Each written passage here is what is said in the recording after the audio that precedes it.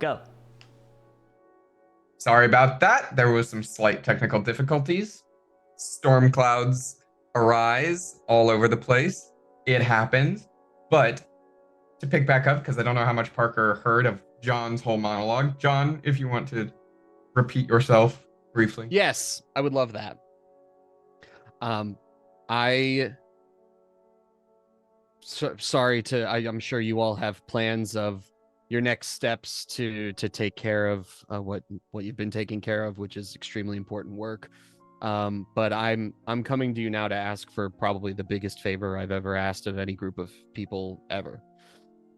The hunt is getting stronger, and I was hoping that I would be able to just do research and do enough prep and work hard enough to become strong enough to take him on by myself and end it. But with how quickly and how strong the hunt is getting, this has to happen way sooner than later. I think it has to be done now. The more time we waste, the stronger he gets, and the harder this is going to be. And I think if I can get you all to help me, we can get this done. I've also already reached out to the damned, as ill-advised as I know that probably is. And they had mentioned that they might have some supplies that we could use. More than some supplies, technically, but that's neither here nor there. So this is my I'm on hand and knee right now. You mean I get to finally put these tattoos to use? I've had these anti-demon tattoos for fuck. I got them. And I think, Jamie, I hope that I would have gotten those by now as well. I think both me and Cecilia have both gotten those. You've definitely gotten... Mort has definitely gotten some anti-demon tattoos, specifically for Mort, almost geared basically to the hunt in a way. Like, they're not as general as Asher's are. Yours are geared in partially for hunting the hunt itself, but also to ward off the influence of the hunt on you. Yeah, I think it's like the hunt had already had their hooks in Mort so deeply and preternaturally at this point, where it was like it's almost just like trying to stave off an infection that is already deeply embedded, you know. But yeah, I think he rolls up his sleeve to be like, yeah, we're matching. And you can see the tattoos like kind of like roiling in a really unpleasant and unsettling way. And for perhaps the first time in several months, I feel like I can say I have good news, and that good news is that I have been spending quite a bit of time studying with Echo how to fight demons and working on these. And Crow will like sort of like reach up onto a shelf and pull down a little like it's like like one of those enamel inlaid boxes. The Dima sisters and I have been working on these, and inside there is like a set of very ornate, very arcane looking knives. Sick. They are designed for one purpose and one purpose only. I knew that you were I knew the odds of you all being prepared for something like this were more than zero. For once, we are prepared in advance for a thing. It is nice. So you said you talked to the damned then, right? Yes. What kind of support are they providing? They've been busy as all hell lately, so I'm surprised. Yes. I think perhaps this was just a significant enough ask, and it behooves them to take out the hunt enough, or they're feeling sentimental. Doubtful on that, but maybe. But you gotta remember, the damn specialty is killing demons. That's their whole thing. Yeah. That's all they want. I think it might just be a situation where it's easy enough for them to help us in a way. So why not, you know? I'm not exactly sure. They were pretty vague in their correspondence, but I know that they're here for us. So Sounds right. Right. So let's go fuck up a demon then. I don't know about the rest of you, but I'm down. Speaking of, are we going to fuck up a demon, like, somewhere? Or are we going to put you somewhere and wait for the demon to come? I think there's a few options there. I think I could probably get the hunt to show up wherever I need him to. I think I've also maybe got a lead on where the hunt could be. We can sort of figure out how we want to do this. Yeah. We just need to make sure we're impeccably prepared before we pull the trigger on it. Right. Tristero, Chip, anything from either of you? Don't want to speak for you, but I have very minimal experience with demons, so I trust you all on this. I mean, but you like to punch. I'm gonna look. Tricero's gonna look directly over at Crow and say, "Well, we might have another equalizer at least," and just like kind of nods towards where the lab would be. Ah, yes. Something else. I did not fill you in on my apologies. I'm sure you noticed my very new features. As a parting gift, Archie left me enough kindling to study and a couple of doses. I took one myself. I recall Tristero mentioned me taking on the stag by myself. That would be how I managed that. Yeah. And there is still enough for one in my lab. We have not used the last of it yet. Okay. What it does, it is very intrinsically tied to the ghost field and to your own innate abilities. It pulls out what is strongest in you and makes it stronger, makes it some sort of magical capacity. So. Okay. Very interesting. It That hurts. Yeah. But if I learned enough from the hunt how to hunt. So if it can accentuate those features, that might come in handy. What Crow doesn't know is that Asher tried to steal it. Yeah, Tristero's like side-eyeing Asher to see how she Asher's- reacts. Asher's not looking at Tristero in this moment. We are very focused on this muffin. Yeah. This is a Delicious, really delicious. good muffin. muffin. It's So so Delicious, good. delicious muffin. Chip seems very deep in thought, which is kind of weird for them. And you hear them silently mutter to themselves, "I wonder where demons came from."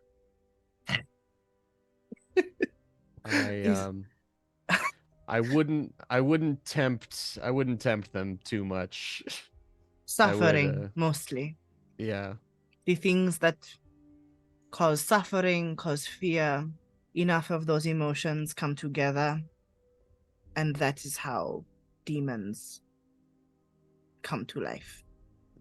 In my experience, the more you let them occupy your mind, the more they'll take. Weird transition thought here, but wasn't the thing that we killed for the Vinny Yes. job, was that? Yeah, okay, cool. That was a proto-demon, yes. We stopped it from coming to life in its full entirety. Made of the violence and suffering of the war going on outside. You don't think any other city's gotta deal with shit like this? No. Not in the same way. Duskball is very special. Okay. Well, I mean, to be clear, I don't think it has to deal with as much of the supernatural shenanigans, but when we were in Eruvia, I did, they do have their own shit to, like, deal with, of course. For example, there's a lot of problems in Aruvia, mostly around the exploitation of labor and the lower class there. So while I was there, I may have started a small revolution in one of the spice mines in order to, put the profits of labor back into the hands of the laborers themselves, and in that way might have also caused a minor implosion amongst a military cartel there. It's a small internal civil war that started. It's Interesting enough, I might have some friends down by the docks who could use your help. So let me get this straight. You started a war, but then didn't stick around to face the consequences and the impact of said war? I started a revolution in a working space, and that was successful.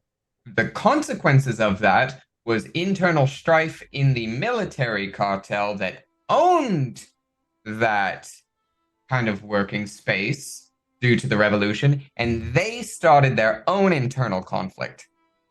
You can see as she's speaking, you can see Mort's hair growing grayer in real time. She was very successful in literally fomenting a full-on revolution, which is great. It was something that needed to happen. Maybe not while we were trying to keep a low profile, because it initiated an extremely hot exit, and I almost didn't have time to pick up my order from a local roastery of Eruvian coffee beans. I'm glad that we got that on the way out. It doesn't matter. There are more important things to think about right now that have to do with the overall health of society in general. And we can discuss our general societal impacts after we have done what we need to do. And to be fair, I helped start a revolution. I wasn't in charge of it or anything. I wasn't a local, so I let the people who it was their home be in charge of their own revolution. I just planted the seeds of the idea, and then it spiraled from there. You see Chip Chip is not very fond of this concept. Chip will get very silent and kind of give her the side eye several times, but doesn't want to get involved in this conversation. Right. So, step 1, kill the hunt. Step 2, figure out a place where you can go where you aren't causing civil wars. Don't get me wrong, revolution's great. I just technically I have already found a place for myself. Okay. I'm just not sure my brother's going to follow. Because he needs to deal with the hunt, so therefore we need to deal with the hunt first, and then you two can continue on your merry way. Right? All right. That's correct. Right. Well, let's figure out how to fuck up a demon then. Figure out where to fuck up a demon. Yep. Shall we start with gathering some information? Yeah. As always. Yes. Yeah. Oh. Who's going where and to do what and to learn what?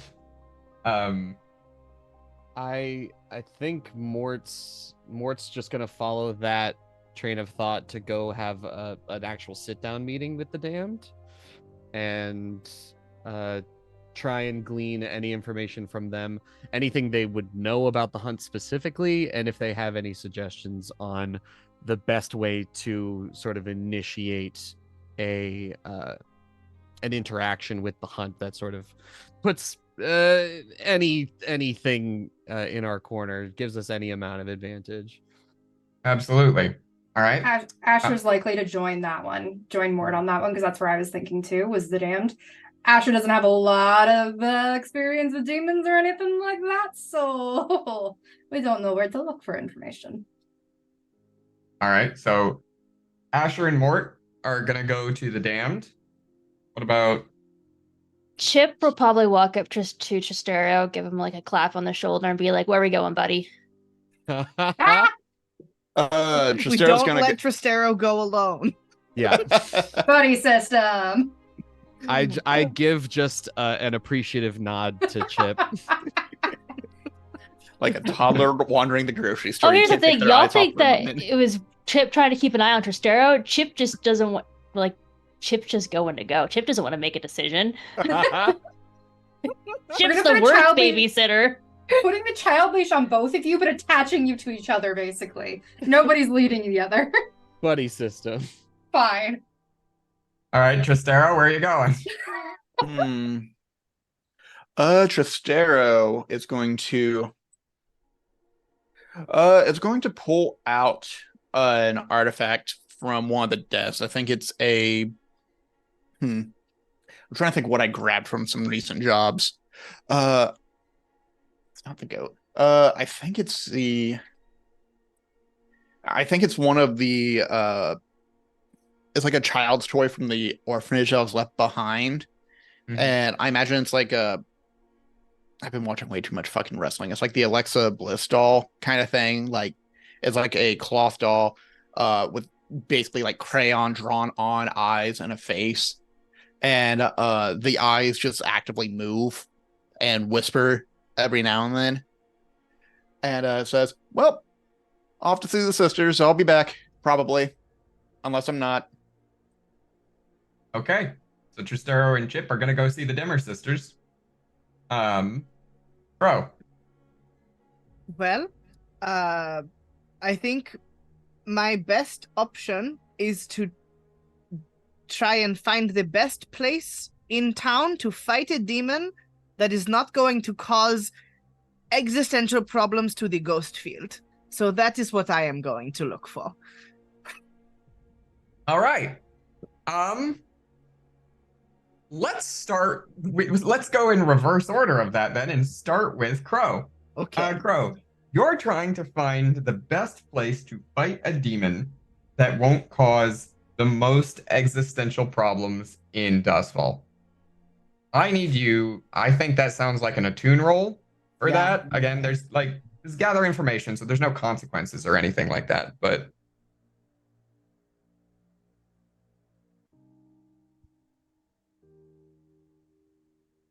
A 6. a 6. All right. Very Thank good. goodness, we're back to rolling good. Last time I did not roll above a 3 until the end. It was the worst. All right. So, a 6.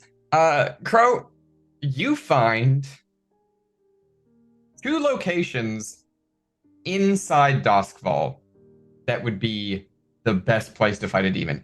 Generally speaking, honestly, for the least amount of damage, the best place to fight a demon is probably outside Duskfall, outside the lightning barrier, because then nothing's going to get back in. And the lightning barrier would deal with any blowback consequences of dealing with the demon.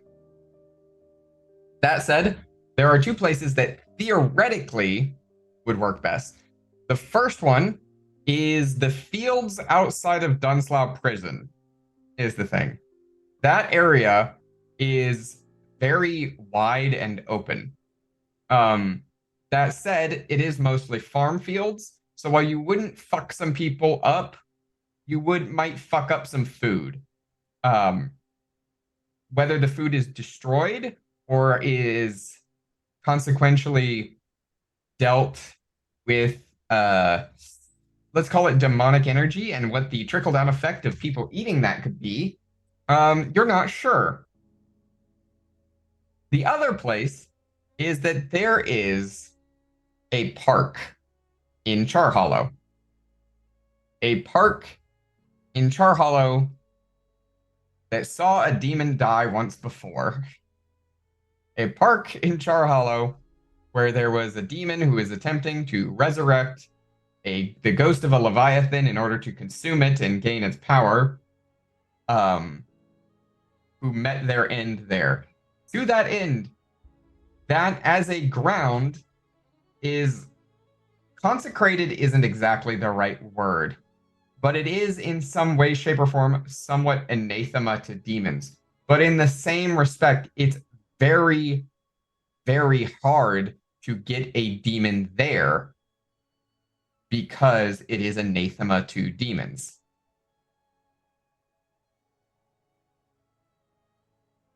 Those are kind of the two places that you're able to scout out in your experience. They both work in various ways. The one in Char Hollow carries a greater risk of loss of life because it is still in the city, in the sense that it is pretty, if something were to get out of control, buildings might be damaged, people might be hurt, kind of a thing. Something that you wouldn't have to deal with either outside the city or in the fields outside Dunslow. Whereas the trickle down of dealing with the fields outside Dunslow would be the food, potentially, and going outside the city was it might be a little bit harder, actually, to do the fight. Because there's just more stuff out there. But that's more or less what you get. Is there anything else with that you wanted to touch on, or? Can I go to the park in Chahalo and just sort of get a feel of the place? Yes. It makes your skin crawl. That's what I Here's thought. the thing of the reason that it makes your skin crawl, though. It is not because it is haunted. It is not because there is demonic energy. It is because, Pro, for the first time, maybe ever, you sense nothing. There are no ghosts here. It is silent to you. You are completely alone with nothing but your own thoughts.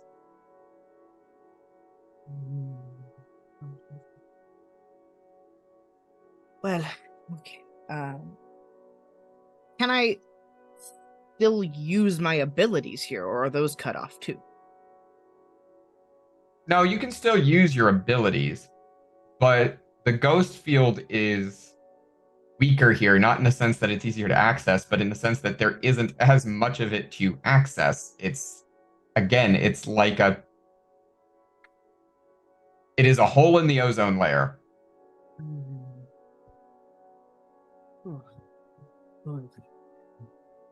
Okay, well, I don't like it, but it is probably a better place to suggest. I think with that I will go back. All right. Tristero and Chip, you make your way down to the south side of Six Towers. Taking our way. Carrying this very creepy doll. Yeah, I imagine the doll's just like whispering, like little facts of like the butcher at one point. The butcher over there has been behind on rent, has actually been stealing from like their own kids, or just like various like obscure things as we're walking down the street in the same way of just like in Dishonored 2, where you squeeze the heart. So it's the heart from Dishonored. Yeah, basically. So, couple questions. A, does Chip hear the doll too? B, has Chip seen this doll before? One, Chip has probably seen the doll. Two, Okay. I don't think Chip hears the doll. I think only Tristero, who is holding it, hears it. Okay. Yeah. Are you talking back to it? No, but Tristero's definitely humming. That's that's normal so for you, though. You always Yeah. like hum music now. Chip doesn't question that. Yeah. Um, Yeah, weird day. Weird day. But you go and you knock on the Dimmer Sisters' door. The door opens, swings inward, and you are invited inside. The walls, the doors, everything shifts around you like it normally does in the Dimmer Sisters' home. But for once, you're not taken up the stairs as you're used to, because up the stairs is where the artifact room is. Up the stairs is where the garden is. Up the stairs is where you've always met the Dimmer sisters. Not this time. This time, as you enter, a door opens on your left, and you find yourself in the kitchen. The kitchen is, much like anything in this house, larger than it should be for the size of the house. It is very wide. It's got a massive center island where you see with a beautifully preserved wooden top. There are so many different herbs and like dried citrus skins and like dried fruit skins and things hanging from the ceiling that you can see. There is a highly functional oven, highly functional stovetop, everything you would expect in a very top-end kitchen. It is just that in this kitchen, there is also this thin layer, and Chip and Tristero are maybe two of the people who could sense it closest after Pro. There is this thin layer of electricity that seems to hang in the air around everything. In this kitchen, each of the Dimmer sisters is taking up a different position of what is happening. The blue-eyed Dimmer sister is stirring what appears to be either a sauce or a soup or stew on the stovetop.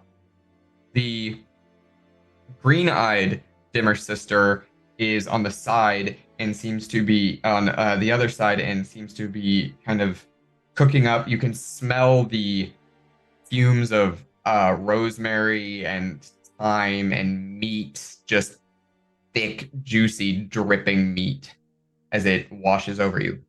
And in the central is the red-eyed Dimmer sister, one who has never been in the center to address you. In the garden, it's usually been the green-eyed. In the artifact room, it has been the blue-eyed. But here, in the kitchen, it is the red-eyed Dimmer sister, and she is methodically chopping. And she looks up, and as she talks, of course, it comes with the voice of all three. Welcome. Will you be joining us for lunch? Off the top of my head, it's okay to eat with the Dimmer sisters. Not gonna do anything too weird, right? You might have some fucked up dreams, but not as far as you're aware. If you take longer than 3 seconds to answer, Chip will say Yeah. yes. Tristero's gonna say, "Oh yeah, Chip, you hungry?" Yeah. Yeah. This looks like a lovely meal. It looks like a fantastic meal. I'm sorry. I wish I realized the time. Instead of bringing food, I brought a whispering doll. Best I can describe it. We shall accept it as a gift in honor of the lunch, then. And I need a general consort roll from one of the two of you. Whichever one is doing it gets to add a bonus die, because I assume the other one is helping. Yeah. Not I. Said the Chip. Got it. All right. I will take that bonus die, though. I Standard. have no dice in consort, so. Done. Boop. I'll take a 5. Oh. That's going to be your general consort here with the Dimmer sisters, and they kind of they make a lovely, beautiful lunch. It is akin to, the taste is like a lamb roast with potatoes and asparagus, and there's just a hint of zest on the skin. At least it tastes like lamb roast. You have no idea what the meat actually is. Yeah, it doesn't tear like a lamb would. It doesn't tear like a lamb would. It's not the right texture or color, but the taste is there. And what is it that we can do for those who remain? Well, we had an old friend come back into town, and this is a friend with a pursuer of sort, and I believe y'all might have a good idea of how we can summon that pursuer to a specific area. We're trying to kill the hunt. The blue-eyed one looks up and smiles, and the voice echoes, "And how is Mort? Taking good care of his comb, I imagine." Taking very good care. A little scruffy, a little run ragged. Apparently just came from Aruvia after leaving with quite a bang. Excellent.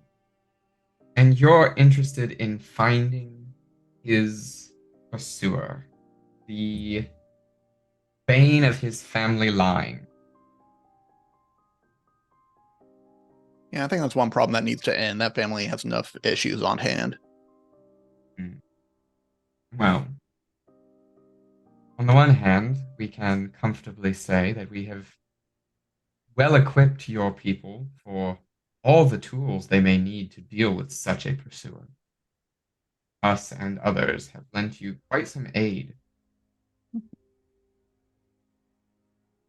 the other hand, tools are nothing without the knowledge of where to place them. And so perhaps the individual thing, the urge that hunts just beneath your skin, that seeks blood and the violence and the thrill of the chase. Well, the place you can find them is where all thrill chasers meet.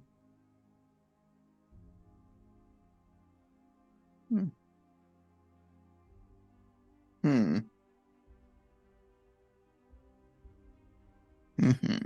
Okay. Place all thrill chasers meet. Oh. I'm gonna look over at Chip. Oh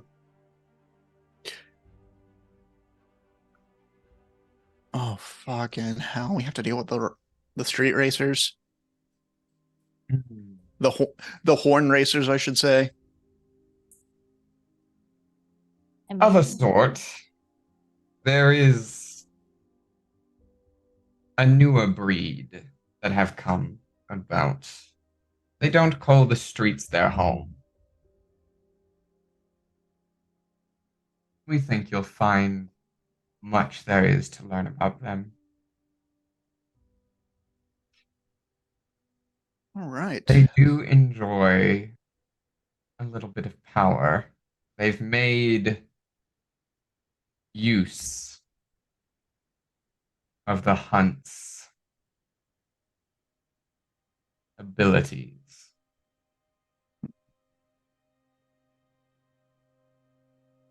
I would be very careful were I you lot. Very careful indeed.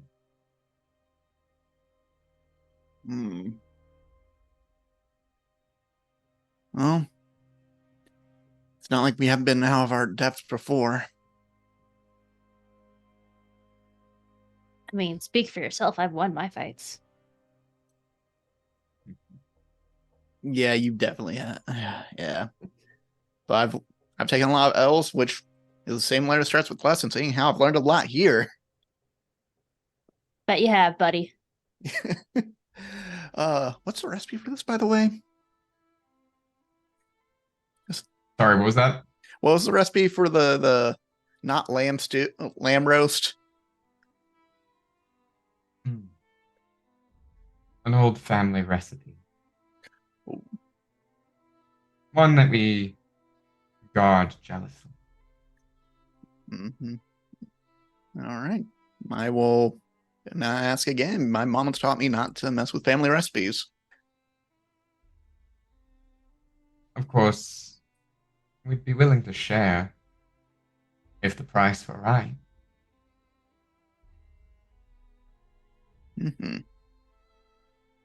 I will have to see what I have to trade for such a fantastic recipe. Is there a price in mind? I know that's not typically how this works, but We are open for negotiation. We are quite sure that should your venture prove successful, you'll come into possession of some very fun pieces and artifacts.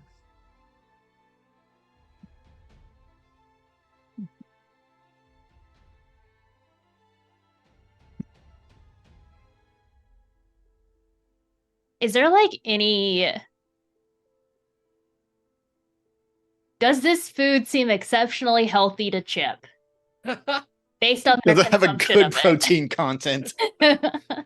What This are the food macros? seems. What are the food macros? Yeah. Let's go there. I was gonna say it's got all your macros. No, it's this is. How does it make their body feel after eating it? I guess the real thing, because that's the only indicator Chip would have.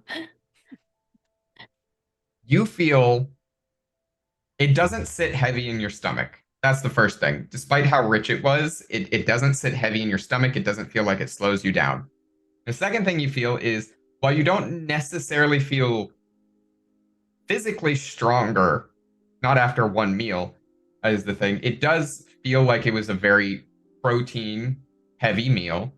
And after eating it, your access to the ghost field, it just feels like the barrier between you and the ghost field is that little bit thinner, and you can like almost feel like static energy crawling over your skin.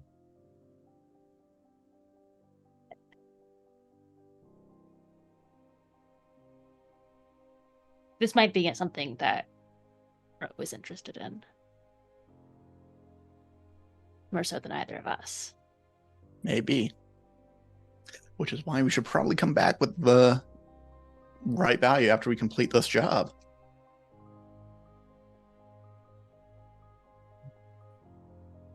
With Well, that, we wish you all the luck, of course, but we do think that this information, important though it may be, we can also tell you that those who have made their deal with the hunt start their journeys in Silkshore.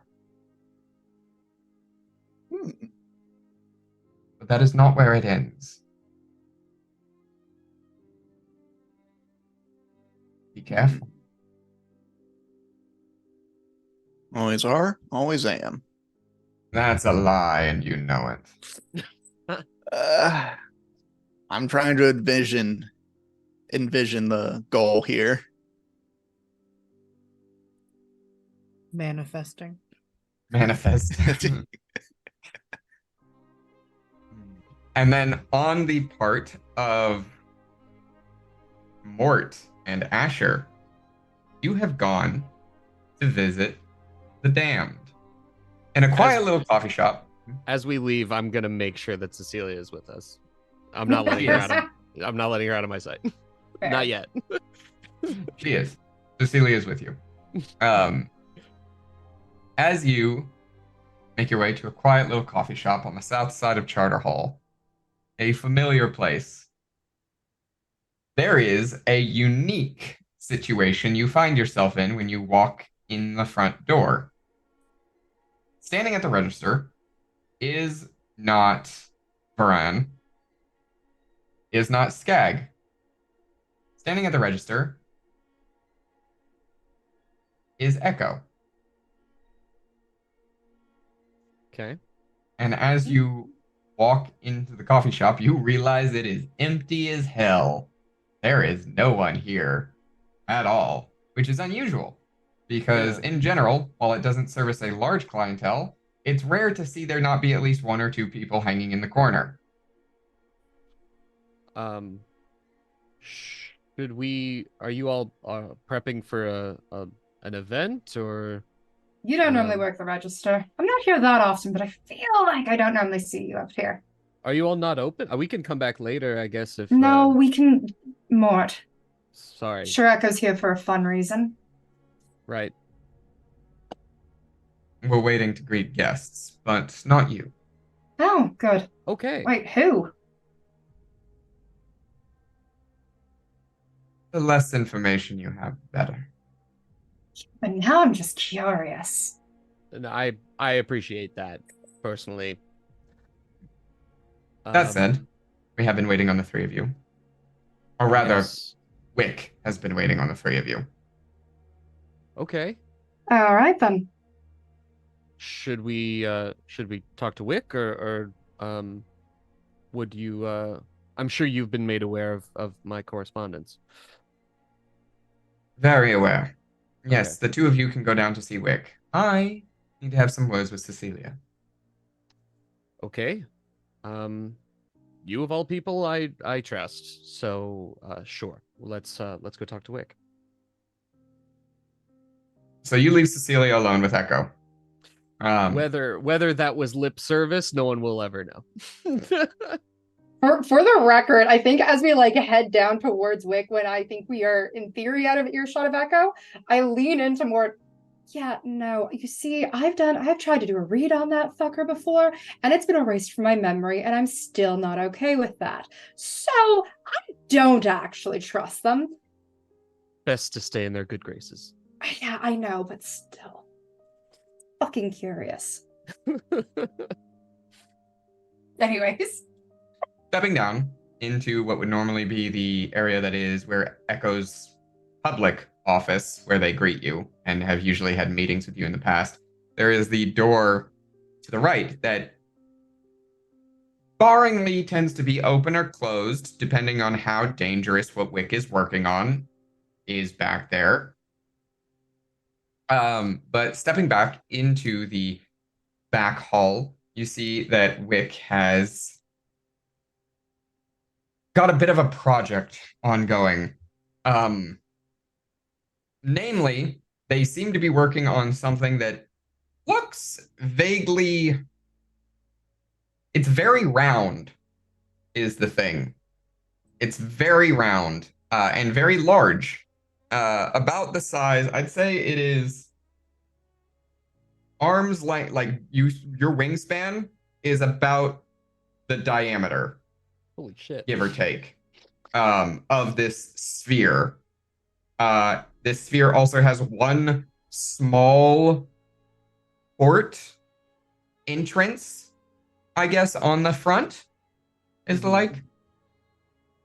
And you see Wick kind of come up and brush off. Go. They've got the welding mask down over their face, and they've been doing some welding. But as they do finish, they like put it away. Oh, hello. Is everything inert? I'm not gonna walk through the threshold until you give me the go ahead. Nothing in here is ever inert. But yeah, you still need to come inside. Okay. Come on, it's fine. I'm just like this very large person is just gonna like take up as little space as possible. Don't worry, if anything explodes, we get to test out the capsule. And Wick bangs the capsule that they've been working on the front. Well, that looks like fun. I fully expected that to be explosive in and of itself. It is the opposite of explosive. It is to protect against explosions. It's a cannonball. It's you get inside it. It's a cannonball. Oh, I've never gotten inside of a cannonball, but interesting. It sounds claustrophobic, to be honest. Specifically, it's not built for someone of your size, but yeah, probably. I'd be fine Now then, then. right?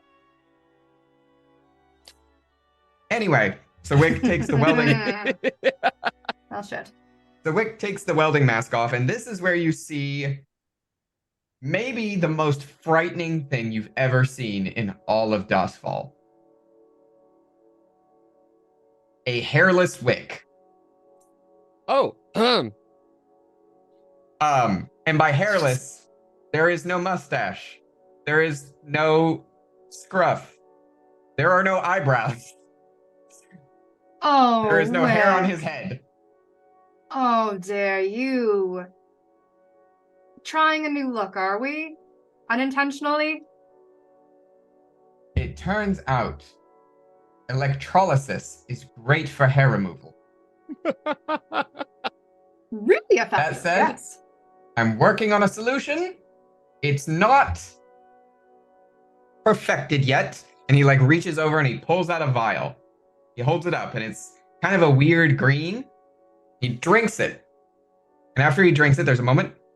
And then it's like a cartoon. Hair just like explodes off of him, where he's got hair that like hangs down his head. He's got a beard that comes down to like here.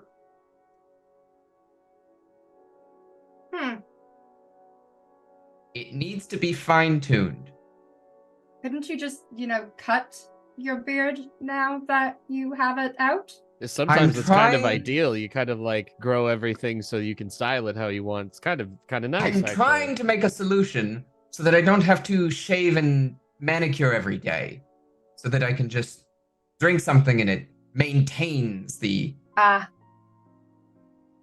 I would appreciate that, and Mort just kind of like rubs his Right. neck beard So- that is grown out. Unfortunately, This one is being fine-tuned to my specifications. So obviously there's a lot of hair removal and then hair growth with the tinkered formula. This one obviously is too long. You can also see that he's got these very bushy eyebrows now. So we'll try again tomorrow. You know what? You're busy. I don't. More, we don't. more. Yes, we don't we're want to staying take here. up too much of I'm your just- time. And No, just kind of it's tries to fine. flap his mouth closed. This is important for several reasons. One, you're hunting a demon. That's what we do. But two, I need someone to test this invention anyway. So, Which invention? I'm not testing the electrolysis one. I'm sorry, I'm very attached to the hair on my head, so. I'm not asking you to test the electrolysis. Electricity is, however, involved. Okay. Tell me more. I might regret asking that, but please tell me more. All right. Have you heard of a new gang called the Wild Hunt? No. But it concerns me. They are, from what we can tell, a recently arisen cult-like fashion with a deep obsession with adrenaline. They are adrenaline junkies. Okay. Mm-hmm. And in that vein, they have deeply experimented with the primordial powers of their demonic patron, which we're pretty sure is the Hunt. I mean, they call themselves the Wild Hunt. I'm going to assume there's got to be some correlation there. Yeah, the name might be a little on the nose. Yeah. Yes. So, in that vein, in that regard, they've deeply delved into a field of research that is normally the exclusive domain of when Echo and I combine our expertise. And that is theoretical, occult-like mechanisms. Hmm. In so doing, they have created monstrosities. Goatless carts. I don't know who came up with this idea. Now, I have been working to replicate what they do. Because the Hunt is getting to a level that it needs to be dealt with. But since it looks like we're not going to need to be the ones that deal with it, we're going to leave it in your hands. But we will provide you with the tools. The main problem with the Wild Hunt is that they hold these races, these big race events. The problem is we never know where they start because it's always somewhere different. And we haven't been able to crack where it is that they start each one, if there's a pattern or a code or the like. So we don't know where they're starting. However, there are two things we do know. One, they always end in the Deadlands. Okay. And two, the Hunt always possesses one of the drivers. Okay. So we've come up with a solution. And Wick goes over to where there is a drop sheet over some large creation and pulls it off. And underneath, there is what I can only describe as, what if Dr. Frankenstein got into making cars instead of people? Yes. It is a monstrosity. It's imagine, if you will, if you took a Model T and broke it down to bare bones, kind of a thing. Like you took a Model T, broke it down to bare bones, and then strapped like a jet fan on the back. I love Tears of the Kingdom. I was gonna say, wow, okay, cool. Tears of the Kingdom is happening now. Love this in That my wasn't life. my intention of what I was trying to reference here. I have not played either of those Zelda games, so You're fine. fun fact. Better. I have not played Breath of the Wild or Tears of the Kingdom. It's not my kind of game, frankly. Anyway, I love heavy metal. the other thing, though, that stands out to you is that it's got a giant...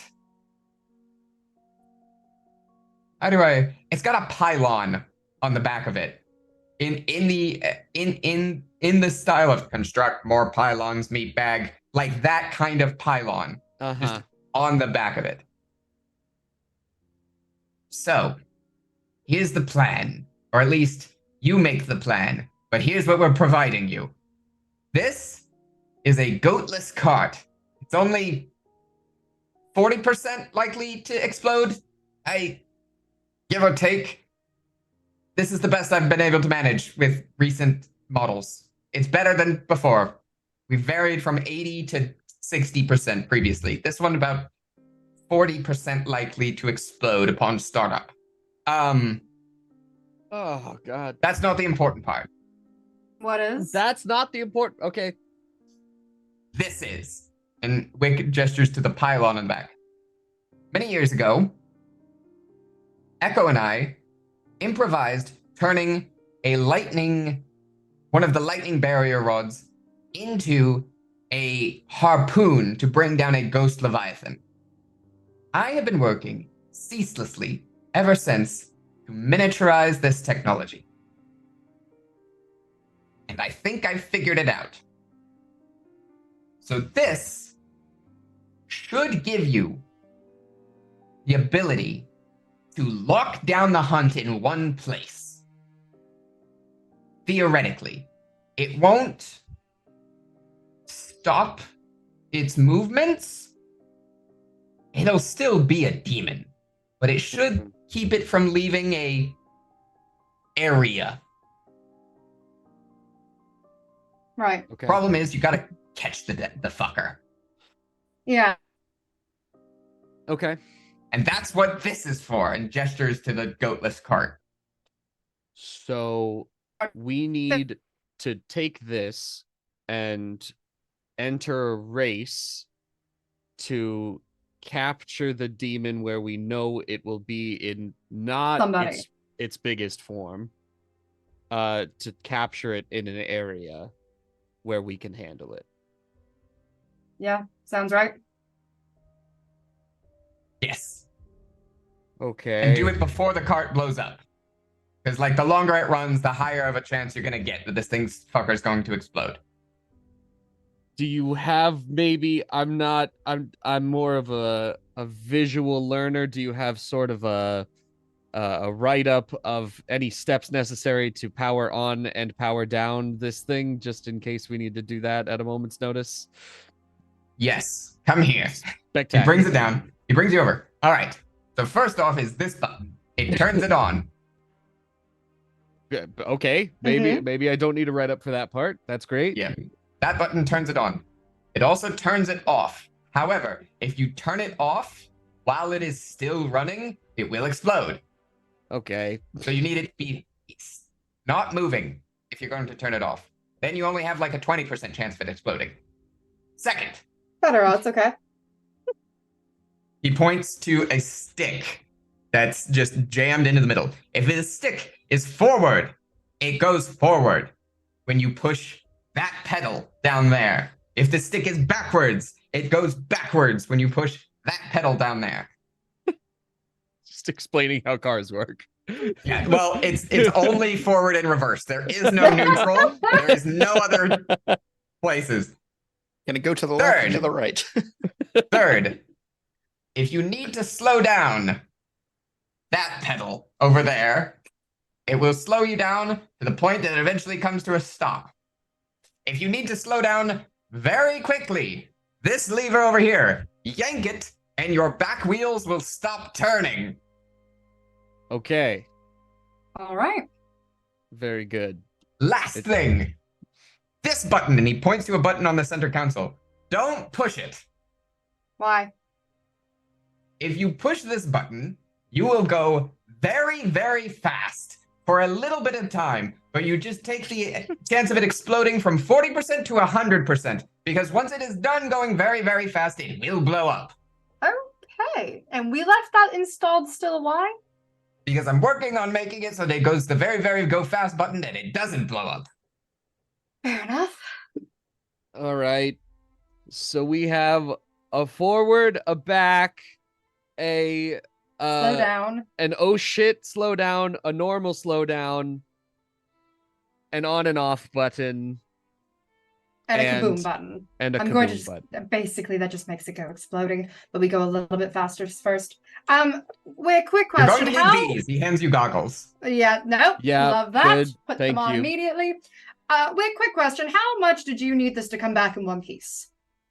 I have never expected anything I send out into the field to come back in one piece. Perfect. Love that for us. Just checking. Not even a little bit. By the way, Nice. with the full hair going on right now, he is full like mad scientist wizard in a basement Good. is the look and the vibe currently. Excellent. I love that. And can we turn it in directions? Sorry, missed that. That's fair. There is a way to turn it. And he directs you to the front. He's like, there's these two levers, right? If you okay. pull this lever, it'll start going to the right. If you pull this lever, it'll start going to the left. If you push both of them forward, it will go faster forward. Right. Okay. Okay. Perfect. If you Excellent. pull back on both of them, I don't know. Perfect. Lift off. Faster backwards, All right. maybe. Who knows? We'll find out the fun way. All right. Cool. Perfect. Um, Kind of want to drive it. Not gonna lie. This is fun. So we need to, knowing that the hunt tends to take over someone who is in the driver's seat, it probably shouldn't be me. So They will take over someone who is a member of their cult, probably in the driver's seat. Okay, good. So we need to figure out where this race ostensibly will be starting. We need to find a way to either sneak into the race, maybe just join it partway through, or join it in some official capacity. We need to also transport this to the race. Is this something that should we try and disguise it? Should we get some goats to pretend to push it, or to well, there's no neutral, so it would have to be pretending to pull it. I mean, I guess technically not on is neutral. It's not like it's still, he kind of pushes it a little bit and it starts rolling. Okay. More. All right. Either you let us. We take this now and find some place to store it until we know where we're taking it, or do you mind if we if we come back to pick it up once we do know? The second one might be better. That's what Because I'm that thinking. gives me Yeah, a little bit more I time agree. to maybe tune it a Yeah. bit more. And Yep. Perfect. Maybe if we could get the explodey odds just to down just a little bit. That'd More, be we great. can Promise make it nothing. work in our favor. Is there ejection seats? Can we work on ejection seats, perhaps? That's a good idea. I don't have time for that. Okay, fair. Yeah. Fine. To be You fair, know when the race is The race is happening soon. they happen every night. Well, I mean, Oh. every time is night, but they happen. He pulls out a complex-looking pocket watch. Every after second shift, what we would probably call 1900 hours. Right. Okay. Perfect. Okay. Okay. So We'll figure that out and we'll come back and pick up the ship, not ship, sorry, the card. I don't know what It's to a call land this. ship. That's Land correct, ship. though, is the Okay, thing. It is a perfect. land ship. As you can also note, there are only 2 seats because it needs to be pretty lightweight. Mhm. That said, I have designed, he kind of kicks open the side, compartments, and they do fit people. okay. This is an incredible piece of work. Thank you for doing this. Like I said, I guess- need someone to test it. Right. No, Fair enough. that's fair. So you know that they happen all the time. You know that they don't start in the same place.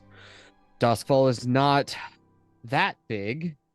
Maybe if you have some sort of map or just a list of all the places that you know they have started already, we can start whittling down the places that we know that the race could still happen, as long as it's not a repeat spot, and then I can sort of go from there, and we can figure out where this one's going to be.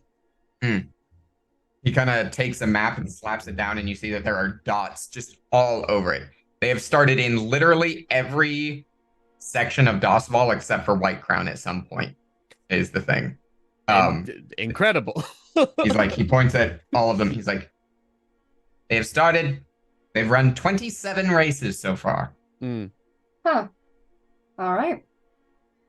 I'm a little concerned that this might be something of a capstone race if they've now covered every single spot in Doskval except for this one.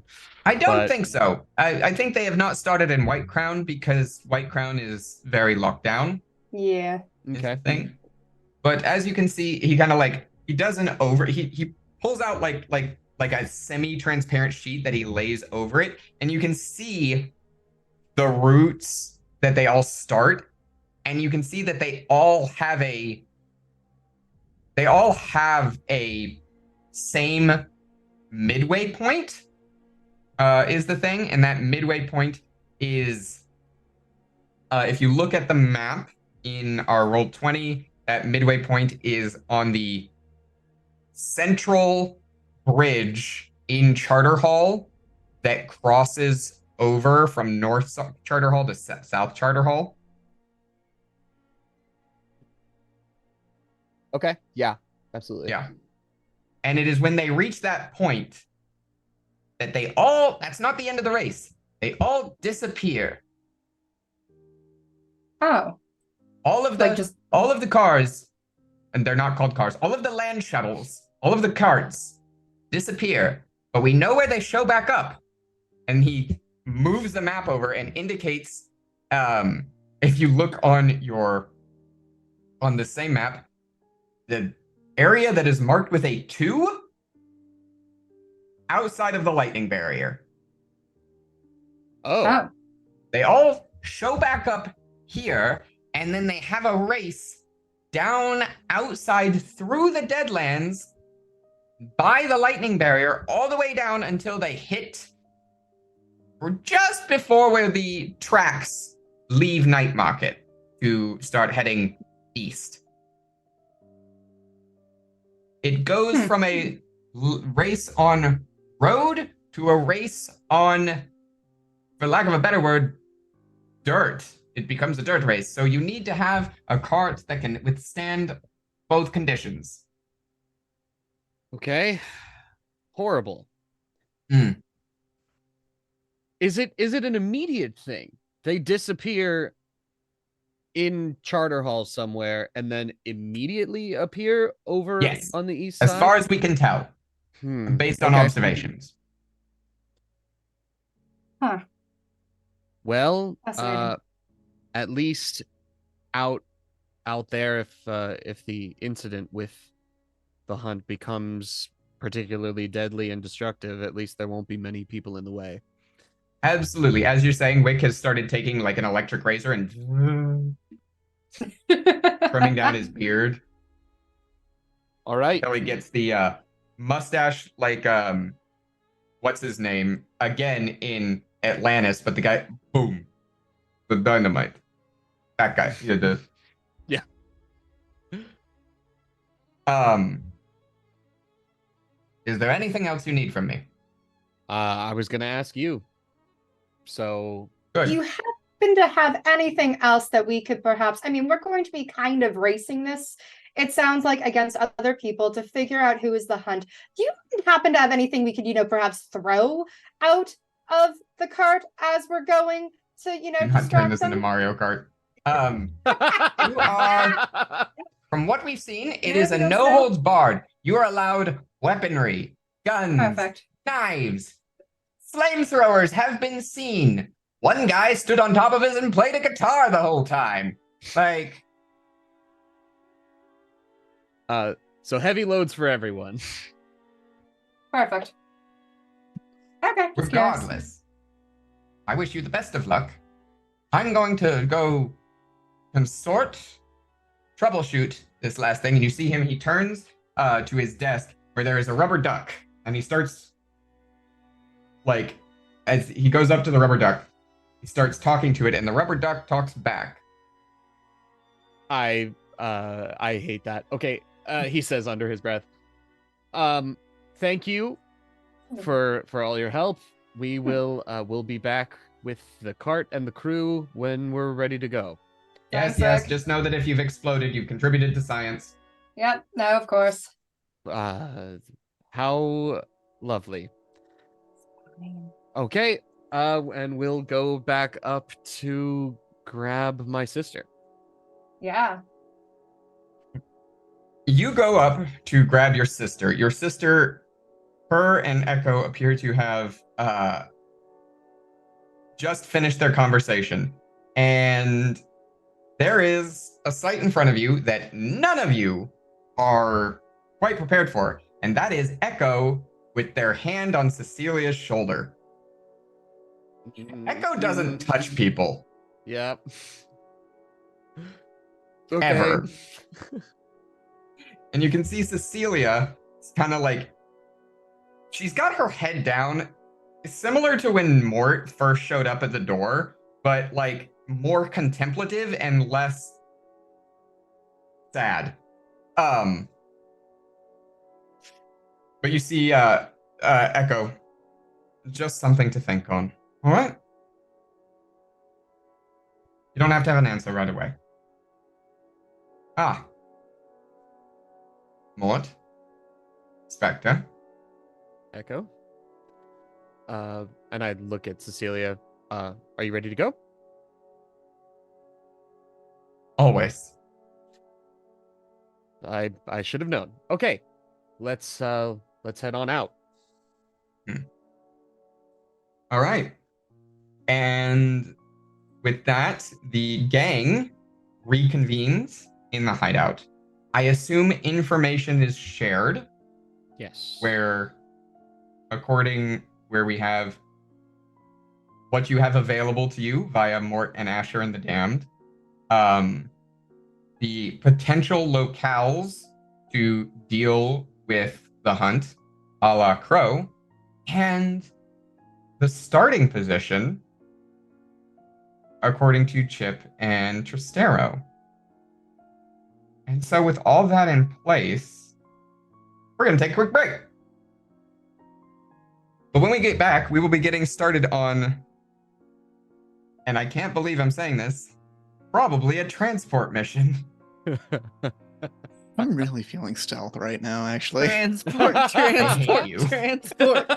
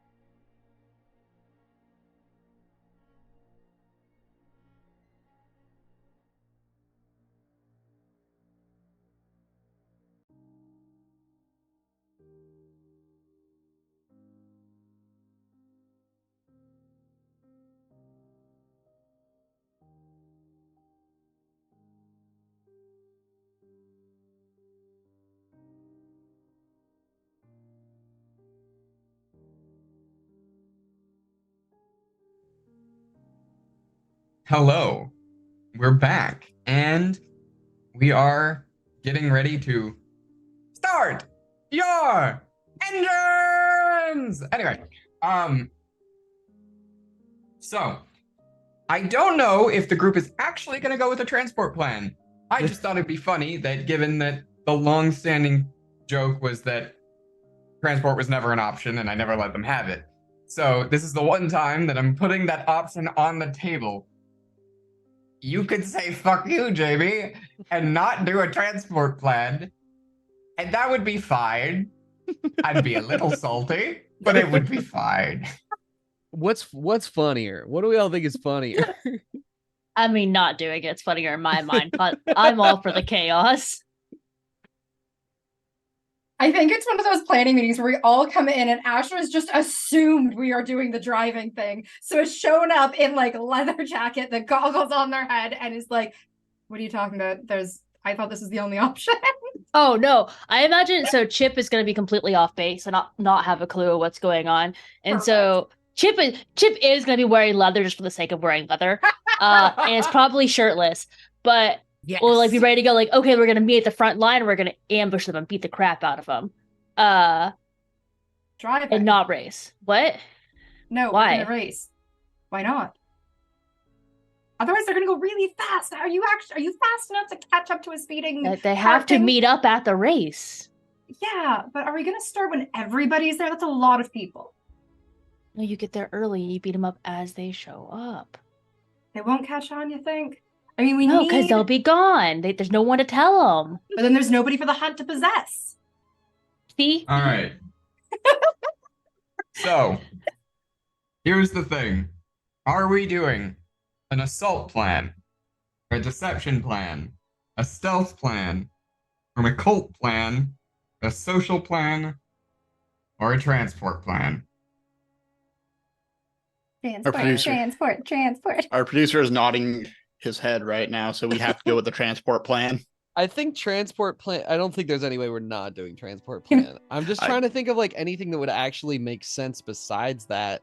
And like the only thing I can think of is like setting up and kind of like heading them off at the pass essentially at some like point in the process, and then just kind of like setting a trap basically. But then I mean, I think they if we are a did cult, that, so- we would probably end up with.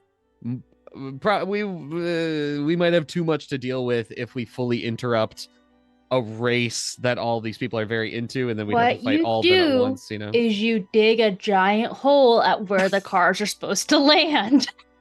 Big hole gets rid of the problem. Or we throw spike strips out, whatever I they guess drive. we'll go start digging. We got 4 hours. Let's go. Look, with Chip and Mort, 4 hours will be like 15 minutes. Can I roll for dig? I'm gonna use wreck for dig actually. I'm going to wreck this ground. Yes. No. Okay. Are we going with the transport plan, or are we seriously considering something else? I think it just makes the most sense I regardless. don't think like, we're seriously considering something I'm else. just We are being a dick. playfully. We are playfully being a considering jerk. something else. I mean, All if we right. can figure out the route, it could be a split thing of just like transport plan to get people to the ambush point where we jump them. If we find out Yeah, who's but the that could be demon. part of a transport plan, really. Yeah. Because this is kind of like where are we starting this whole thing? No, if we're going transport plan, we have to 100% Mad Max it. Yeah. Yeah. I Only agree. be on the car. Mhm. All right. For the Well, it's the aesthetics, thing if is nothing that- else.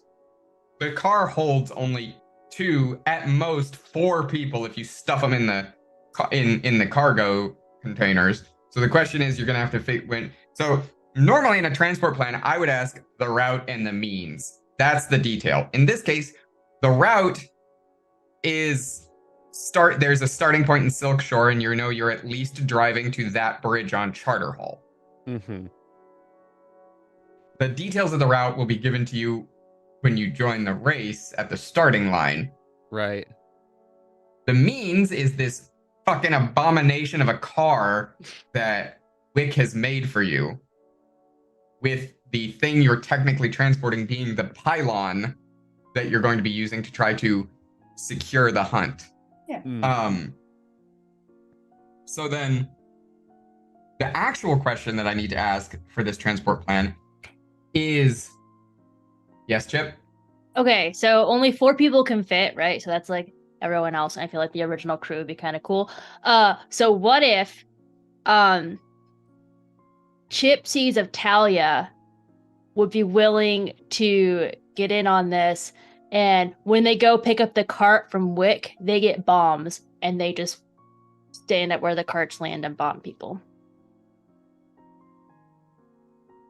I love it personally. So I was just gonna ask who is driving, but if you want to put because the thing is, you can improvise whether or not other people are in the car or not. But if you just want to put the 4 original crew in there and you want to try to literally, one of my questions here is, it was going to be, are there any friends or contacts when we get to the engagement role? Would be if fucking Chip wants to go to try to convince Talia to wait in the Deadlands. It's their lunch. They're gonna go on a picnic. In the Deadlands? I love that. That's so cute for the two of you. Sorry, don't listen to me. I'm done. No, that's not actually a terrible idea. I think it's great. I think it's a great idea. Yeah. Yeah. The only question Like I something actually the need to siblings would do. ask is, the real question I need to ask is who's driving. After that, it's who's in the car will be up to y'all. When it comes down to driving, what is the skill that we need to be utilizing? Yeah. It could use so many different skills is the thing. Because, for instance, I'm gonna give some examples. Because 1, we've never done a transport job, and 2, we've never done a job like this before. For example, maybe you want to use the hunt in order to find that space between cars to squeeze through and get a leap ahead on some others, or you want to study a particular driver to see their like movements, or survey kind of the field of the different cars in front of you to try to find the weak point. Maybe you want to have someone who's good with tinker in the car, fast building the car to try to make it go faster. Finesse is just good. What? I was gonna say you could also skirmish and like be a very aggressive driver and like hit other cars. Skirmish, attack other cars. Finesse is just general driving, I think, at this point, of just how well you can handle the car. I will be shocked if you find a good way to use prowl, but if you do it, I will be impressed. I think wreck is wrecking someone else's car. Just, you might also wreck your car in the process of it, because you are gonna be smashing. Keeping in mind that, again, all weapons and things are also viable here. So like you can, any role you would make for like weapons or things like that to do things, you also could have those too. Command would be shouting like intimidation at the other drivers while you're going, like stuff like that. Attune, I would like to see Crow figure out how to use attune on these cars. I think it'd be very funny. I think it would be hilarious. I think it would result in a new demon possessing the car.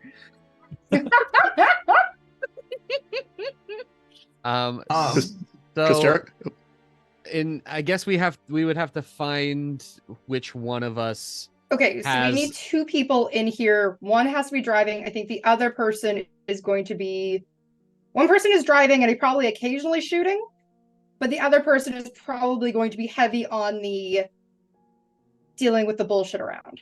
You're probably gonna want either Mort or Chip in the car with you. Yeah. You're gonna want a heavy hitter.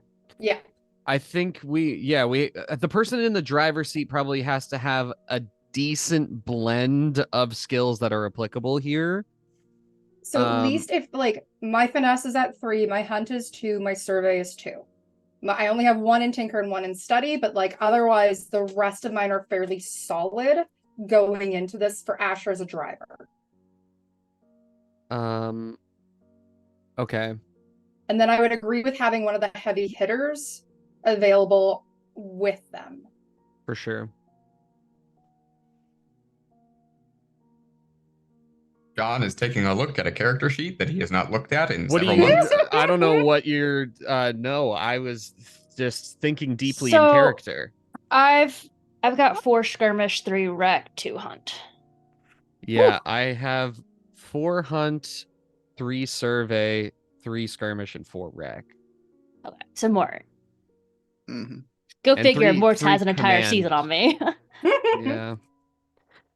I'm just I was trying to think of any way to make it so Mort wasn't in the driver's seat, but I think it might make sense. I don't mean driver's seat. I just mean in the It's car the- with like Asher. your shotgun. Yeah. Yeah. Okay. Yeah. Like one part navigating, other part of they have a gun pointed at us. Let me shoot a gun at them Yeah, to 'cause if disrupt I them can- from Just shooting us. wrecking shit. If You're I not can use driving. hunt for Yeah. like if I can be shotgun, if I can use hunt to help navigate Mhm. and then be using rec and skirmish or whatever to like try and fuck with people as we pass them. I mean, Yeah. you could also be using That's- hunt to snipe other cars. yeah. right. Yeah. Yep. All Yeah, right, I think so that's the best thought. Yeah. are we going with Asher as the driver and Mort in the shotgun position? Yeah. The literal Like shotgun. old times, Literal- buddy. Like old times. All right. At that point, do we then, have a literal tinkerer? on your Uh, team? Like Pointing at anyone him. here? I am the closest with 2. Yeah. Okay. Yeah, I Because can my help only out. thought is like if there was any way that we could have somebody on board that could maybe fix some damage as it comes in could be helpful. I mean, if we I had a don't know. contact who was Yeah. potentially, that'd be willing. And I feel like Wick would not. Wick would No. probably not. Yeah, I feel like Wick's the best bet, and Wick would not. Yeah. Yeah. And as much as we love the good doctor who heals your wounds, he's a flesh tinkerer, not a Yes. a And mechanic. also, we are not risking that person's life. No, we will probably need him after this job. Mhm. If I plan of blowing this thing up at the optimal time is any indication. Ooh. Also, I All right. have some thoughts. So let's get to the engagement roll then. I need to actually pull up the sheet. All right. So let's roll engagement. So you start with 1 die for sheer thrilling, adrenaline grinding luck on this racetrack. Is this operation particularly bold or daring? Yeah. Yeah, we're Mad Yes. Maxing. We are Mad Maxing this. We barely have a plan. No one's ever driven a car before. Fine. Is this operation Yeah. overly complex or contingent on many factors? Kinda. Cart go fast. Other than the cart, I mean, we don't know what the teleportation deal halfway through the track is. But that's a We- constant is a thing though, right? That's not like something Yeah. that changes. It's a constant. Yeah. The main thing here is going to be operating the cart and then operating that pylon to try to trap the hunt when necessary. Yeah. So- It's contingent on a couple factors, but maybe not many. Yeah. I don't think it's that complex. Yeah. Does the plan's detail expose a vulnerability of the target? Not really. The detail here is basically who's the driver. In this case, it's Asher. It's not really a vulnerability. Honestly, it's question more of a when we're done with vulnerability this. against you with Mort being there. But I'm not going to take a dice away for that because Mort's presence is necessary. Can any friends or contacts provide aid? Looking over at Chip. And we've Start. already had Wick provide the cart.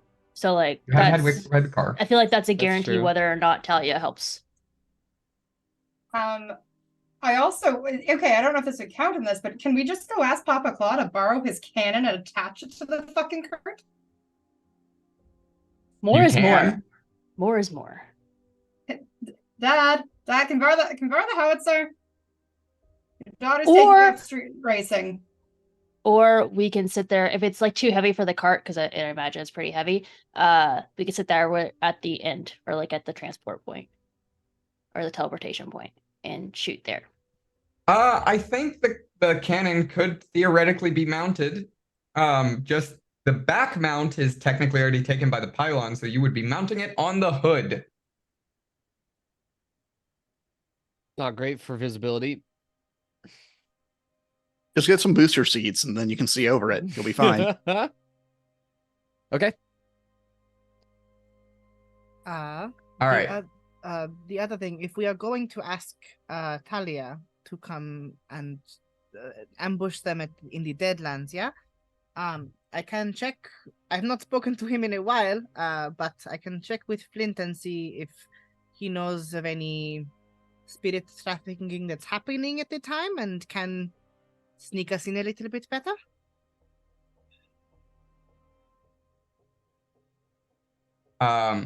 So the one thing I'm gonna say is, Chip, do you want to talk to Talia?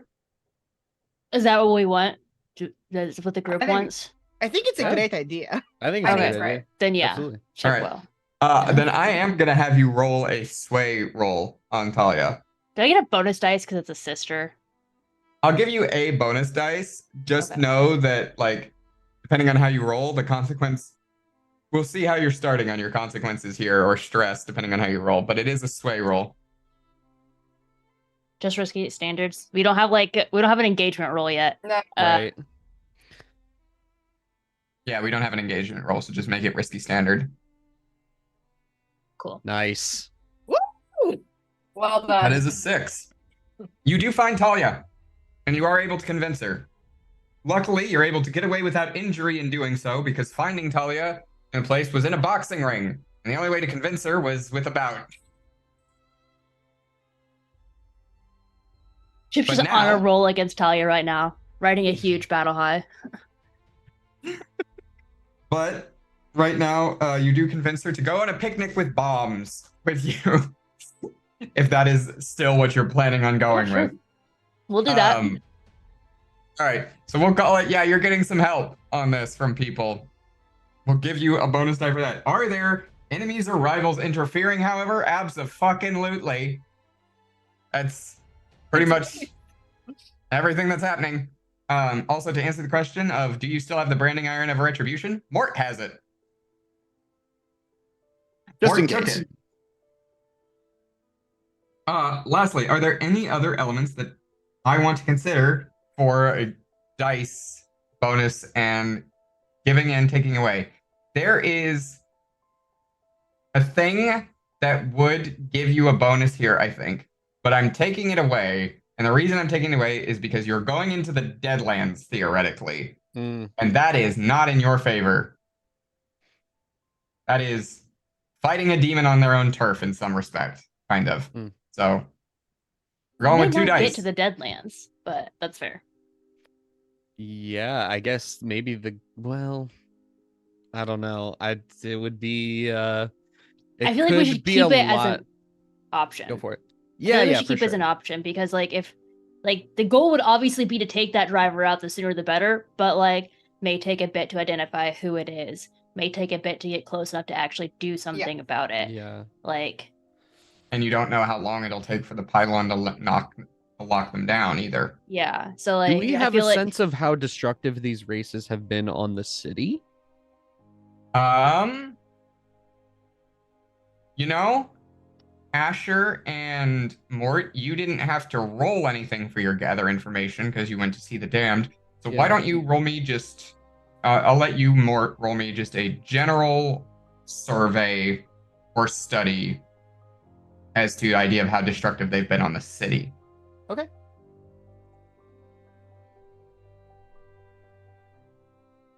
Five. Nice. They've caused some damage to the city. A lot of it, obviously, at street ground level. Not anything that's been beyond repair, generally. And given how much they changed their location, there's always been time to do repairs before they might revisit an area. So Mhm. nothing long term. Most of the destruction does seem to be to themselves. Cars exploding, being destroyed, people being shot in the races, that kind of thing. Okay. Because right now I think Mort is teetering on on one hand it would be, he thinks that every minute that we are not stopping the hunt, it is getting stronger. So yes, in that sense, it would be good to try and lock it down as quickly as possible. And on the other hand, if it's going to be particularly destructive, then waiting until we get further away from the city is better. And then again, we don't even know how long it would take to do any of this. So in a sense, it doesn't really matter. But I think you're right. I think it does make sense to just try and lock it down as quickly as possible, regardless of the scenario. Yeah, I think the dice taking away though still makes sense though, because like there's the chance. Yeah, for sure. All right. So with 2 dice, rolling our engagement roll. Here we go. Great. Okay. As a 5, we are starting in a risky position, a pretty risky standard situation here as it stands. And so where we're going to start is in Silk Shore at night, at just before 1900 hours. You see, it's like going to a car show almost. Like the people showing off their carts prior to the race. You can see that, here's the thing. There is people who come to watch these things, obviously, too. There is plenty of people that this is entertainment, right? Like, it's dangerous for the observers. It's dangerous for the people driving. But there's a thrill here. It's not just limited to the drivers. It's limited to people. And this is also how they kind of recruit people to their cult also, because they churn through people pretty quick with drivers. Death is possible, but it's not always the outcome when a car goes bad or a race goes bad. But a lot of them get injured, and so they can't race in the next race. So they're always bringing in new people who might be after that thrill seeking. And in that sense, that's the reason they've been able to swell their numbers so quickly in just a month. And so, with that in mind, all of these carts are on display, and you've got like all these people standing by their carts, and Mort and Asher, you're over by yours. What are you doing before the race starts? Trading pink slips. No, I'm just kidding.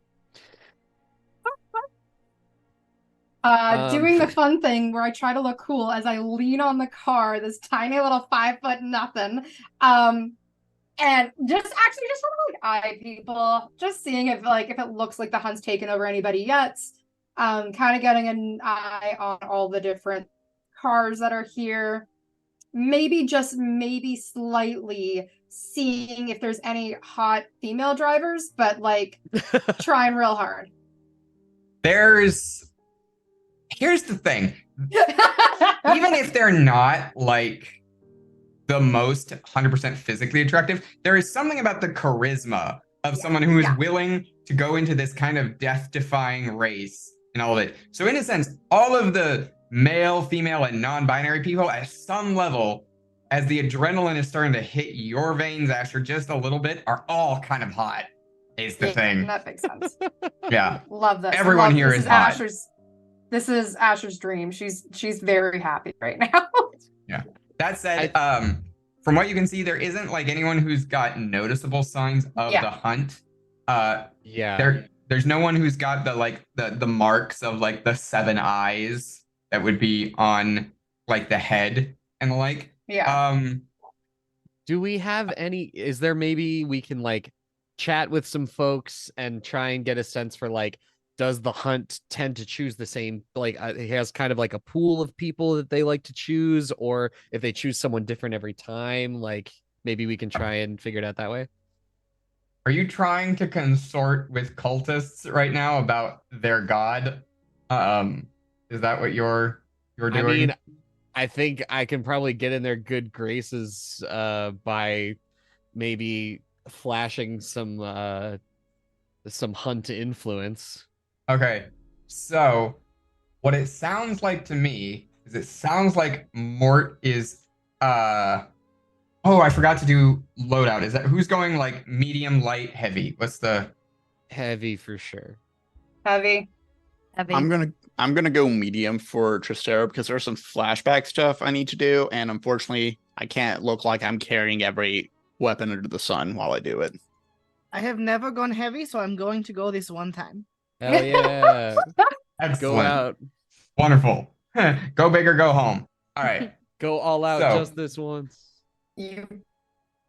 So it sounds to me like, Mort, you're going to do either like a consort or sway with people out there.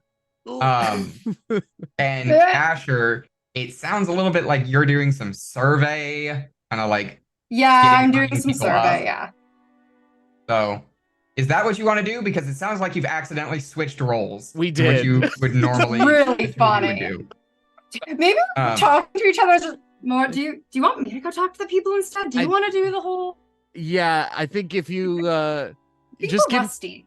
I if think you we're a bit want rusty. we're a little rusty. It's been a while since we've done this together. I guess if some it horrifies me to think about my the hunt's influence over me being like a flashy thing, but I guess if you need to convince anybody, just give me a hand signal.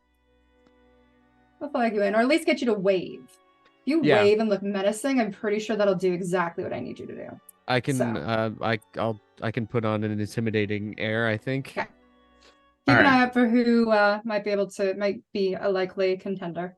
All right. Can deal All with right. that one in the car. So Mort, you're doing the survey then? Yes. All right. So give me a survey roll. It is risky Literally standard. The Right. same for me, regardless if I do survey or consort. It's still 2 dice. So It's better than my consort is 0 and my Yeah, I sway figured is 1. So another 5. Okay. We didn't even get into like devil's bargains, pushing yourself, but 5's good. I was gonna say actually, but prior to any of this, I'm not gonna fully enforce this on myself. I'll leave it up to you just for I like the idea of imposing it on myself, but I don't want to give myself that much of a disadvantage. Do you think it would be fair to assume that Mort would have some stress at the moment? I'm not going to impose that on you because there's Okay. a good chance that you're going to get some stress. Yeah, for sure. Is the thing here, given that you're going to be for sure in the car. So starting with that survey roll with a 5, you get a good look. And here's the thing, Mort. You're pretty in tune with the hunt, as you said. So you can tell that everyone here who is a driver has been touched by the hunt, but no one is possessed, is the thing. No one is possessed.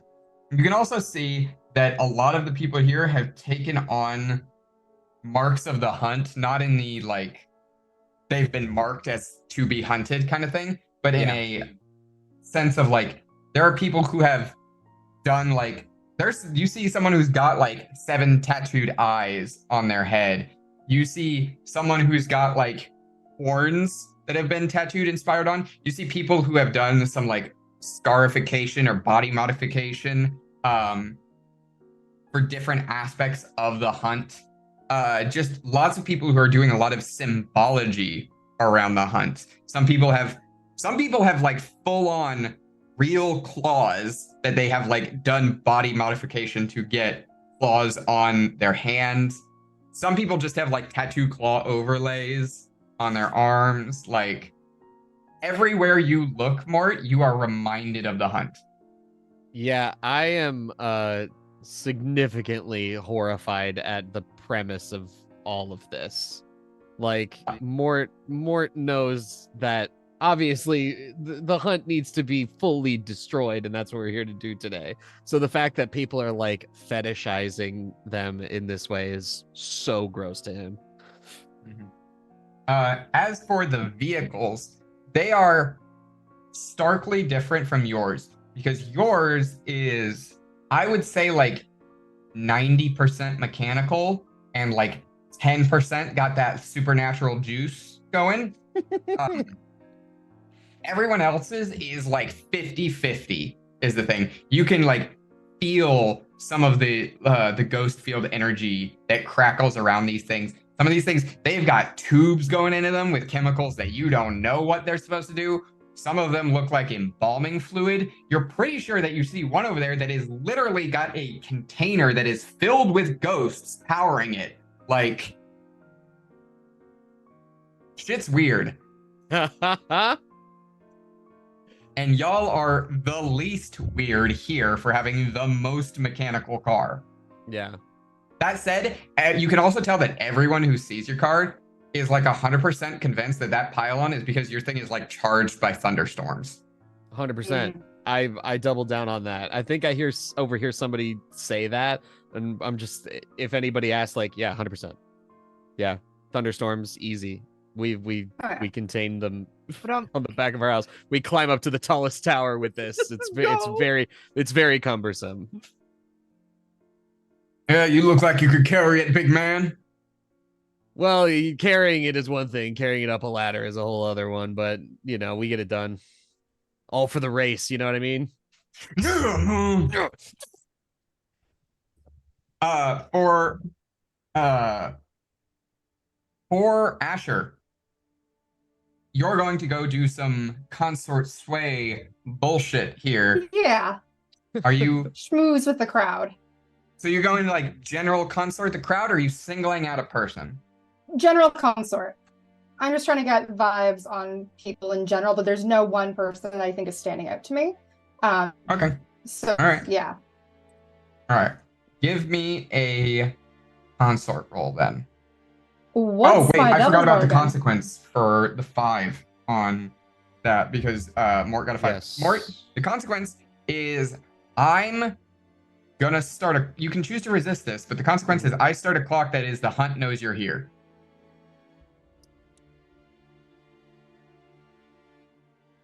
That's pretty fun.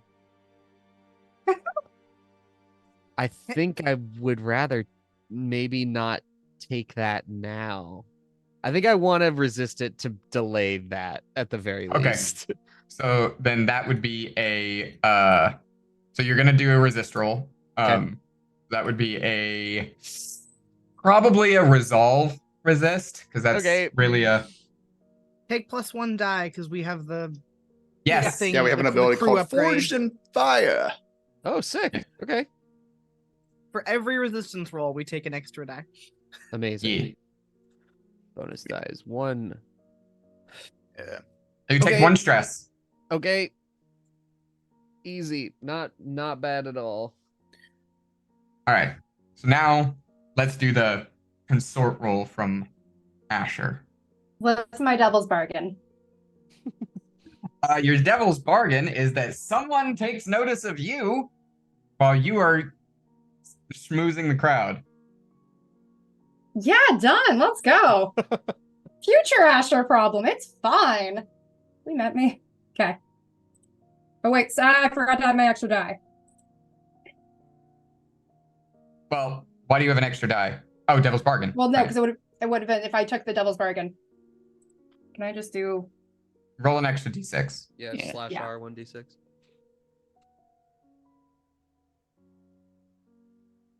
6. Nice. Hell yeah. Well, that's important. Worth it. Huge. Definitely worth it.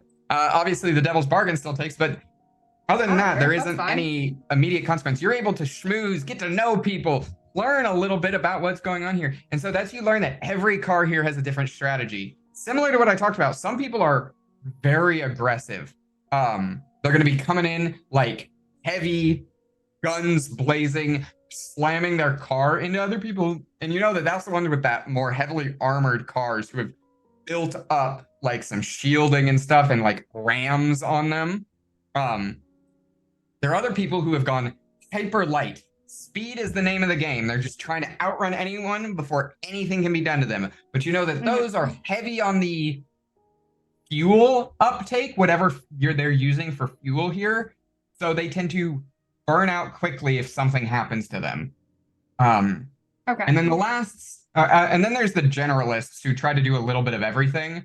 But the last ones are what I would call they're the same group of like the spookies and the tinkers, where they are the people who are trying to be adaptionists. They are modifying their car, whether it is through occult means or tinkering means, on the fly. Okay, cool. Yeah. However, your consequence, because you did take the devil's bargain, is on your way out, you get stopped. And when I say stopped, I mean you like almost full face run into this woman. Asher is still only 5 feet tall, if I'm correct. Yeah. All right. This woman stands at a lean 6'2".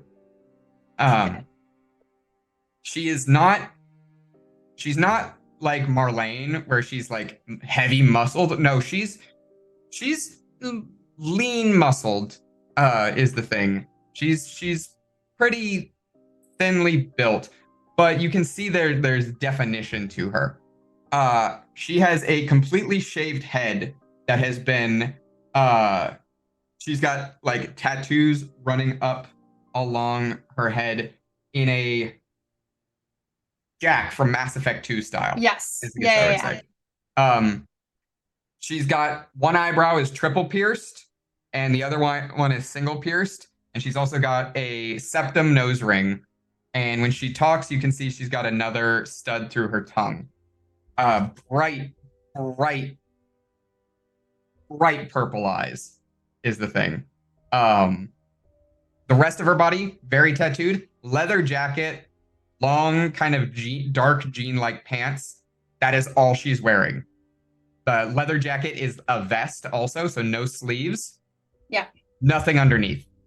And when you run into her, she doesn't step back or anything. In fact, she keeps stepping forward towards you until you are like back leaned against someone else's car over the hood, and she is like towering over you. Hi, can I help you? Don't think I've ever seen you before. Normally on the sidelines. Thought I'd give this a shot. Hmm. Gonna see how well lightning drives this. As I like nod over towards the car. She kind of eyes the car where she sees Mort. Mhm. Who's your big friend? Oh, don't worry about him. He's just eye candy. You know, distract the other drivers. Don't take it from me. Pretty little thing like yourself would do better to maybe drop out. Wouldn't hurt to see something that... She kind of puts a hand on your chin. Good looking. Get too badly injured. Very sweet of you. We'll see how badly I get hurt when we meet up at the finish line then, I suppose. Well, if you make it that far. If you make it that far. She smiles, and you can see that her teeth are like she's got elongated canines. I'm the 8-time champion, so I haven't lost a race since I started. Yeah, and I haven't been here yet, so we'll see how that messes with your track record.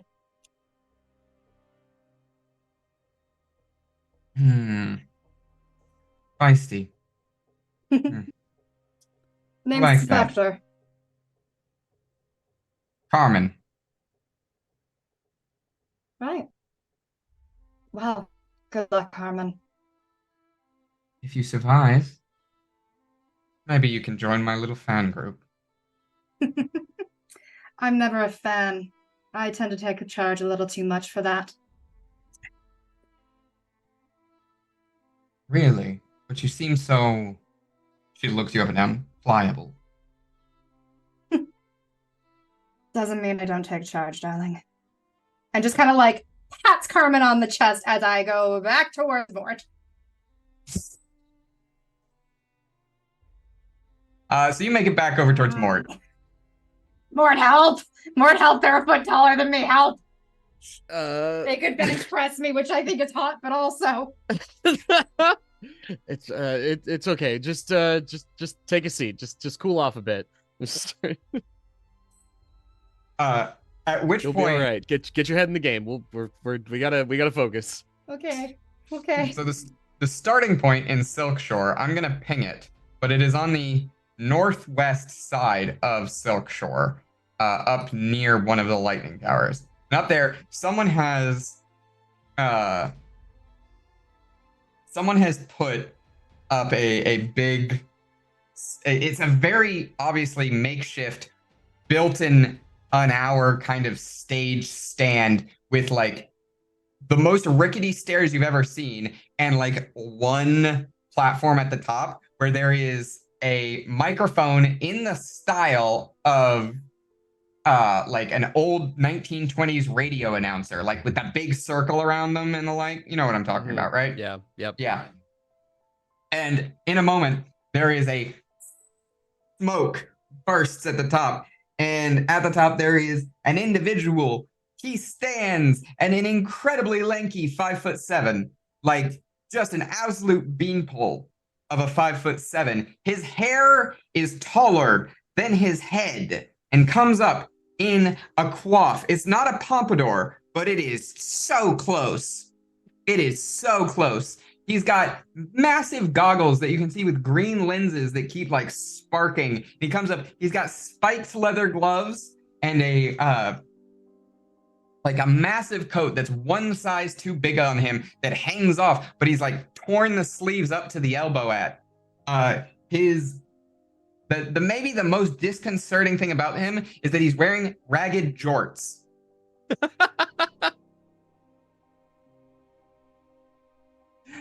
And as he gets up there, he grabs the microphone.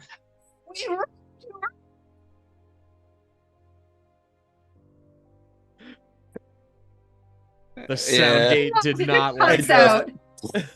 My cat did not like that either, actually. Oh, Diva. Are we ready to rock?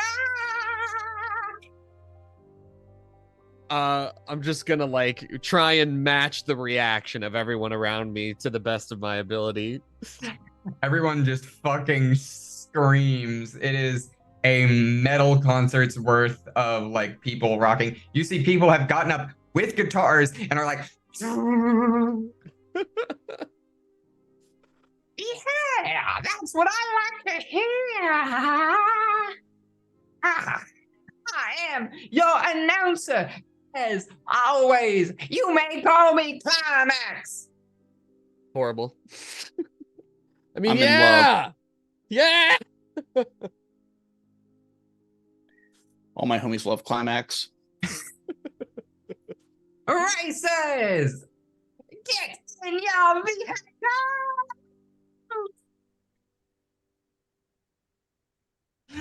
And as everyone pours into their vehicles, stop your engines.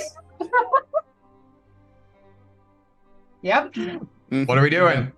The car already on. Did I already turn it on? Oh, the car is on. I jump shotgun. All right. Yeah, So you hop in I got this and going. you turn it on. I need you to roll me a straight luck check to make sure this thing doesn't explode. Oh god. Okay, so just fortune. It's a fortune roll with, you know, it was built by Wick, so you get 4 dice. Okay. Good on Wick, but also, damn it, Wick. Okay.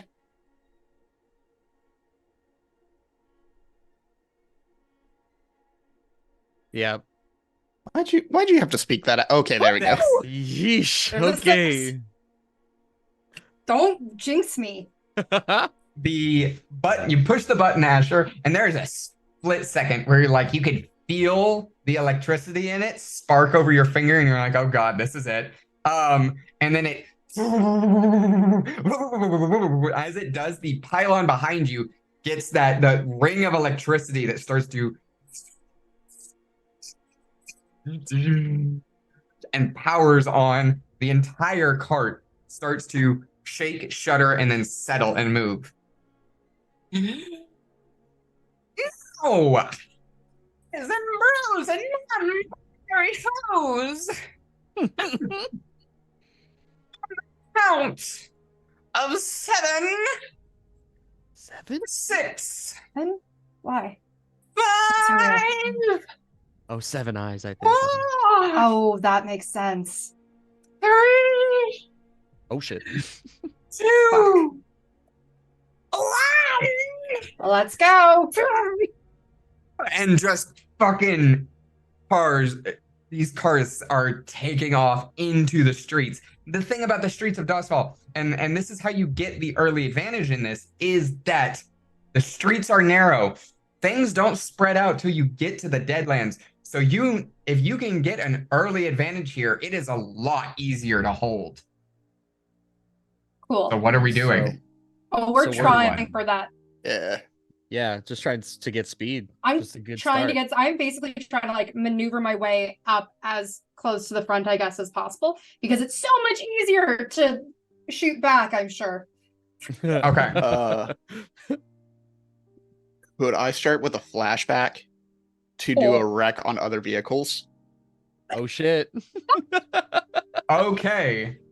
So, yes, I'm going to be. It is risky, limited because these people are very protective of their vehicles. So that's the risk. That is the limitation that I'm putting on the penalty you're taking for something that this is not an easy feat. You are definitely willing, and I assume this is a rec roll you're doing, I assume. Yeah. Or could we also make a justification for a finesse here in which like because they're showing off of the vehicles and like a car show would, you have the hood popped open so people can see like all the inner workings and such. And technically you're just supposed to like look over but not touch.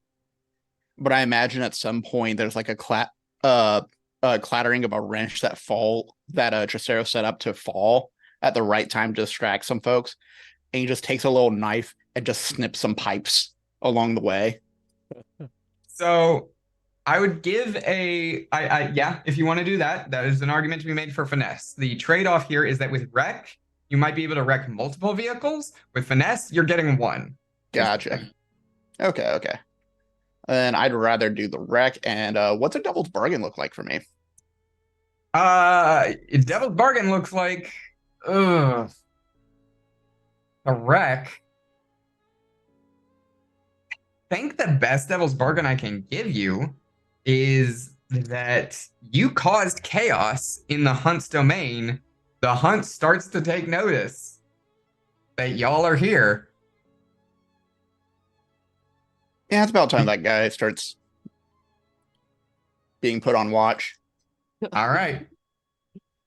The hunt takes notice. Starting the clock.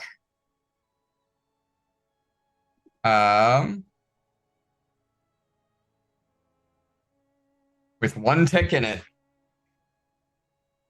All right. Go ahead. All right. And you said risky limited? Risky limited is where you're at. So I assume you're going to change that to desperate standard. You know what? Good point. I should. I forgot how to do that. I have not been doing that in another game, weirdly enough. Actually, no, I have. I get extra XP for doing it. Boop, boop, boop, boop. There we go. 5 Hell and a yeah. 6. Nice. Wow. Okay. With a 6, yeah, at a desperate standard, so mark your experience, but you get, I would say, 3 cars. You cause enough damage to 3 cars. You cause enough damage to 2 of their cars that when the start goes off, they don't move. You cause enough damage to the third one that it does move, but part of it falls off. Like part of its armor plating and everything just falls off. That they're like driving on like a bare bones vehicle that is like, you can see that it's still going. It's basically you wrecked one of the like armored vehicles, so they lost their armor, but they still have all their weapons. So it's like watching a tank go without the tank part. I love it. Incredible. And that's why you get your vehicles built by Wick. So they blow up on their own instead. Yeah, actually. No, yeah, no tampering necessary. Yeah. All right. So now going back to, so you're trying to get as far forward as to start as possible. Whatever threading needle I can do. Mm-hmm. Okay. So are you, Mort and Asher, what are you doing to get that advantage? Like what are you doing to do that? Like what skill are you using here and how are you using it? Oh, I was gonna go finesse with the actual like The kind of like driving, weaving, literally weaving just in and out as much controlling as the possible. vehicle. Yeah. weaving to get in and out as much as possible. Yeah. Absolutely. Mort, are you just doing a general help here to give a bonus die, or are you doing something else entirely? I think for this first one, I would just be generally trying to help as best I can.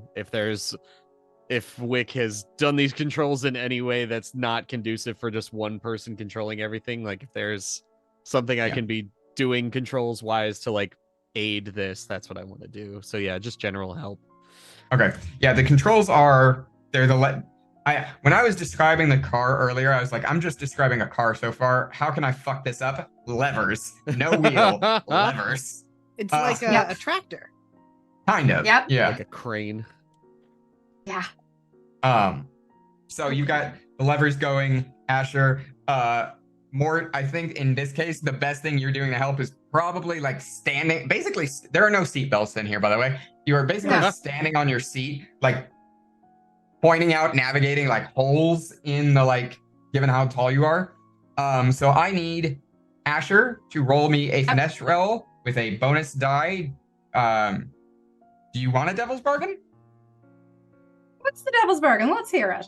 Let's entertain Your it. devil's bargain is that straight out the gate, you're getting shot at because you're. Oh, I don't like that. Yikes. No, I'm good. I'll pass. Okay. What I think I'm going to do though is 4 isn't bad, but also I don't trust these dice today. I don't know what it is. I am going to push myself. Okay, so you're gonna take the 2 stress, get a bonus die Yeah. from the help from Mort. Show me what you got.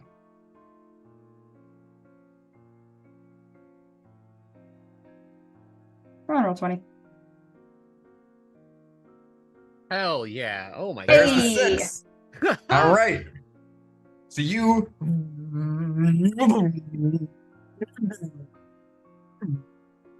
managed to pull the cart up into what I would say is maybe the top 5 positions. Okay. To start. So you're Perfect. starting Top off. 5. How many? Yeah, wait. How many cars are there? How many cars? Well, with 3 now, no, 2 taken out of the race. Mort, why don't you give me a survey roll to see how many cars there are going on in the race? Okay. Who did we lost Crow? Yes. Crow, come back. Oh no!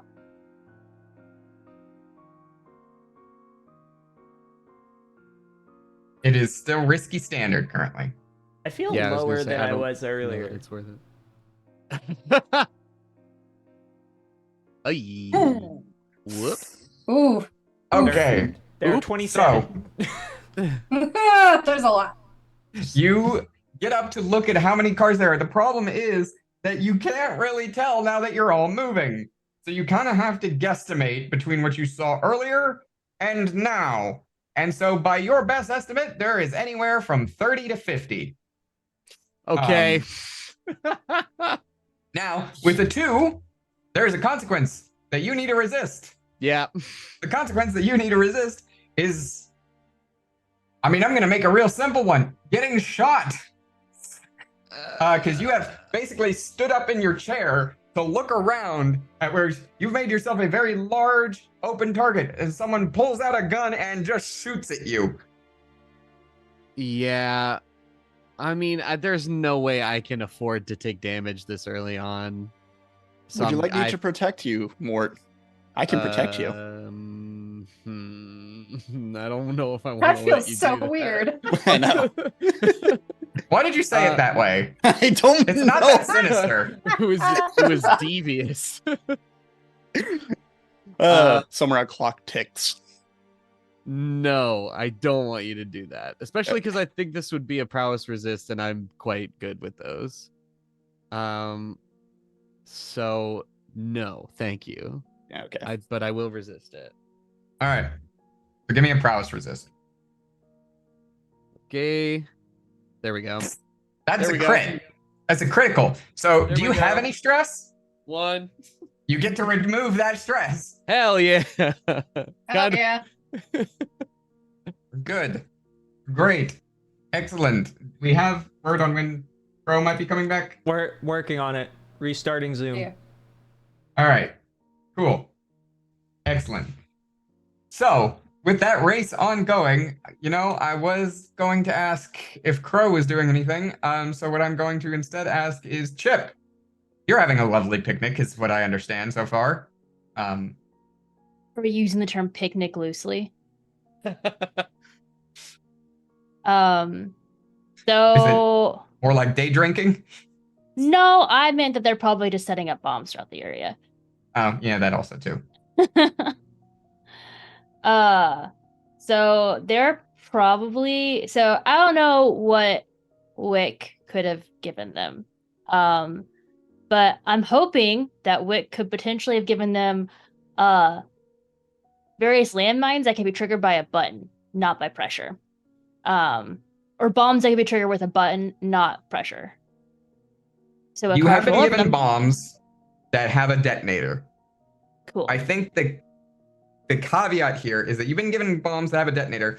The problem is with these bombs is that there's only the one detonator, so when you push it, they're all going off, is the thing. It's an all or nothing situation. Okay, so then thinking back to information that's previously been gained, is this type of damage common in one of these races? Or is this extensive for the Badlands portion of the races? In general, the damage that comes away from these races would be variable from what you know. There have been races where almost every car was destroyed, and there have been races where minimal injuries. So they're okay with that. That's a risk they're gonna take. So they're gonna proceed to be buried. Talia and Chip are gonna be burying bombs in the Badlands. good. Great. Love that. In the meantime, then, however, I guess let's go back to the race. So Asher and Mort, you've managed to pull into this top 5 position, which is pretty good, not only for your first race ever, but just in general, like in any race. So you pulled into a good lead here, and you've entered the narrow streets of Silkshore as you are coming up on the bridge that basically spans between Silkshore and Crowfoot. Maybe the longest bridge. It is the longest bridge you're actually going to have to cross, because you're crossing this bridge and then you're crossing the route you were given was crossing this long ass bridge and then crossing the short bridge up to on the north side between Crowsfoot and Charter Hall before you go take a hard turn down to the bridge that I mentioned earlier in Charter Hall, where traditionally everyone seems to disappear. Okay. One, looking around, do I see Carmen? In the lead. Yeah. Okay, cool. Just out of curiosity. Yeah, she is vying for first and second place back and forth with a large hulking car that is similarly to how I described the previous one, like a tank. It is built heavy armor. This one has been propped up with you have the howitzer mounted, remember? They've got what looks like maybe a chain gun. Oh, okay. What is the role to use the mounted gun? What do you want to use the mounted gun to do, I guess, is the question. Sick. Okay, great. That's exactly what I wanted to hear. Just use it. It's actually going to be an attuned roll. Oh, shit. Because you could use it in a skirmish. You could use it in a wreck. You could use it if your car starts to flip over to continue the flip back to your fucking feet. I don't know. Sick. Just fucking use it at some point is what you've got available to you. So what are we doing? You've managed to take a 5th position. The cars are bouncing, fucking slamming into each other, taking the corners hard.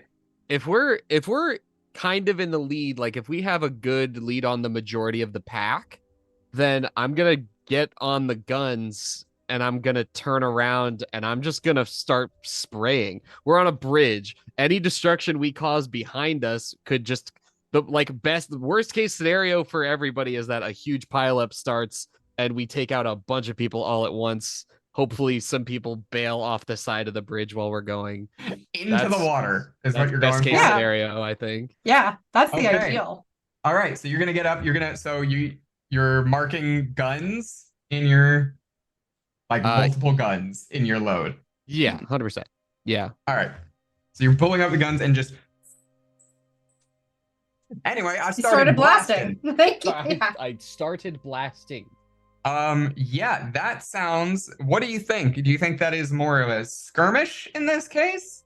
Because I feel like Wreck is like targeting to do damage to these things, whereas it sounds like you said you're just trying to get them to veer off.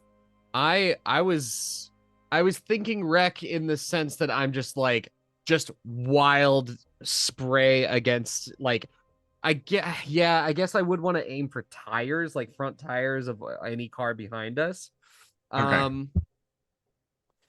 I'm good with both skirmish and wreck. I think whatever would make the most sense based on that. I think in this case, not wreck, skirmish is the most viable here because you're doing like multiple targets. So like hunt doesn't work either. You're not trying to like absolutely obliterate one of these things. So I think that since you're just like fighting against the various ones because they're shooting back, I think that's a skirmish roll. Okay.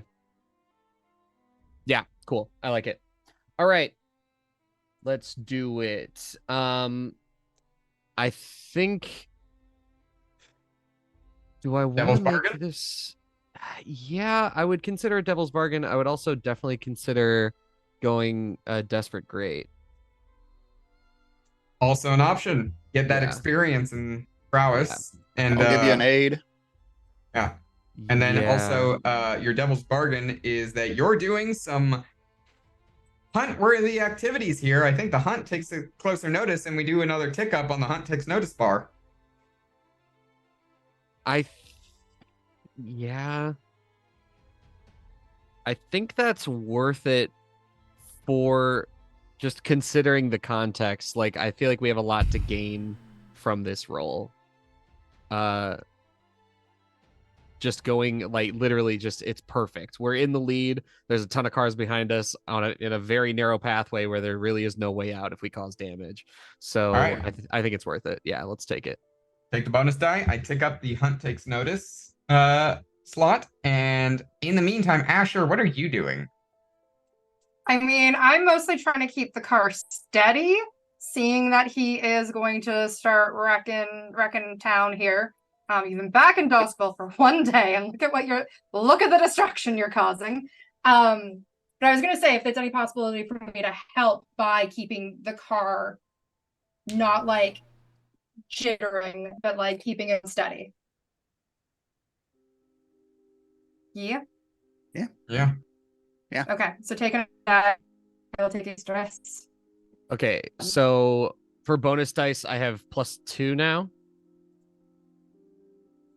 Correct? Yes. You have a help die and a devil's bargain die. So yes. All right. Yeah. Let's do it.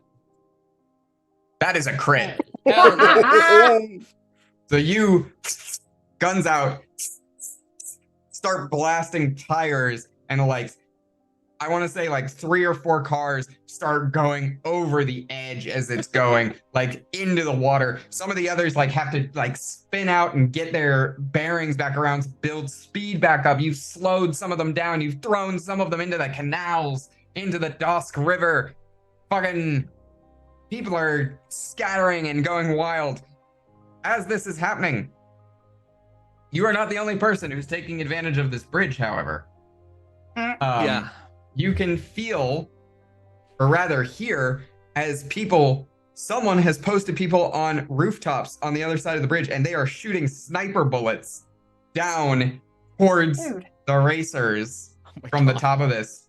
And yeah, I think we're going to, I think there was a question about whether or not you could communicate with each other while this was ongoing. Correct.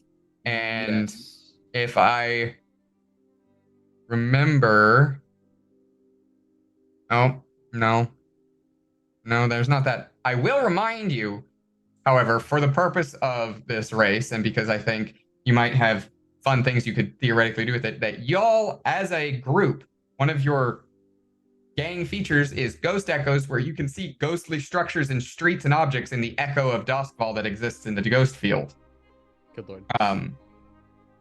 You do not, unfortunately, have the feature that allows you to communicate telepathically with each other. So that is not something you can do. So you'll have to find a different way to communicate because communicators and like earpieces are not a thing yet. Yeah. Smoke signals. Let's go. Carrier pigeon. Is there a carrier pigeon? I was gonna say, if we really need to figure something out super quick, could I have a flashback to where I steal different colored flares from like an outpost? You know, I blue don't think flare you means have a flashback for that. You can say in your load you have different colored Yeah. flares. all right, Flares. done. Yeah, blue Um, means person in first, silver white means it's a guy in second, and then a yellow means it's a person in third. And if it's anyone further back than that, we're fucked. all right. I feel like there's also like a fourth one that's just we're approaching, we're probably packed. So that way Chip and Talia knew that where we are when it comes down to the bombs, so they can best figure this out. I imagine Chip will have a flare for when the bombs go off. Mhm. Perfect. Then we know to stop. We'll call that Yeah. the bomb flare. Bomb flare. That's a bomb ass flare. Bomb.com. I Okay. think that's just the firework. Firework. So then so as this is also ongoing, y'all who are up here at the bridge now start to hear a as you see coming by in the only way I can describe this is Dr. Eggman's little like flying copter thing. You know what I'm talking about. What the hell? In there is Climax with his microphone with Oh my speakers hooked up to it. Oh,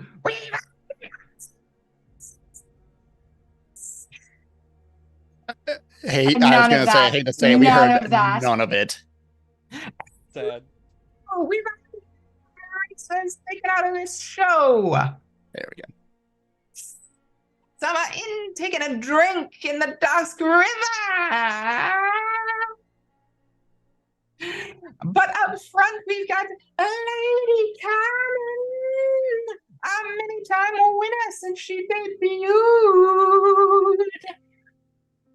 Will she take her next title? She's going head-to-head with The Rock, The Boulder, the keeping junkie from the race yard, Lizard.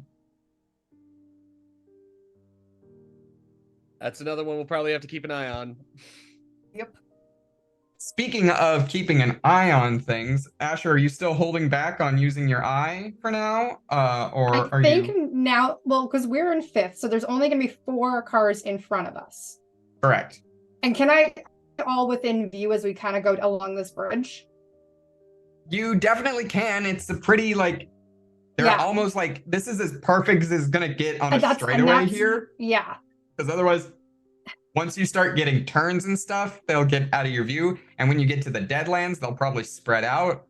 Yeah. So I'm thinking while on the bridge, what we're gonna do, if possible, because it's kind of a fun, I don't know, with the eye. So, because she didn't bother wearing an eye patch today. She's got goggles because they look cool.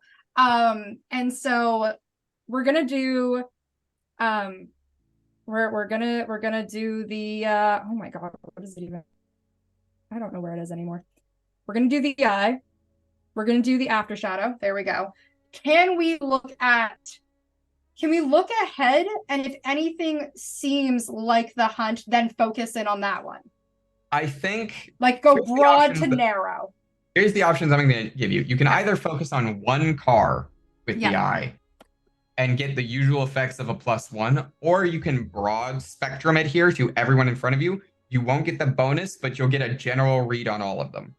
I would rather do the second. I don't mind giving up the +1 on this one. I'd rather have the info guaranteed. All right. Is So this you're gonna- purely an item thing, or would I be able to help it anyway with this? This is This is a they push themselves to do this kind of thing. This is his eye. Remember the Yeah. chemicals I put in there? It does weird shit. Yeah. All right. So you flare out your eye to the groups in front of you for the 4 cars that are in front of you, and this is the read that you get. Carmen's aura is like a Nope, there's no better way to. Carmen's aura is basically Orochi no Yamata, the eight-headed serpent of Japanese myth. That's the best way. The eight-headed dragon serpent of Japanese myth, the nigh near unkillable serpent that had to be taken down by the god Susanoo. She is a snake and a powerful one at that. That's the person in first place. The second place person, the one that's ostensibly being called the lizard by Climax and the like up there.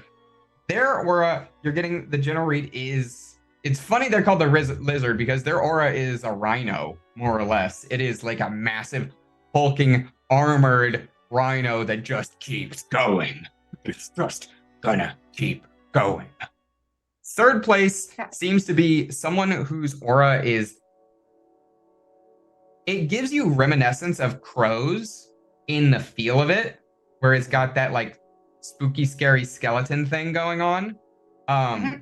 But unlike crows being like the crow with all the puppet strings that have been tied around it, this one's is, I mean, spooky, scary skeleton's probably the most accurate because it is a skeleton made out of mechanical parts.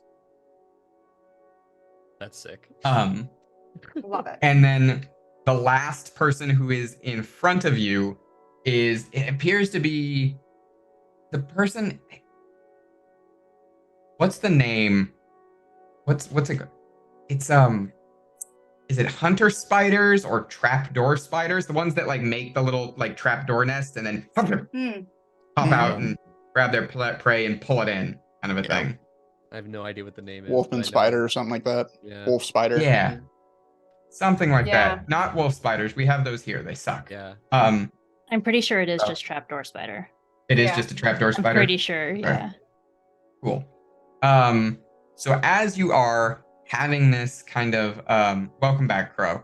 As you are having this kind of whole shenaniganery of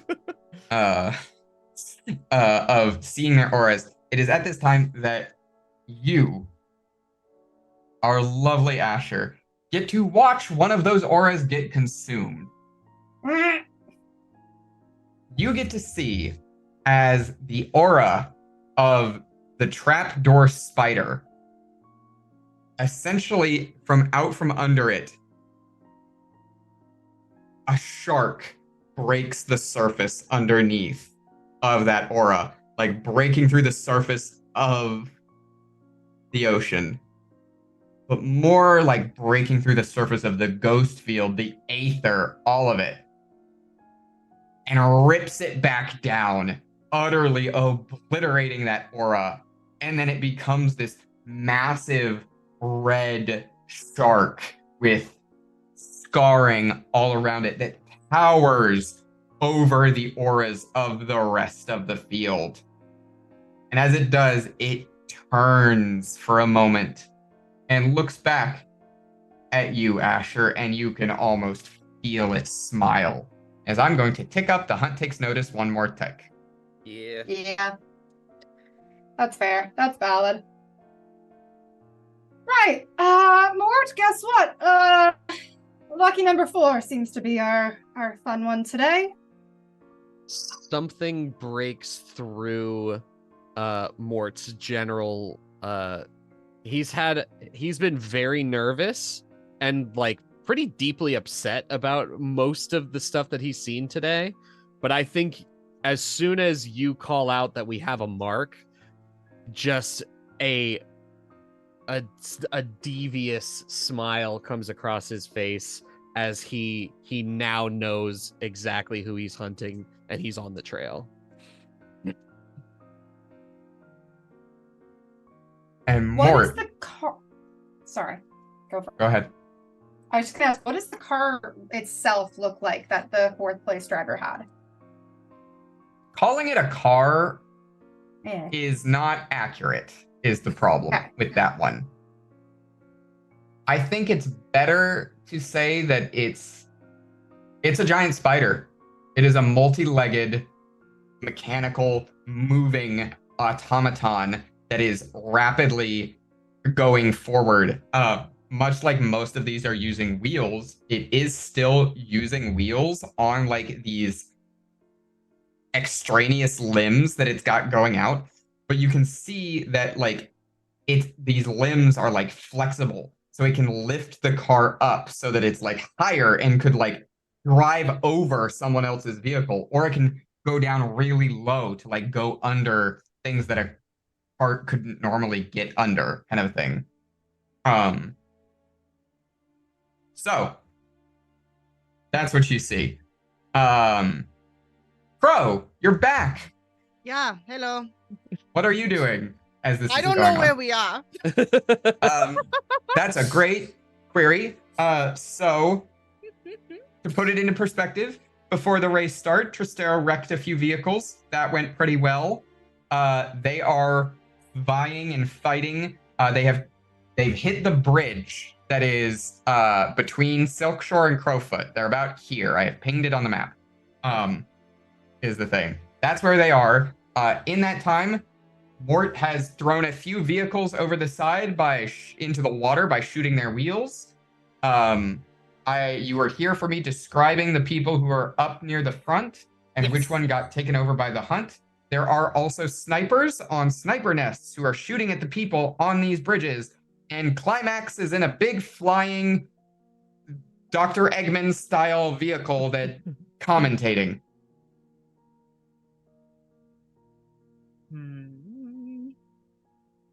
Looking at this spider, is it one of the more ghost field driven or one of the more mechanically driven?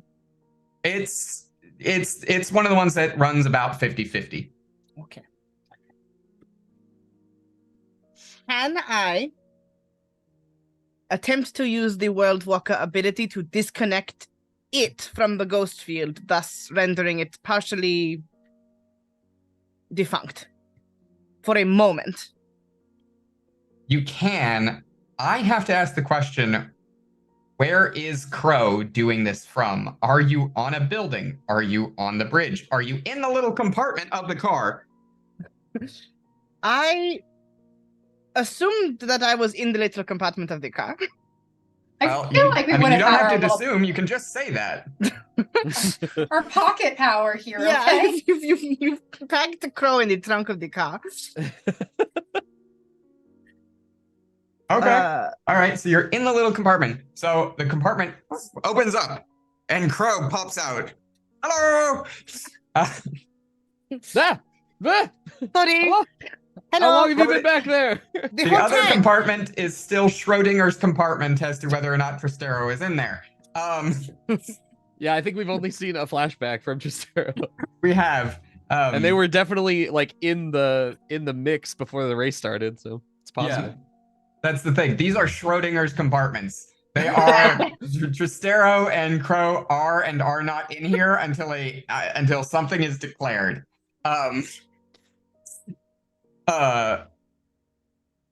So you want to try to use World Walker here. Yes.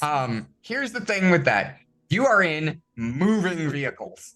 That is extremely difficult to do because World Walker is kind of built on the idea of being planted and connected to the ghost field in like a very stable position of like, I'm summoning zombies right here, or I'm breaking your connection right there. So it's possible. It's not gonna be easy. Like, you are starting in Desperate Limited if you do this. Okay. Fair. It's like, all right, that's fine. No problem. I've been in worse situations. What is a devil's bargain for me? Devil's bargain. Devil's bargain. There is, in using the World Walker, targeting a demon specifically, even with all of your expertise, being this powerful, there's some crackback. Your Devil's Bargain is level 1 harm nosebleed. Remind me mechanically. If I have 2 level 1 harms, does that negative by 2? It is double less effect, yes, essentially. I don't want that. I can offer you a foresight in this trying time. Oh, okay. Yeah. Tristero actually got some of that soup from the Demmer sisters and has like a little thermos inside your compartment with you. Cute. Slurp of the ghost soup. It wasn't soup, it was lamb roast. I like Oh, when Lim. Mom packed us lunches. That is adorable. Thanks, Mom. Okay, fine. It's in a little Batman lunchbox with lamb roast in like a little Tupperware tin. Instead of Batman, it's Skurlock. Yeah, there you go. I think my favorite part is the fact that Skurlock has merchandise. Yeah. His wife made it. How do you think Skurlock got to be one of the wealthiest people in Duskfall? He's just Merch. selling his Fair. own merch. Fair. We will talk about where you got this later, but if you can hear me, thank you. It's a really lucrative IP in Duskfall, actually. All right, so you got foresight, so you got the help action from, I believe, from Bistero, correct? Mhm. That's how that works? Yes. So let me do my own math here correctly. Because you started me in Desperate Limited. With my Correct. need of physical therapy, I would be at Desperate 0. So I'm going to use the help action to make myself Desperate Limited again. Correct. Perfect. You are correct. And then All right. if you would like, you can push yourself, and instead of taking the bonus dice, you can go to Desperate Standard. Can I push myself on an action where I'm all like where the action requires that I push myself? Oh, no, you 'Cause- can't. Yeah, because World Walker requires that I push myself. I was gonna say, I think you still get that bonus die from pushing yourself, no matter what.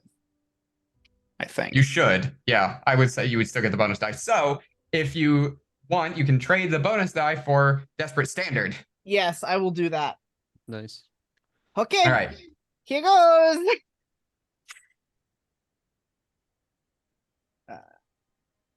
Yes! Oh my god! Pro The rolls! Rick Roll returns. Yes! mark XP. Y'all make sure you're marking XP. I did. Yes. Thank you. I'm I waiting forgot, for but I this had to just done crash it. and burn, though. Oh, it's going to go so bad. Okay. So you do manage to temporarily cut off that connection into that car. And you see, while you cut off the car's connection. You can't Yeah. cut off the Hunt's connection. Oh no, is the I wasn't thing. trying to do that. That's above my pay grade. So as you do, you see that car start to and it slows way the fuck down and falls. Asher and Mort, you watch it go behind you is the thing. Like you watch it go by. And as you do, the driver looks at you and there's this terrifying grin. And there's like a flash of an overlay of 7 eyes and a hat, a very familiar fedora style hat. And the driver, the hat comes up, tips it. More. Hit that pylon thing. Trap the fucker. If it's slowed down, trap him. Oh shit. So I'm marking. If you're going to turn on the pylon, I am marking fully. The Hunt takes notice. The Hunt knows you're here now. So It what seems is like the what Hunt is already exactly knows. our understanding of what the pylon does at this moment? It keeps It is. It would keep the demon physically in one area, yes? It just keeps It him is- from jumping. It would keep them. So if you turn it on now, you know from what Wick has told you, it's not gonna like. You're gonna need to keep it trained on it to like truly trap him in an area, is the thing. But like so it's gonna have to build up over time. There'll be a clock. Don't worry. But if you turn it on now, you might be able to lock him into one body so that he doesn't switch to another racer. Okay. So that sounds like be it would the be idea. better to do it sooner than later. Yeah. Okay. And then even if we're still going, I mean, then yay, deadland bombs kind of might even be even more useful. Absolutely. But I think if we get a hold on him, then he's not switching bodies because that's where my concern gets. I think Mort's military days kick in, and he hears an order and takes it and turns the pylon on. Okay. What are you doing to activate the pylon? What skill are you using here? Because let's be fair, it's not that simple. I hear the order. I turn around to do it. Just shit. You got options. You can try tinker. You can try a tune. You could try whacking it. It's like hitting a TV that's not working. Yeah, just like I fumble around in like a little very sparse toolbox that Wick has left us, and I just pull out a big wrench and I just whack it. Okay, well, I was going to say, do you want another point of foresight to give you an aid here? The other option I was going to say is Mort take the wheel and I go do a tune because I at least have two in a tune. Jesus, take the wheel. You could also pick me up from the hell compartment. Take it from my hand. Yeah, that's fair. You think that something that Wick created is not going to activate upon whacking? You know, that's fair. It probably I think will. it's very possible. Yeah, You know what? You're not Yeah. you're not wrong. All right, Actually. you're Never gonna whack mind, it with the go for it. wrench. I'm going to whack it. All right, that's a finesse roll. Shit. So give me a finesse roll. Are you using the foresight, Cristero? If Mort wants it. I will definitely take it. Yes. All right, you get a bonus die for that. You are working at a risky standard here. Okay. Is the thing. Is there? I would love to get anything else on this as well. I only start with one finesse, so. Yeah, I got a devil's bargain that I forgot to start before. Devil's bargain, I start a clock for car explodes.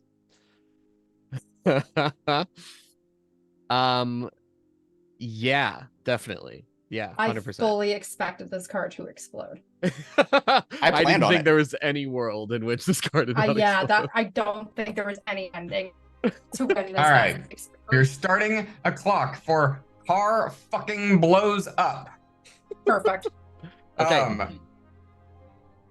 And then Mort, you're rolling me finesse here. Finesse, With risky standard, bonus plus dice. 2. Let's do it. That's a wowza. 4. Okay. Four still succeeds. yeah. So we are going to start another clock for actually I should just be able to start another clock for hunt trapped, and we're gonna put one tick into it and one tick into car explodes. And then Mort with a 4, you have a consequence to deal with. That consequence is self-electrocution. You just whacked a big electric pylon that was on. Yeah, it's fair. Mhm. I'm still sitting at 0 stress, so I think there's no reason not to try and resist this. All right, that's Could- prowess resist. I was going to say, could I actually ask a favor here? I have an ability called Mama Bear that when I protect a crew, I get +1 to the resistance roll. And if the source of the consequence you are protecting a crew member from has a clock, you can also choose to tick the clock one segment. Would Hunt Trapped be a part of that consequence?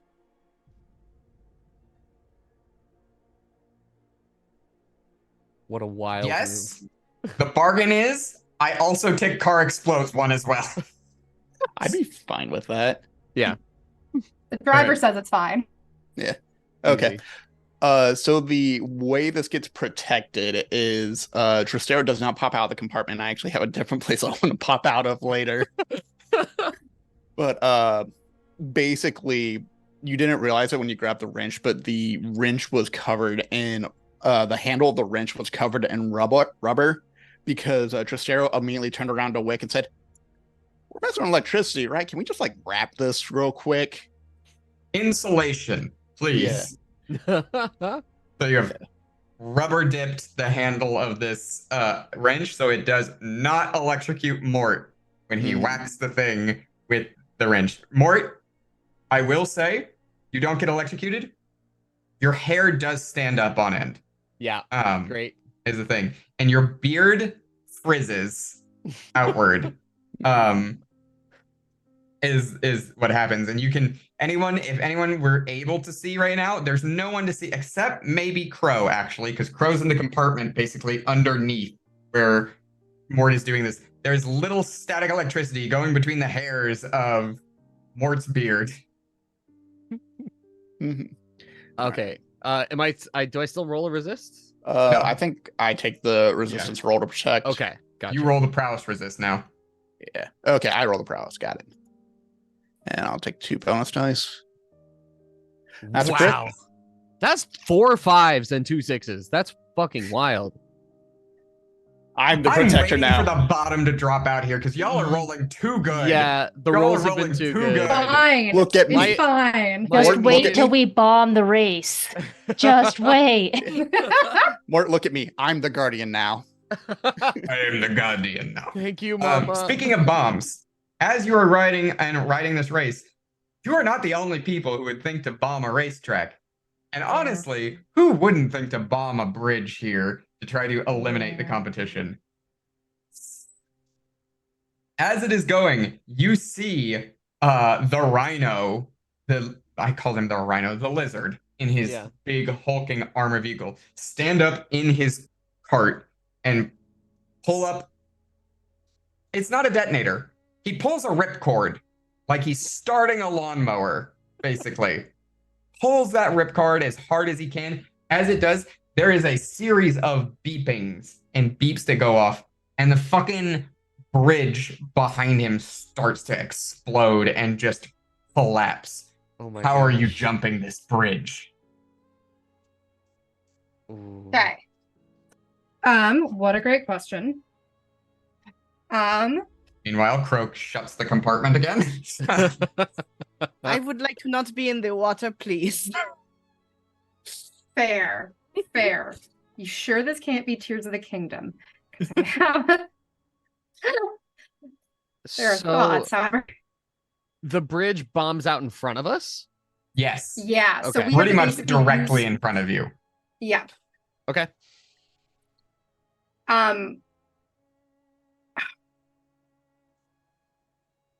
I think for that reason.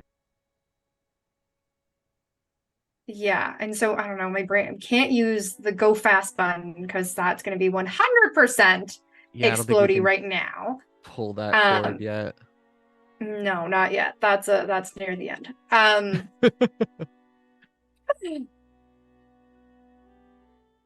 I would just say to punch it. I would just yell punch it. I don't Yeah, have like I'm I'm gonna trying to think of speed up. like a like a flashback to try and put like springs in the front that we can. Oh, I was thinking like glider type thing.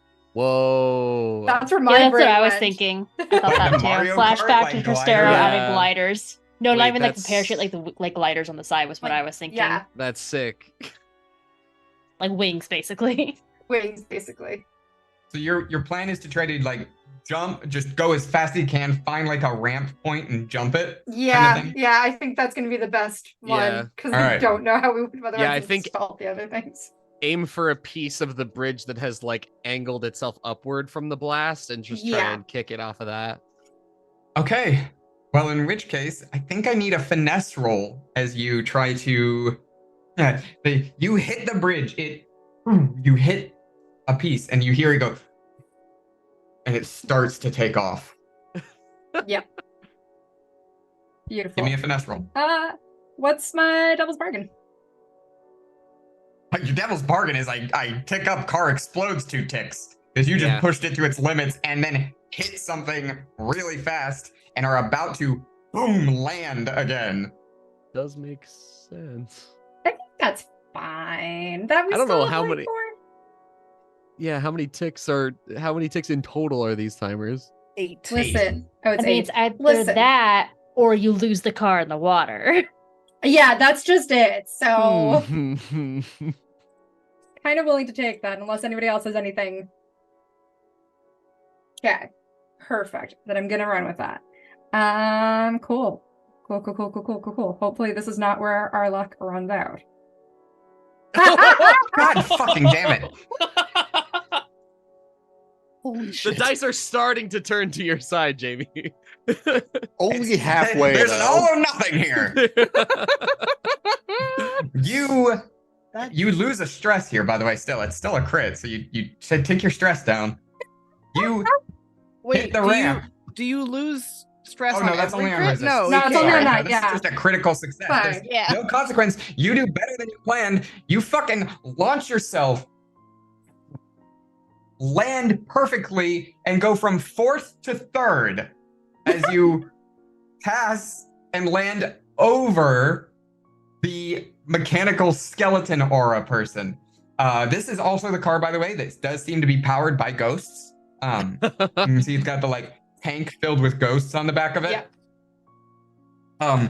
Mort, as you are like launching and lift, Crow, you're in the compartment. You go,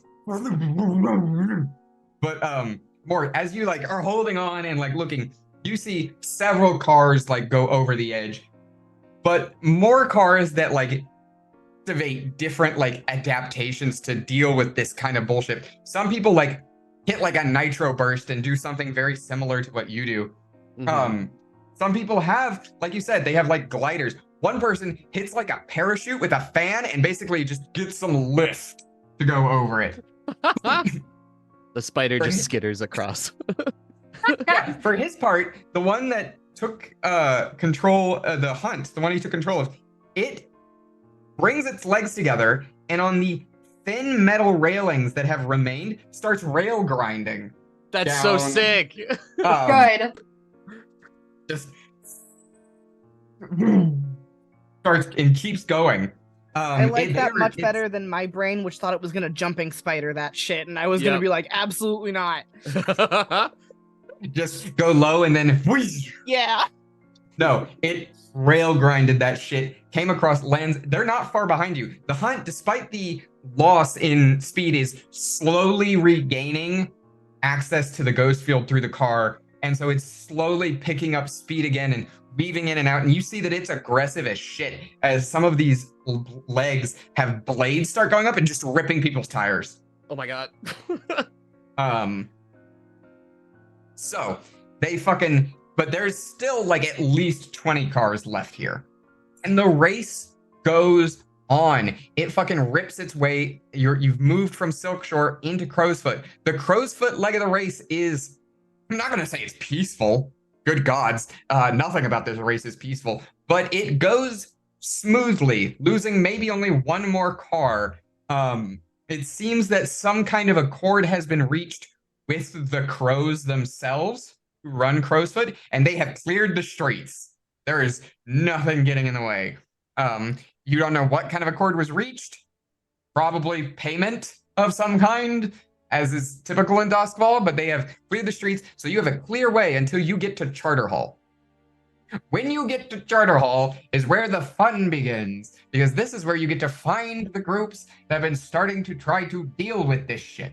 In this case specifically, there is a line of bluecoats who have set up spikes on the ground, have taken position with rifles. One of them has a megaphone going, "Please halt the race. Stop this at this time. You are all under arrest." Well, it seems like they've gotten a little more polite. At least they said please.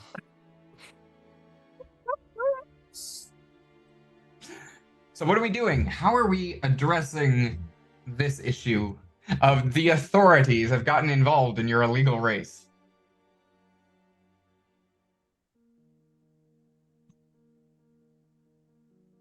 Unless anybody wants to start shooting them, I don't have anything. I'm just here to drive and possibly shoot. I think the biggest problem is the spikes. No, what are the? Yeah, that's gonna are we be- on like straight up inflatable wheels? They're adaptable wheels, actually. They're the kind of wheel that you would put on a, how do I put this? They're like the kind of wheel that you put on like a boat lift. They're like the hard plastic style wheels so that they're harder. They're a little more solid. They're not air filled is the thing. So the spikes will stop people probably with inflatable wheels.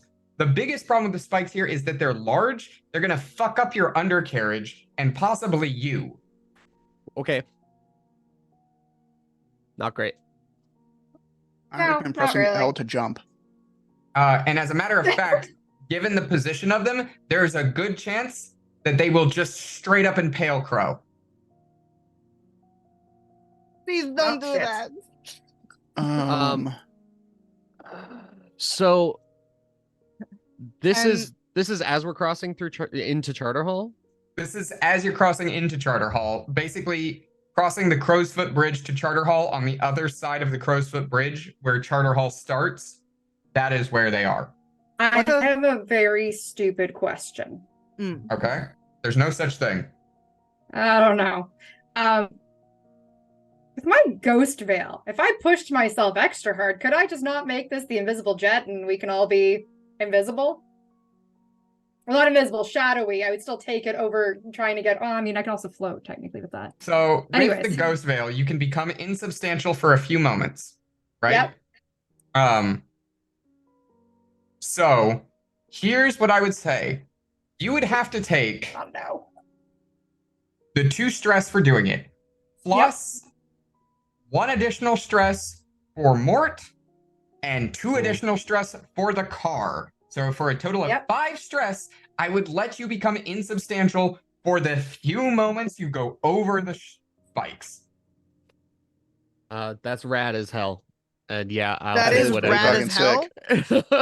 I How do you feel about taking 5 stress then? Let's go. Okay. was gonna say, Easy. look, just crit on a resist roll, you'll be fine. I have to do a resist roll. I keep succeeding. I haven't had to resist shit yet. Anyways, All it's right. fine. So take 5 stress as you Ghost Veil it up and just fucking rip through. Just over the top. For their part, this is the moment for I would say the hunt now and the spider now basically directly behind you, having caught up enough. They just lift their car and just like the wheels just go between the spikes. Yeah, that's fair. For the rhino, for the lizard, he just runs over them. He's got enough armor that he like the one small portion that he goes over, he just breaks them. He just goes. Carmen, you see Carmen does some like fucked up maneuver where she like brings her car up almost like off. It's on 2 wheels basically. She brings it up and just goes between, kind of a thing, before boom, bringing it back down. A lot of other people, their cars do get kind of fucked up. Some cars get taken in. The blue coats jump on whoever they can if their car gets too fucked up to take down. But by and large, there's still, I want to say, about 16 racers left in this race. Okay. Which from the, by the way, I said it was between 30 and 50. There was a hard 42 racers to start. So we are well and truly in this race, and there's been a lot of racers who've been stopped.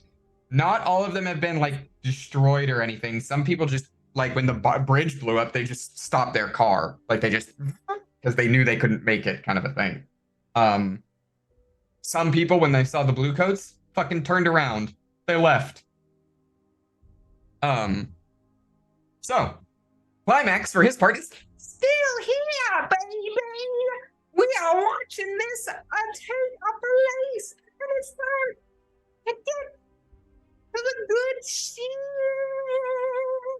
Because Crow, as they approach through Charter Hall, approaching the midpoint, approaching the point that y'all know that they're supposed to disappear, Crow, your hairs along your arm start standing on end. You can feel the influx of fucking like ghost veil energy that is happening here. And you realize now that you are up close in it, about to hit it, you pop out of the compartment and you can see a massive door ripped in the middle of this bridge. Someone has created a semi-permanent ghost door on this bridge. And it fucking, like, it rips open and it is large and it is in charge. And you can see that it is only going to be open for a few moments because something this size, you've got seconds to get through it. Only the best of the best of the best are going to get through to the other side to the Deadlands. So, what are we doing? How close to the front are we? You're in third place. Wait. And the spider is behind us, yes? In fourth, yep. Okay.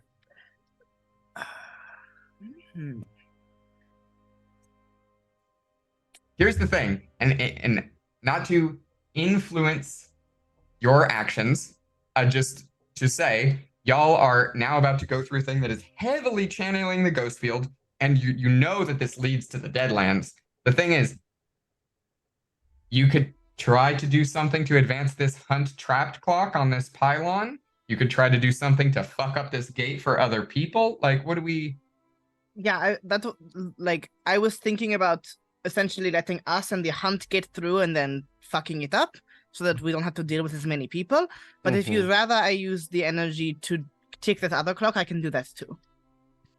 If there's anything we can do to make it so we can do this like ensuing battle that I'm sure is going to happen with as few literal hunt cultists to deal with, the better. Okay. Can I do that with a regular attune, or should I use World Walker again? World Walker is gonna, if you keep using World Walker, those cracks are gonna get worse. And it's going to fuck me up very badly. Like, using World Walker once, fine, normal. Using World Walker twice, thrice, beyond, you're starting to do heavy stress on your body. Okay, I can simply use attune. World Walker, you're definitely sure to get a stronger result is the difference. Is the thing, yeah. So. I think I will just use attune, and I will save my various things that cause me lots of stress for when we are fighting a demon. That's fair. All right. So, and what are you doing? Are you trying to... I'm going to see if, so what I would like to do is begin destabilizing it as we cross so that there is time for us to get through and the spider to get through, and then it collapses. Okay, yeah. Give me an attune roll. Try to destabilize this this portal. You get the understanding that in terms of like long-term shutting this thing down, you would have to spend time here with it, but you might be able to, close it for today. If I close it for right now, they will all drive through it and then be on the other side of the bridge, and then they're not my problem anymore. Yeah. They're someone else's problem at that point. Are we still in risky situation? Yeah, you're still in very risky. I was not sure if we'd made it into desperate while I was gone. We've been rolling quite well. I will flick it down to desperate then to be standard, because I don't want to have my effect be limited. Do you have a devil's bargain for me? Yeah. I do have a devil's bargain, and the devil's bargain is that you are... I'll give you a bonus die, but I think I'm going to turn this almost into a roll-off in a sense that you're going to have to be fighting against the person who opened the portal. Oh, I like that. That's fun. Do I get to know who did it? I'm like, me, the human, is You will curious. while you're doing it. Perfect. Nice. Sick. Then I will gladly take that, and we can see who wins. Absolutely. I got a 6. Oh, and a bunch of 1s and 3s. It's really spooky. Other than the 6, that was the bonus die. That's awesome. Yeah. These scary Telling skeletons. you, it's gonna be the bombs. Just getting down and down. All right. So as you're like channeling out to close this, I'm gonna roll a fortune roll here to see how they do. But you realize that as you're trying to destabilize this, basically it's gonna be the better you do compared to them is the fewer people will get through behind you at this point. But you realize you're fighting Climax. Climax is channeling through his microphone to keep this thing open as he is like, And it's like echoing in the ghost field. I'll come for that microphone next. I took a violin already. I'm making a collection. That is a 4. So, with that, you manage to destabilize this, and here are the people who get through. Obviously, the 2 lead racers, Harmon and Lizard, are getting through 100%. You and the Hunt are getting through. And behind you, there are, I want to say, 4 other racers get through, as well as Climax, when he realizes that it's destabilizing, flies through the other side because, he needs to keep. He's here to be the announcer, baby.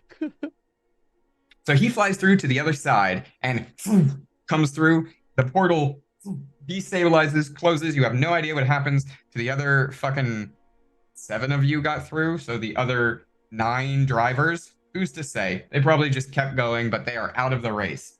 You have come out the other side. Tip.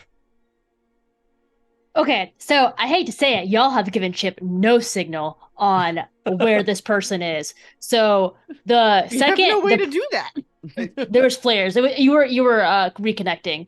Okay, Tristan, are you doing a flashback? Yeah, I actually have a flashback for this. First things first, Jamie, can you describe the inside of the Eggman Mobile Climax is in? Sure. It is a cut in half sphere is basically what it is, where it's got an open top with like railing around the outside for him to like sit in. He's got a chair in here. He's got like a dock to put his microphone in, and then it is powered on the other side, underside, by just like 2 constantly going fans. What is your question? What are you trying to do here? I would like a flashback to just like pop open like a little just like crawling in through the side of the thing. Like the one thing we didn't see was Tristero hanging onto the back of the ship the entire time, just holding on for dear life. One flare in his mouth, the other one like shoved into the pants. The jacket he was wearing is flown off. The hat's about to blow off with him. The funny thing is, you have, in order to get into this compartment, this was Climax's snack compartment. So you have opened it, you have pulled all of Climax's snacks out and throw them on behind you, and you've managed to fit like most of your lower body into it, with like your upper torso hanging out, with you holding on the back on a railing where Climax can't see you. As you said, one fucking like flare in your mouth, one in your belt, like, and just like the last little bit of the snacks that were in there, there's fucking Snickers falling out around you. Rapper just like tucked right behind the flare.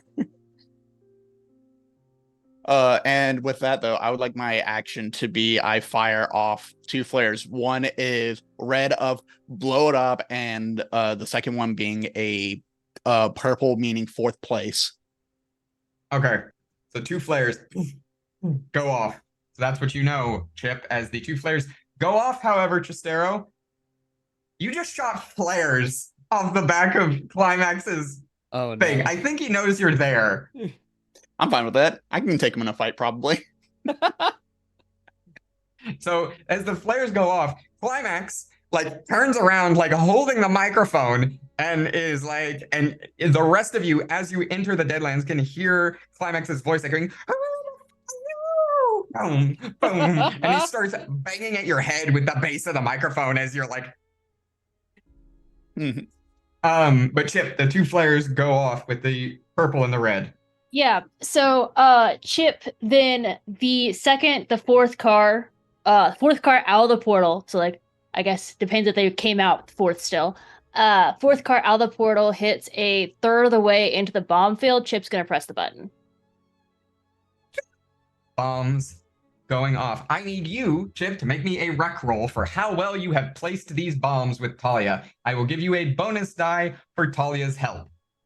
Sick. Do I get a devil's bargain? Yeah, the devil's Car bargain explodes. Perfect. That just makes sense. I'm sorry. Bail. No, the devil's bargain that I've got for you, fortunately or unfortunately, is that there is a limited distance on this detonator, so you're very close to these bomb fields. You know, as a player, I want to say no to that. But let's be honest, Chip would probably be a little close. So I'll take it. All right, so give yourself a bonus die for that and give me the fucking rec roll of the century. So it's +2 Talia and then the Devil's Bargain, right? Okay, cool. Yeah, Just it's making Talia sure. and the Devil's Bargain are each giving you 1. Those are Damn. 5s, which is a limited success. You're still gonna get, that's a lot of 5s. Still gonna get a consequence here, so the fucking, you press the button, the bombs go off. Fucking almost every car behind the hunt, it's just fucked. They just, it's Tchaikovsky's 1812 overture, but with cars. The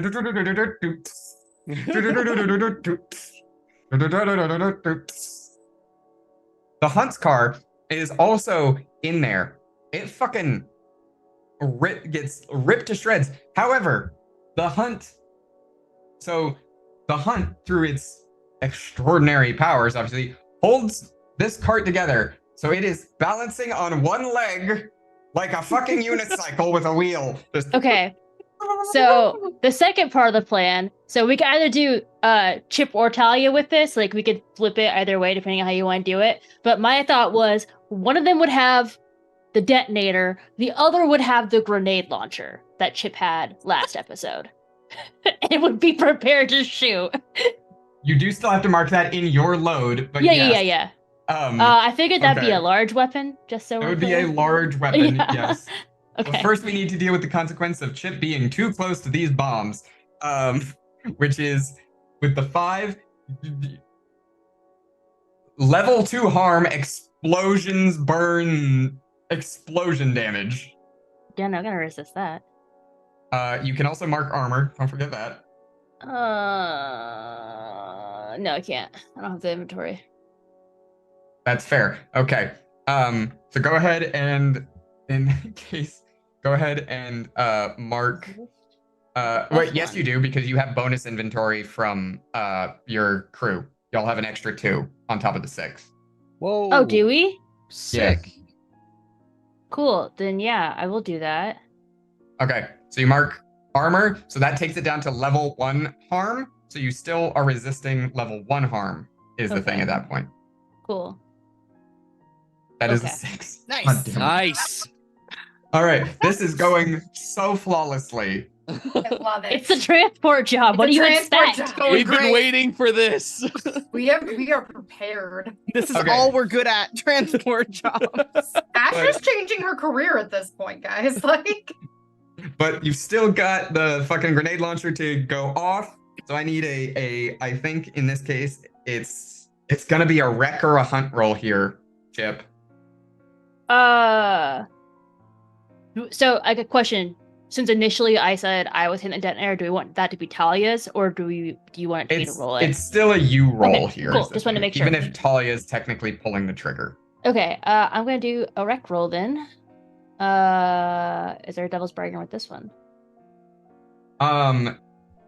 Yeah, there is. The Devil's Bargain, I want to say with this one is, this one is we're gonna take up car explodes. fine. I plan Yeah, on I doing mean, this like, as well. let's be honest. Chip and Talia have no idea what's going on with the car. They were told to destroy shit, so that's what they're doing. We're looking at standards still, right? Yep, your risky standard currently. Okay, and then a +1 for that. Yes. damn it. Oh my god.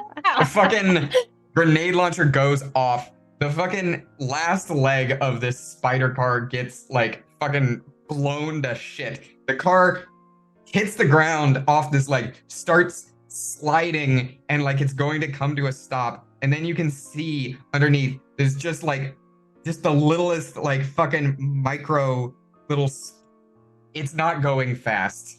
It is actually falling behind now as it tries to sprout spiritual legs from the ghost field from the hunt's power to kind of skitter it along the gritty ground in front of you.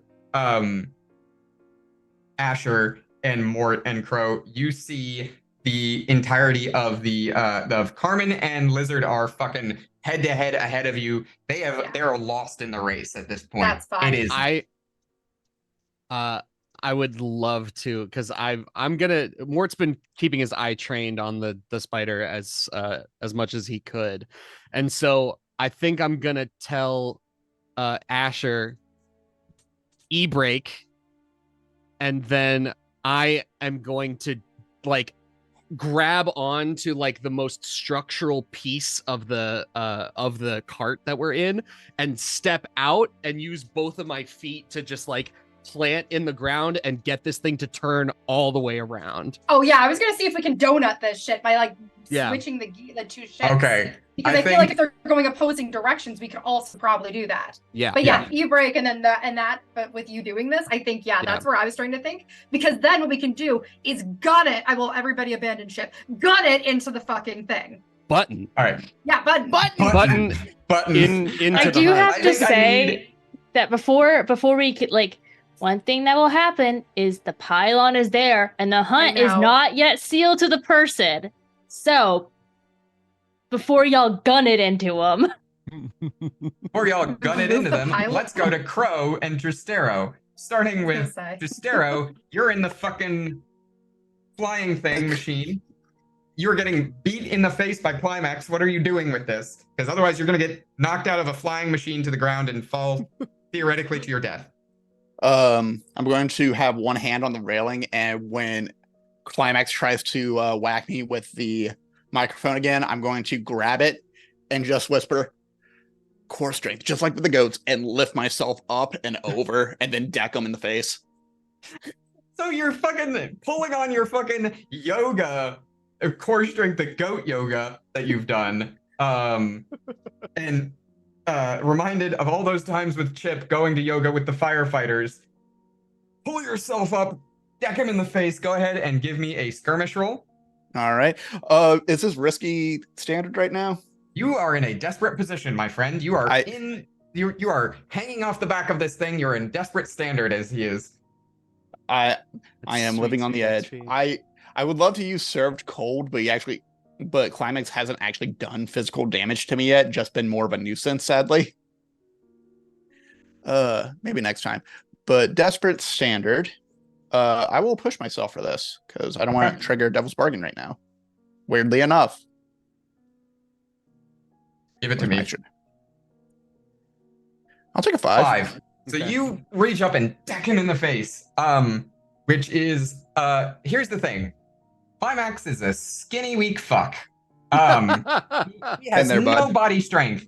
He is you knock him out with a 5. The problem is you knock him out and no one's flying this thing anymore. I can take control of it. Your consequence here is for you to resist is this thing spiraling out of the control and crashing into the ground. Yeah, I'm fine with that. So I assume you're going to resist that. Oh yeah.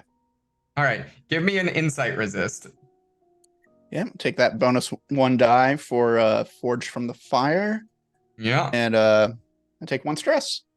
Take 1 stress as you manage to climb up over the railing, fucking Climax's unconscious body hanging over the side. You kind of pull him in, tuck him down between the seat, and like grab the controls here. This thing is not a gentle flyer. You don't know how Climax was doing this thing because it's like fucking trying to pilot a bug. You're like, and like, Tristero, you are distracted, just staying aloft. Damn. I'll take another roll later on, but I wanted to grab the microphone if possible and just take over. It's just here. It's just here, so you can, if you like to. And folks, with that, Climax is taking a step away. I am your new host, Waxman, taking over here as we start a brawl out on the streets. Speaking of starting a brawl, y'all are about to do this maneuver to send this thing crashing into the Hunt's car. The question I have is, Crow, are you doing anything with the pylon before they absolutely obliterate this? Yes. Probably should. Yes. If I wanted to like supercharge the pylon, Mm-hmm. how would I do that mechanically? Mechanically, we could call it an attune roll, is the first thing. I think that for this, if you want to supercharge this pylon, right? Yes. All right. Here's what I'm going to say. There are 6 ticks left to fill on this pylon. Mm-hmm. If you roll if you roll a 3 or below, you get 0 ticks. If you roll a 4 to 5, I will give you 2 ticks. If you roll a 6, I will give you 3. If you roll a crit, I will give you 4. What you know that you need 6 to fill this. To supercharge to completely fill it, based on what you roll, however many are left, you take that much stress to fill it. Okay. I can do that. I have only taken 2 stress this game, so. Yeah. You're not the one we're worried about right now. No! Okay. I will do that. All right. Do you have a devil's bargain for me? Yeah. Devil's bargain for you is that in order to supercharge this this thing, you're going to have to basically draw on the energy of not only yourself and the ghost field, but everyone who's in this car. So Mort, connected to the Hunt. Asher, who's currently driving the car. You, who's intimately connected with the ghost field. Your devil's bargain is this. You'll get the bonus die, but we will roll a random d6. 1 and a 2 for Mort, 3 and a 4 for Asher, 5 and a 6 for Crow. Whoever it rolls on, their vice is replaced with adrenaline junkie. Because Do this it. is- I almost this- need a new vice. Okay, because this is involves other people, I wanted to make sure it was okay. Oh, Easy. so good. Okay. Done. I'm going to trade. Is this desperate at this point, or am I still in the risky Yeah, zone? this is a desperate maneuver. That's what I figured. I'm going to trade that bonus die for effect, so it's standard instead of limited because I am still injured. And we'll see how it goes. That's a 6. Yes. The 6. So 6 So- gives us 3 ticks. So, So I you will need- take 3 more stress. 3 more stress. You Perfect. fill up this as you supercharge the ever living shit out of this just fucking absolute boom explode through this pylon. It encapsulates the Hunt's vehicle, and then from that pylon a field generates and goes out, and you can feel it in the ghost field. There's this bubble you've made that the Hunt cannot leave for now. It's temporary, but it is there. Next thing's next. I said the devil's bargain was we roll the dice and someone gets the adrenaline junkie. Yeah. Before I roll the dice, I will put the option out there. If someone just wants to take it, they can. Asher. I'm trying to. Okay, because so here I was gonna ask you, and I forgot to, because like Helene, it's been a few weeks. I feel like she's healed because I did we went from gambling. Yes, I could go find someplace else to gamble, but would I actually do that? No. So went to acts of service to take care of Helene. However, we just got off from a vacation for like a week together. I feel like She's pretty good now. She's still healing her hands, but mentally, physically, she's doing a lot better.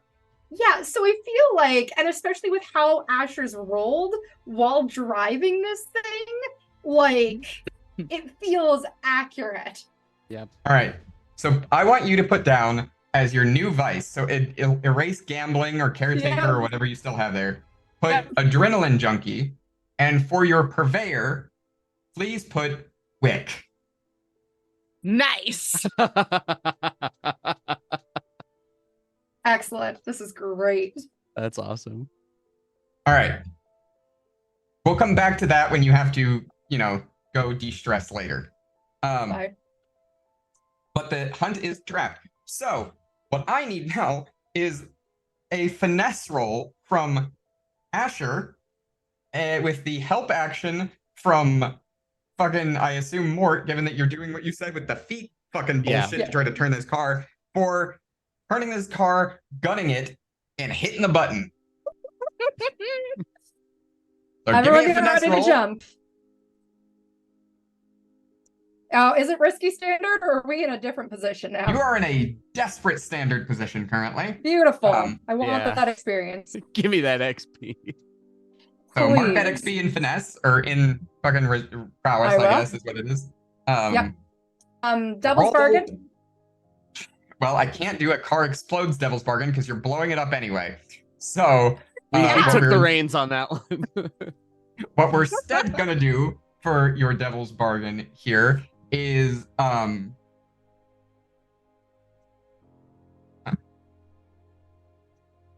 Asher, your devil's bargain is that as you send this car to explode, you feel a profound sense of loss at the loss of this vehicle with how much you are enjoying driving it. And so, with that profound sense of loss as it comes upon you, you will take for the next, if there is a resist roll on this, you will have a weakened resolve to it, and you will take an extra stress regardless. Okay, no, because I cannot afford to take more stress right now. We are going to be taking a chance already. So I'm going to not do that. I will stick with my one bonus die. All right. Roll me that finesse roll. Roll 20. You are taking your dear sweet time. Come on, roll 20.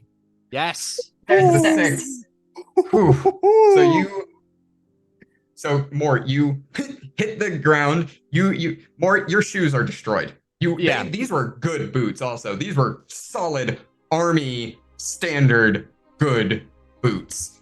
I was looking at my not to be trifled with ability just to say, like, there is a physical precedent for something as wild as this.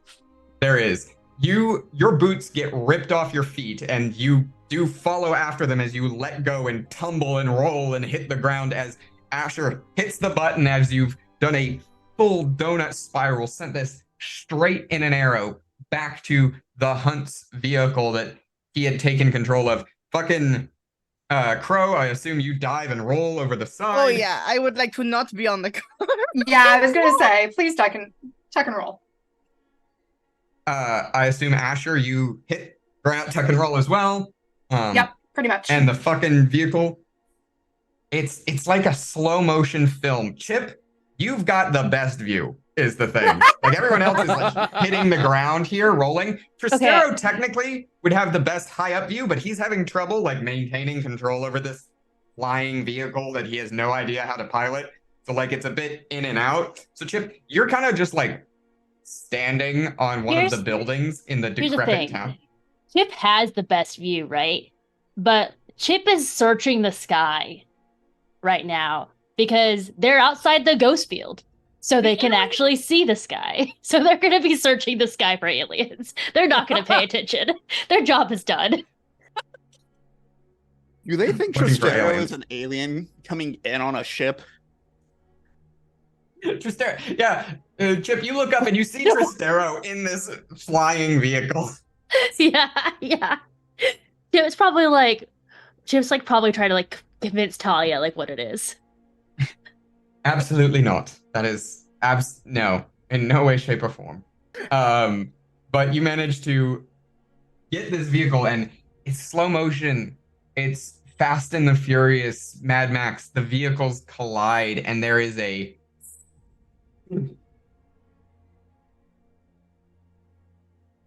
almost perfect mushroom cloud as they explode into pieces. the person the hunt was possessing is frankly ripped to shreds. We just gotta be honest. Unfortunately, their Yeah. soul had already been devoured. They were basically dead anyway. So that car, metal is raining from the sky. It is burning.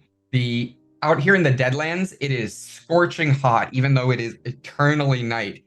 And from the wreckage and the ashes rises the figure of the hunt.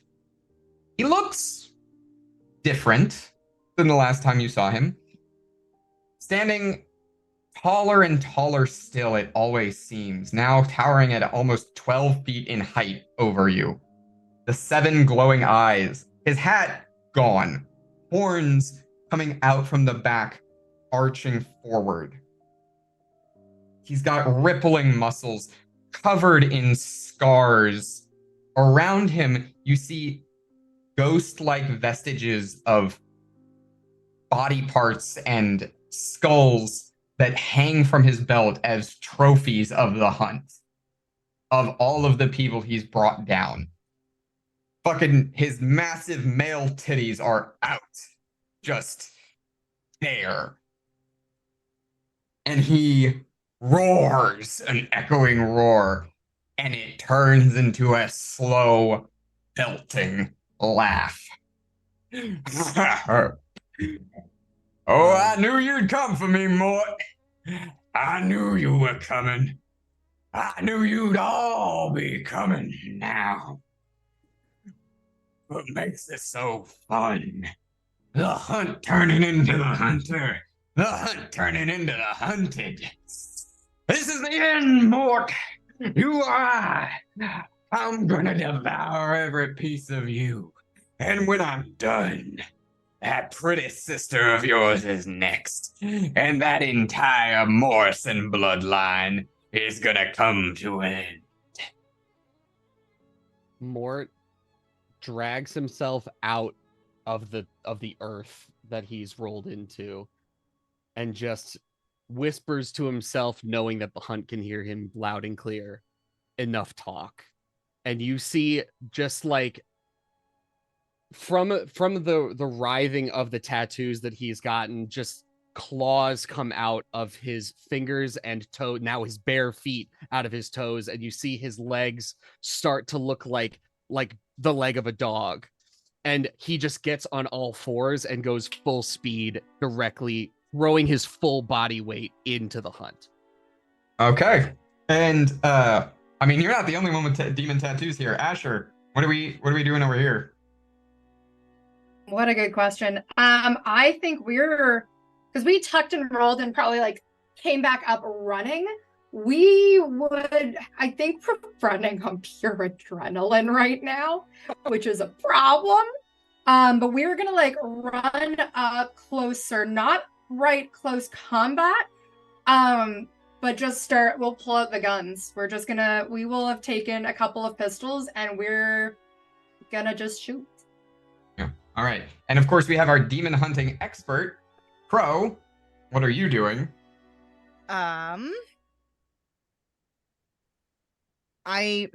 So sorry, can I get an assessed visual of what's happening? Sure. There is a giant 12-foot demonic-looking man covered in red skin, tattoos with 7 eyes and horns.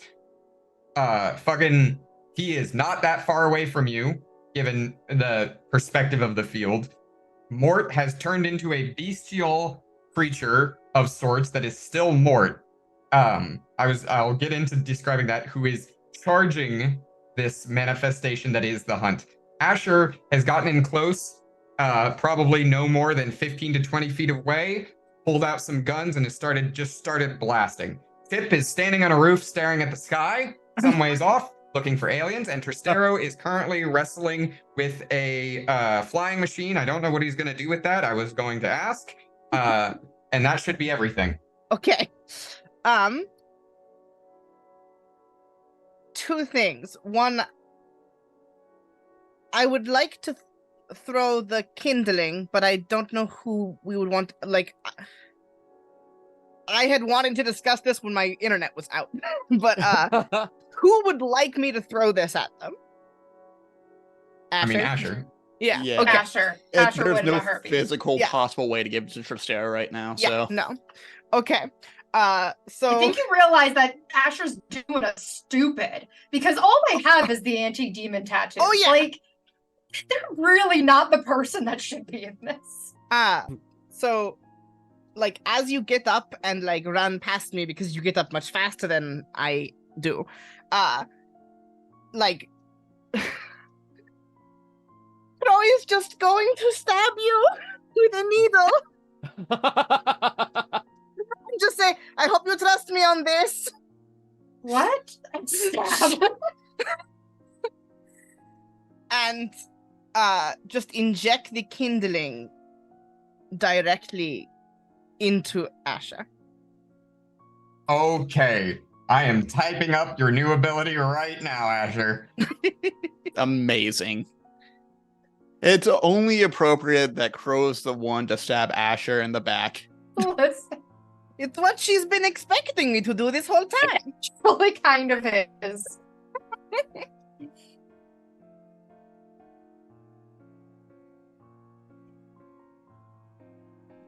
But while that is happening, I will get up and get myself ready to join the fight because I can fight this demon, but I want to let Mort get his hits in. I don't want to kill Steel. Let Mort get his kisses in. I know. Just let me get Absolutely. any little smooches in there. Yeah, you gotta get your smooches in against your boss. Fun. Gotta smooch your boss. Everyone knows that. Everyone knows. See a big bad, you gotta smooch it. That's just why everyone wants to do the Ganondorf, you know? Look, as soon as the shirt came off, things changed for Mort. Just a quick team discussion. We can't kill All right. the hunt. He's too hot. Asher, as you are stabbed with the needle by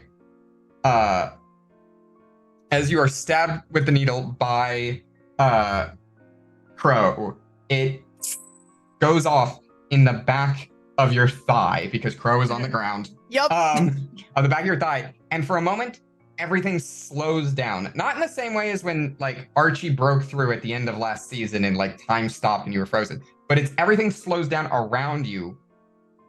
But it's still fine for you. Something snaps in your head. And something breaks through. For anyone who is on the outside of Asher, there is a like wind whipping and goes out from all sides, centered on their head. Asher, when I say a breakthrough, you remember how one of your eyes looks like a galaxy? Yes. Yeah, both of them are gone now. They're both breakthrough. You have full galaxy eyes on both eyes, is the thing. Beyond that, Yes, your rid of hair... the eye patch. Yeah. Beyond that, your hair. So it is similar to Ghost Veil, where you become insubstantial. Your hair is now eternally, like, almost like blowing in the wind, like it is pushed back behind you, and the ends of it have become permanently insubstantial in appearance. You have moderate ghost hair that whips behind you. The veins in your arms temporarily turn like anything that would be like a visible vein, like on me. If anyone were to look, that instead of blue, they turn kind of like they're black, but with starlight glittering through them, is the thing. And the brief boost you forget from taking Kindled in that moment, you are shot forward immediately. I will say, I don't think it's going to take effect because of the adrenaline right now, but when the adrenaline wears off, you will have level 1 harm after effects of the fucking from the damage that is, because if you remember when Crow, like, it hurt when they took this. Oh, now yeah. for this, the only reason you're able to ignore that is the adrenaline, but because you're pushing through it, you're doing actual damage to yourself. So you will have an injury at the end of this, but not yet. Yep. I have put a Cool. new ability on your sheet. I don't know if you've taken a look at it yet. Oh, I did. I did. Excellent. Cool. Great. Then we will now ask Tristero What are you doing in the flying machine? I would like to crash this ship directly onto the hunt. Aiming for the head, I imagine? Aiming for the head. All 7 Okay. eyes. So what I need from Trastero is a finesse roll. What I Excellent. need from Mort is either a skirmish or a wreck, depending on how you're going at this. Yeah. From our lovely Asher, you're still going with the guns blazing plan here, or?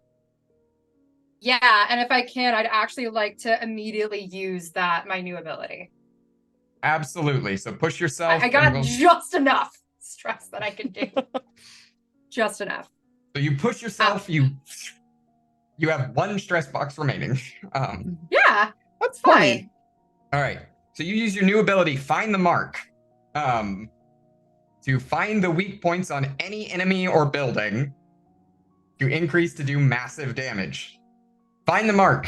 If you use this push yourself to use this, you can find the weak points on a person or a building, increasing the effect by 1 level when you do damage to them. If you have used After Shadow, your previous ability to read an aura, you instead increase by 2 effect levels. Excellent. That's Damn. Hell yeah. awesome. Yeah. With that said and done, fucking let's start doing some quick ass rolls because we're running out of time for this Yep. game. I have an absolutely terrible idea, and I'm so sorry for this, Trastero. Chip is gonna try and stop the UFO from crashing. So what Chip's gonna do, Chip's gonna run up to the hunt. So Chip's far away and like on a building, so like totally understand that probably won't happen, but Chip's gonna try their damnedest. And so they're gonna do that. They're gonna run try and stop it, and then they're gonna use not to be trifled with, to physically force the ship not to hit the hunt and try You're and gonna prevent it from jump on the crashing. ship trying to redirect it? Yeah. Okay, great. I love this. We're gonna have a roll off then between you two. We'll come back to that in a second. Crow, you did the stabbing of the kindling and you're on the ground, right? Yes. That's what we're okay. All right. So I need a wreck or skirmish roll from our lovely Mort. I assume a skirmish roll from Parker, Asher. I'm shooting, so would it be hunt or Hunt. finesse instead? Hunt? Hunt. Hunt or finesse are options here. Pushing all right. yourself is getting a bonus die for 2 stress. Yeah. 2 stress, you get a bonus die. Sweet. That's Um, what we're doing. I can use finesse for this? You can use finesse for this. Yes. All right. We are in a desperate position. You Oh, are in yeah. a desperate position. Yes. Mm-hmm. And I Desperate get to increase standard. my effect. So and I get you're to in increase- desperate standard. So you just went to desperate great. This is Excellent. what you did. All right. Yeah, I think I'm also gonna forego my push myself bonus die for greater effect. Is that a thing? Yes. Sweet. That's what we're doing. Okay. Got 6. That is a 6 for desperate great. Holy shit. Oof. Oh.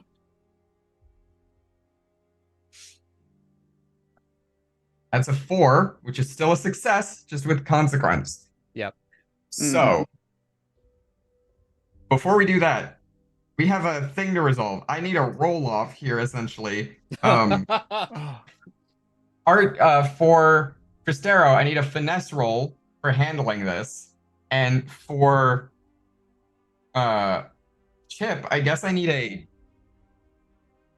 it's some kind of prowess roll. That's Yeah, I think for sure. can I convince Skirmish since it's in opposition to Trastero? I was gonna say either that or wreck because it's Yeah. definitely wrecking my plans.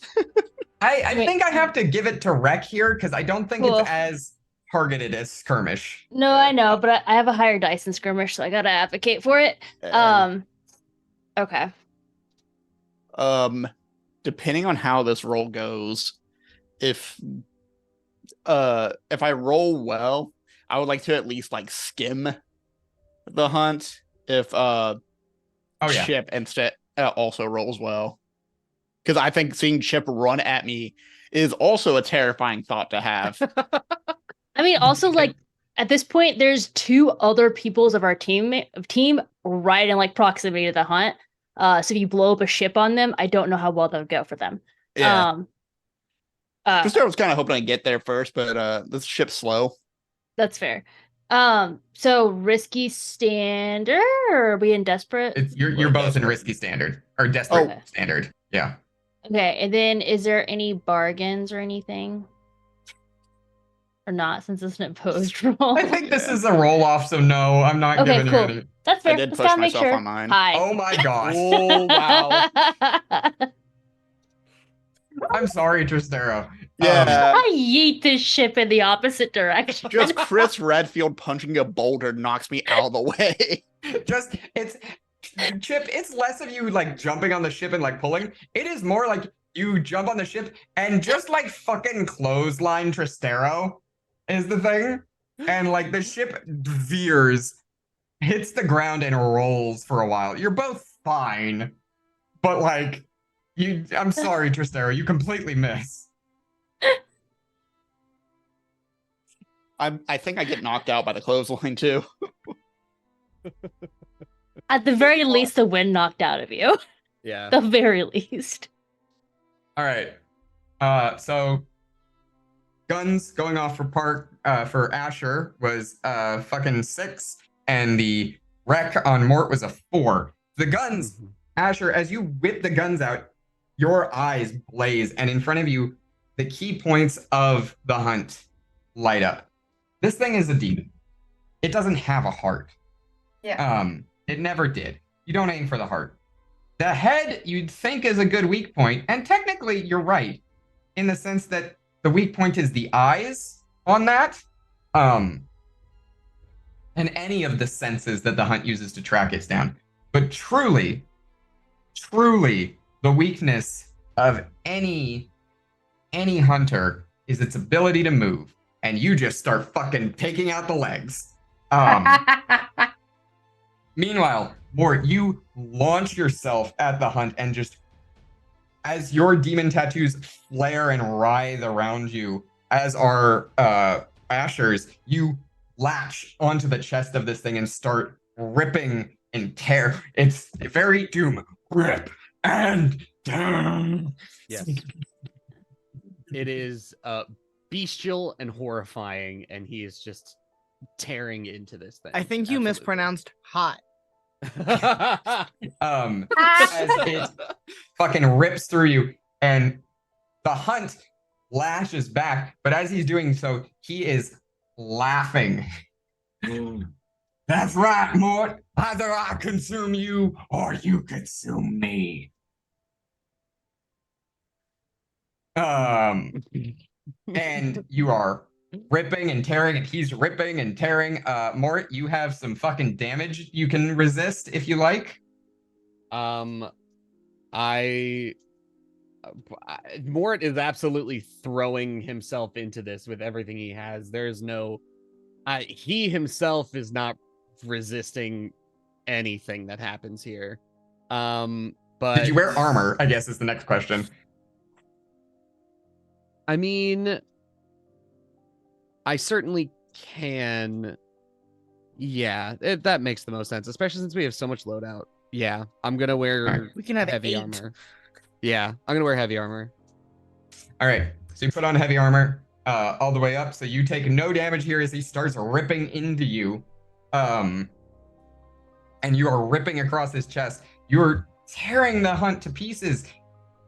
My God, this is the demon that has haunted your nightmares, Mort. What are you doing to it?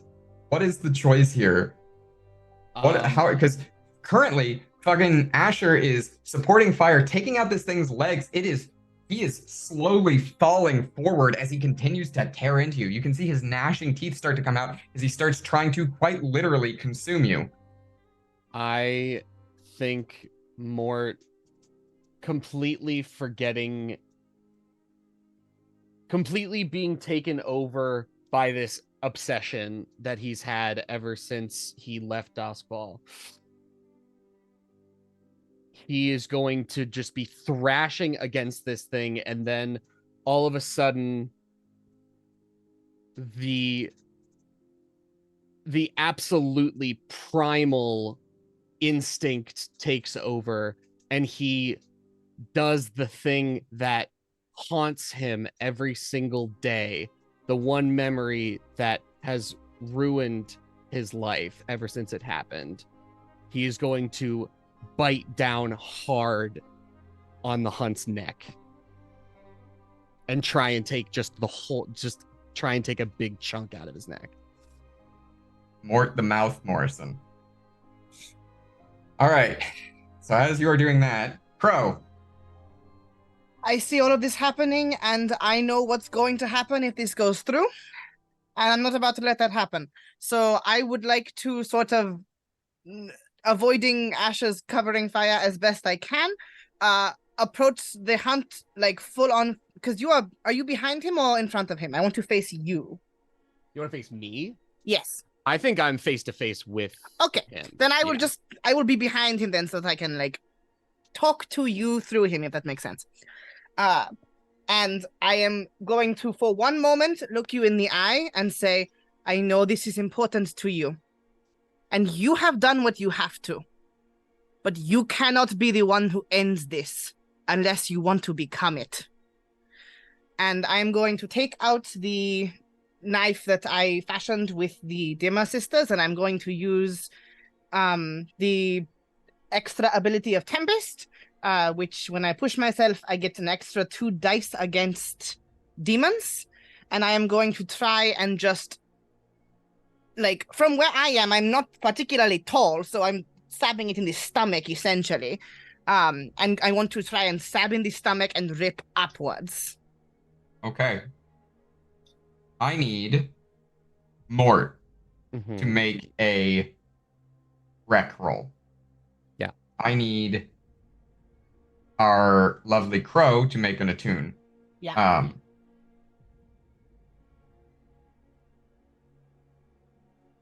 I get 2 bonus dice. Woo-hoo. I'm going to trade one of those for effect. Okay.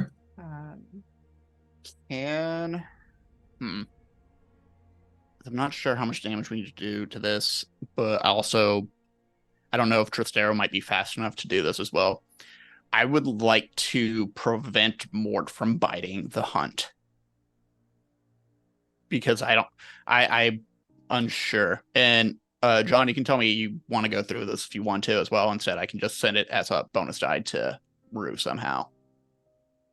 I think for the sake of the story, I think I would prefer the latter.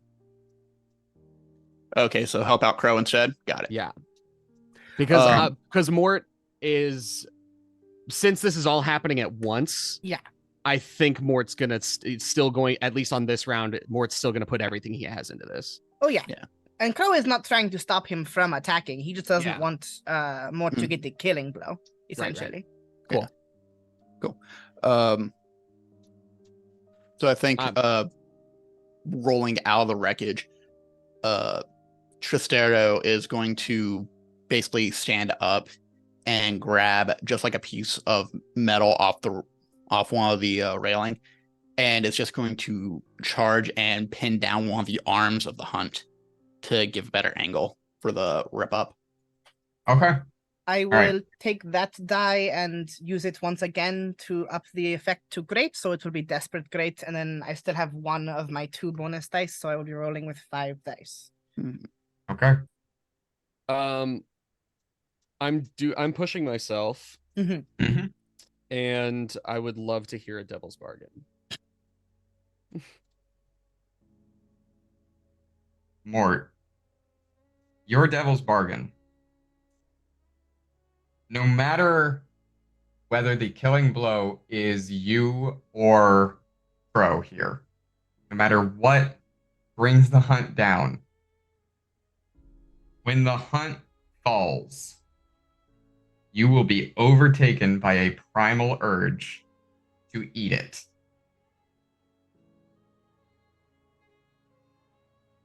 Yeah, 100%. Yeah. Yes. All right, take that bonus die then. Okay. Desperate. I'm fascinated to Standard plus hear three. a devil's bargain for me also. I just want to hear it. You also are overcome. No. No. Everyone wants to eat this guy. No, Crow is more likely to have a mental breakdown Um, and just has begin Chip crying. actually seen a demon before? You saw the proto demon in the sewer. As I'm for trying to remember what that looked like. Like, how demonish did that look like? Like like a big that- crab. was that before the archaeology or the alien thing? No. Okay. So your devil's bargain for Silas is you can do this. You can get in there closer, but if you do, because of your not letting the natural energy of the hunt and it's consuming itself in this way take course of you trying to put the final blow, you will greatly lessen the number of harvestables off of its body afterwards. Sorry. Do you mean to bring to the Dimmer sisters or to eat? To bring to the Dimmer sisters, things of value to bring to the Dimmer sisters or to use in creating arcane tinkering things.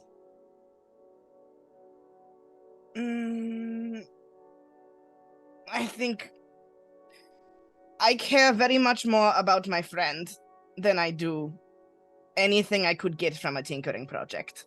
And there's not much of him left, and I would like to save what I can. Okay. So what I'm Take going the devil's to bargain. yeah, and I'm going to use it to take it all the way up to extreme. Oh boy. And I still have my bonus die. Here we go. That is a critical boy. success. That is a critical success. On an Now we gotta extreme wait effect. from our lovely Mort. Oh, Mort, I forgot. You have a bonus die from your tattoos. For my tattoos. Okay. I thought you said actually, your test shoes, and I was like, what the fuck does that mean? in that case, I I heard think test tubes. so right now I am at desperate standard +3. I think for the sake of matching what Crow has just done, I'm going to use 2 of those bonus dice to take it up to extreme. Okay. So that it is a 5d6 roll at extreme effect. We are Oh, the boy. same. We're the same. Same. Go To be the ahead. exact same numbers. God, that would be so funny. That Oh is a my 5. god. Oh my god. Wow. Still a success. It's still a success. It's not a crit, Yeah. but it is still a success. So, oh boy. Gotta let the The dice tell the finishing story blow. sometimes, you know? The hunt. You guys do so much damage in this that it's no question that the hunt falls. It's hard to tell who gives the finishing blow. From Asher's perspective, it looks like it's Mort. But from Tristero's perspective, it looks like it was, and Chip's perspective, it looks like it was Crow. No one sees the whole picture. All they see is the eyes, the lights go out of them as the hunt starts to fall physically forward. Mort, you have a consequence here that you have to choose whether or not to resist. Yeah. Your consequence here is whether or not you swallow that piece of the hunt that you just bit off.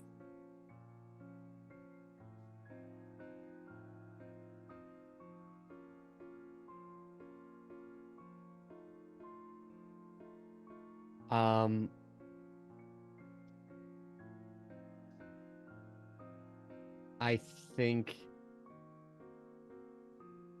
he is overcome with the urge. And Okay. not only does he swallow it, he goes in for more. The second, as long as this is okay with you, the second you go for more, Chip is gonna like move to football tackle you. 100%. All right. Yep. I think I get the sense that everyone is going to be trying to stop Mort here. Is that Yeah. I'm the... on the floor. Asher's having floor time because we're tired.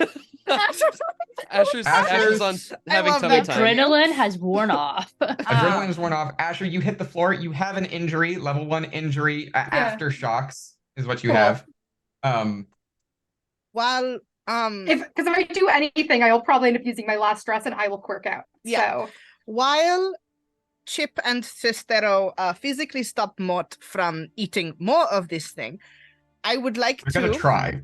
Yeah, well, Mhm. while they try to do that, I would like to, like, also try and grab Mort by the face. And I have enough stress to do it. I'm going to use World Walker one more time, and I would like to specifically shock that piece of the hunt that he ate away from the ghost field and get him to vomit it up before it does anything to him. Wow. I have the stress to do it. I Okay. do have a question specifically for John. Yeah. Do you want Mort to become the new Hunt? That's true. If you want that, I won't do it. I don't want to take that from you. I will helix into a ball of light to allow that decision to be made by the dice. And besides, you don't know he would become the new Hunt. You Just don't something.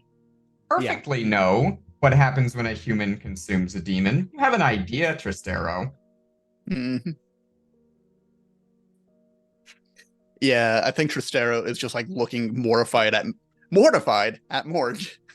Mortified. All right. So I need.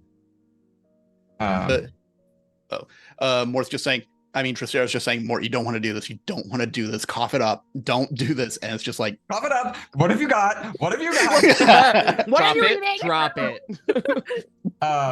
So Chip, I need a Bottle. skirmish from you. I Risky standard. Do I get a devil's bargain? you have a risky standard, and you're devil's bargain. I think your devil's bargain is that Mort is currently kind of going wild here. So no matter how well you try to pin him down, you're still getting hurt a little bit. Like you take level 1 harm. Fucking probably lots of bruising on the chest and everything. Chip's not gonna risk the bruising. Tristero can help you out and throw you an aid. Okay, we'll push myself as well. Okay. So that's +2. Yeah, but you're in a desperate standard position. Oh, I thought you said risky standard earlier. Sorry. Or no, this is still desperate. Okay. Yes. You're getting Right. the +1 from Tristero, right? Because you're helping. Yeah, and then I'm Can I use doing special pushing myself effects too. to help? Yeah, we're gonna get to what Mort's doing here in a second. Yeah, well, I'm saying, like, can I use special effects to help other people's rolls against me? It's what... I critted. If you like. Oh, you Sure. crit? You crit. So you managed to physically pin Mort down in the sense of like Mort in the sense that you football tackle. You can't knock Mort over. He's too sturdy in this case, and he's got too good of a grip. But you are holding him back from like physically getting his jaw into more of the hunt. You can see his jaw is more bestial. There are fangs and sharp teeth that are ready to rip into the hunt. Tristero, you don't want to do this, buddy. Drop it. Bad dog. Asher is having floor time, and you're using World Walker to shock a piece of the hunt, yeah? Yes, I'm going to just, like, while Chip has him, like, pinned and, like, ferally barking, I am going to hold his face in my hands and say, I don't want to lose any more people. So I would really appreciate it if you let me do this. Your sister cannot lose any more people. She is the only one left, and you are the only one she has. Do not leave her alone. And I will try to shock the piece of the hunt. Okay. You're going to make me an attune roll. Now, John, you were asking if you could do anything as Mort to aid your friends, or do you also want to do anything to potentially make it harder for them? I don't want to make it harder. I don't think none of my like special abilities really apply here. But I think with those words specifically, very well chosen, I think that I would like to aid as like a mechanical action to allow for a bonus die if there's any way I can do that. Okay. Take a stress. Crow, you get a bonus die. I will use that to put it to standard instead of limited. Okay. And then I'm going to wait.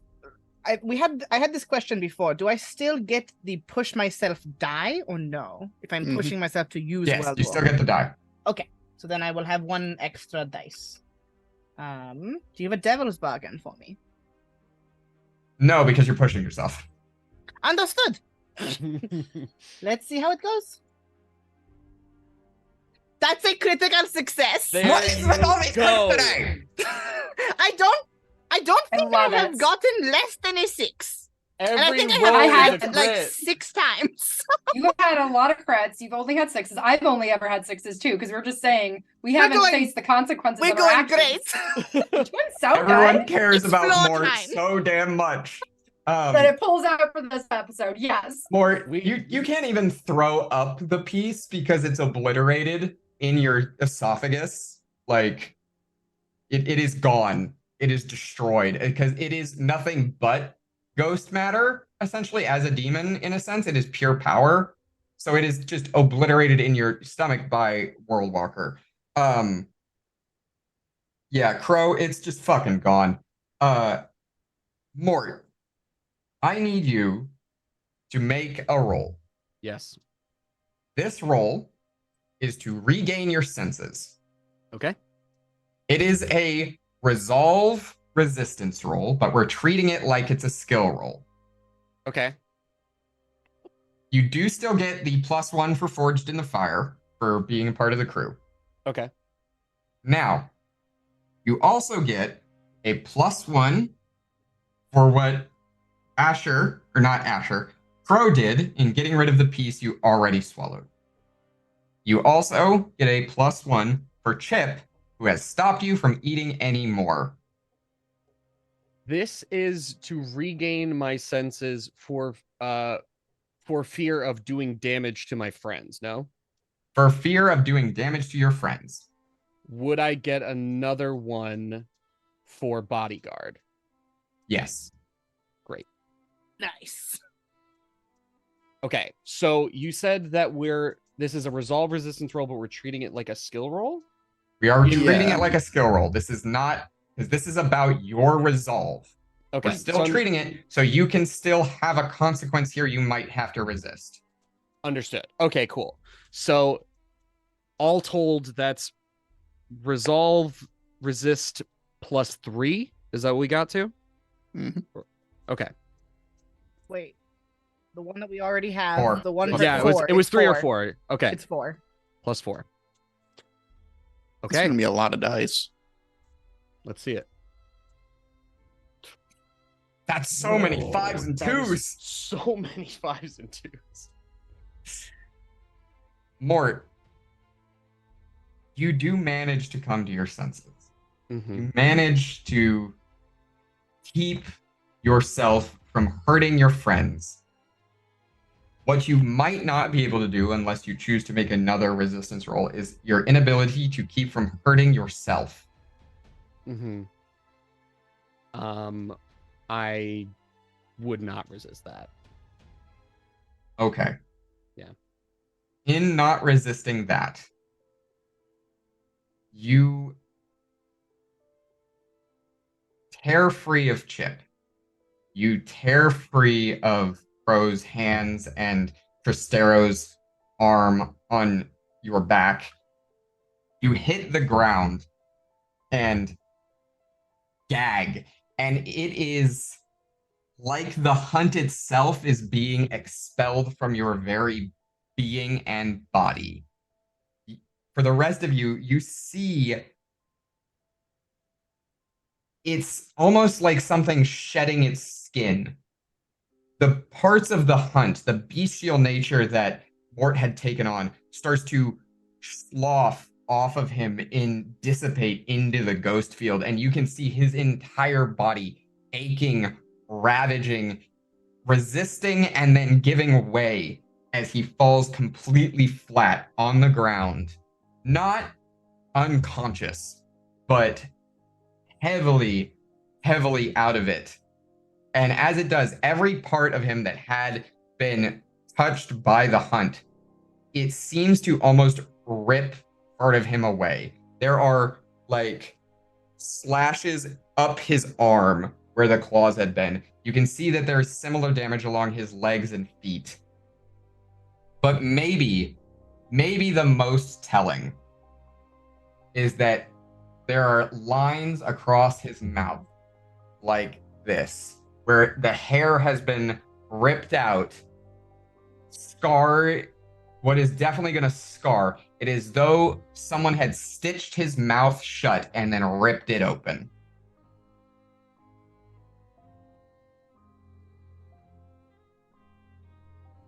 Mort, I need you to mark.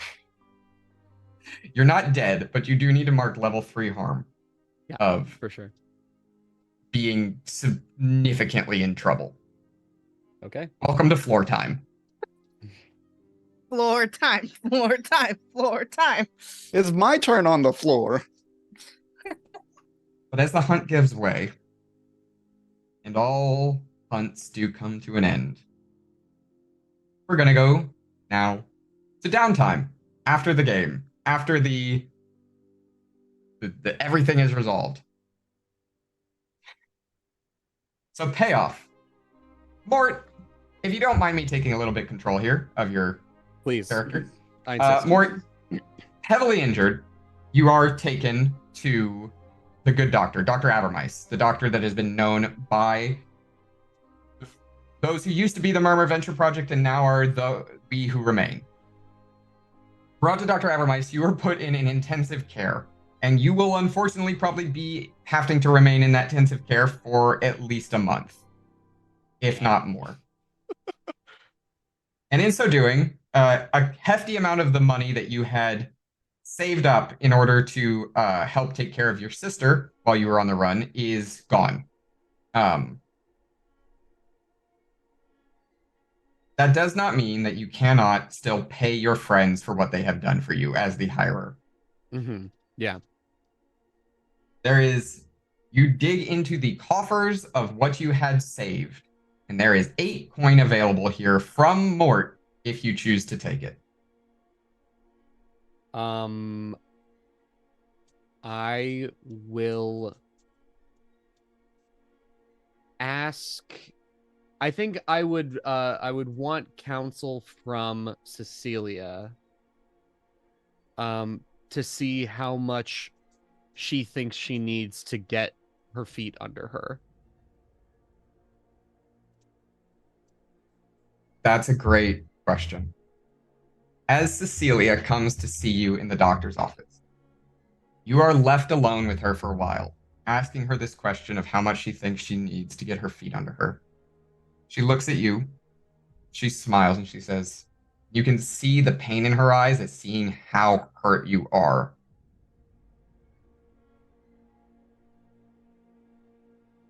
I don't need anything, big brother. Not a thing. Okay.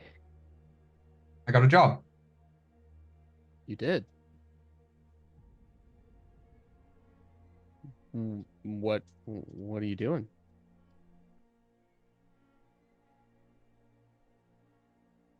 The damned need an intelligence officer.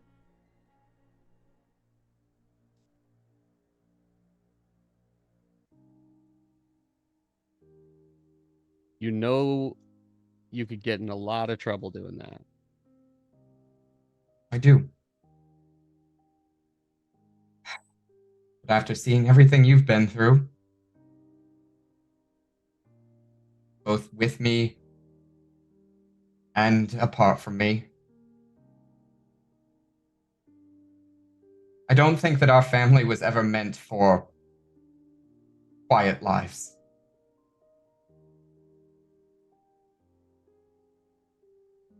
I hope you're wrong. But I just take her hands. I think I'm just too weak, but I take her hands and I hold them to my chest. Just know that because of they who remain, it's over. And I look deep into her eyes. It's finally over. The tears well up in her face, and she leans over and gives the top of your head a kiss. And that's another reason to do this. Because you're right, it's over for us. But if I help them, maybe something like this will never happen to anyone else.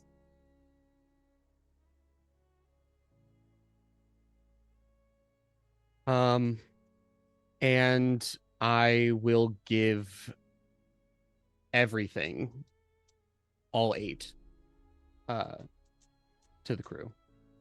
Okay. That is 8 coin for you to distribute amongst yourselves.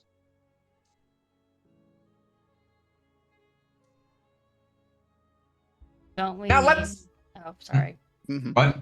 I didn't know if we wanted to distribute now or not, but I was like, don't we need a lot of coin for a crew upgrade? Is this something that we should consider? Yeah, we need to put some in the vault so we can get a higher tier. We can discuss that once we are done with. Yes. When we are off. Yeah, we do have a doing hard out. level ups. Yeah. So, all that said, let's talk heat. I don't think this was contained, y'all. This is Not even though it contained the hunt. here's the thing. It's not. I'm not going to give you wild, devastating because the actual fight with the hunt was in the Deadlands, away from everyone. You did minimal damage, but it's not contained and quiet because you just drove a bunch of loud vehicles down the middle of the fucking city. Also, the death of a demon is no quiet thing. Every supernatural entity in Doswall knows the hunt has died. Look at that cat. Get a load of that celebrate. cat. It's fine. She's just gonna be just a void. So with that, I think I'm gonna give you 4 heat for loud and chaotic. So you're not at wanted level 3 yet. Yet. So let's talk. We got the payoff, you got the money, we can talk about that. No one's going to jail, I don't think. So we need to talk entanglements. Let's roll that wanted level, baby. What do we got? What do we got? What do we got? What do we got? 4 on an 8 heat.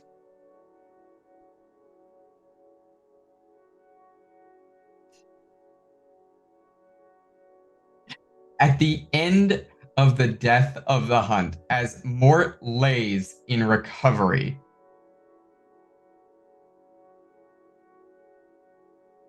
the 4 of you now getting your grips as you are,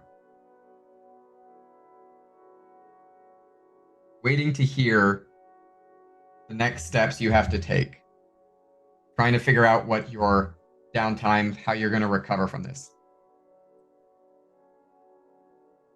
The shadows start to slip and slide around you. This is not in your base. Your base is pretty well warded. But you are all together. And as the shadows slip and slide, from them emerges a very dapper-looking man in a suit. He's got a pinstripe suit. He's rail thin. And it becomes incredibly aware why he's rail thin when he looks up from underneath the brim of his very wide hat to show a skeleton underneath.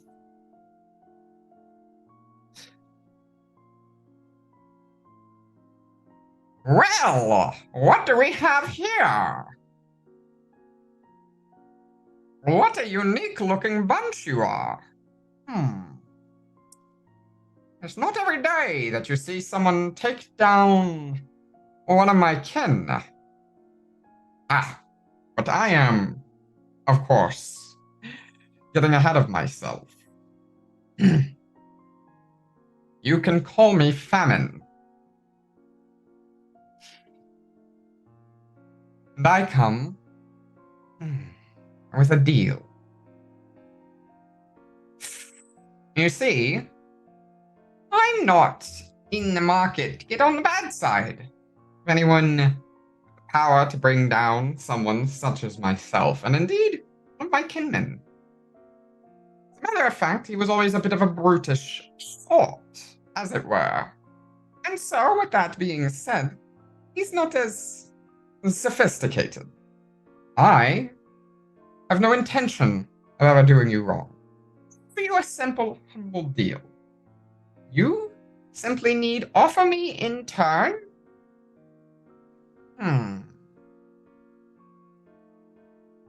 Delicious individuals. And I can see to it that you never need eat, sleep, nor drink ever again.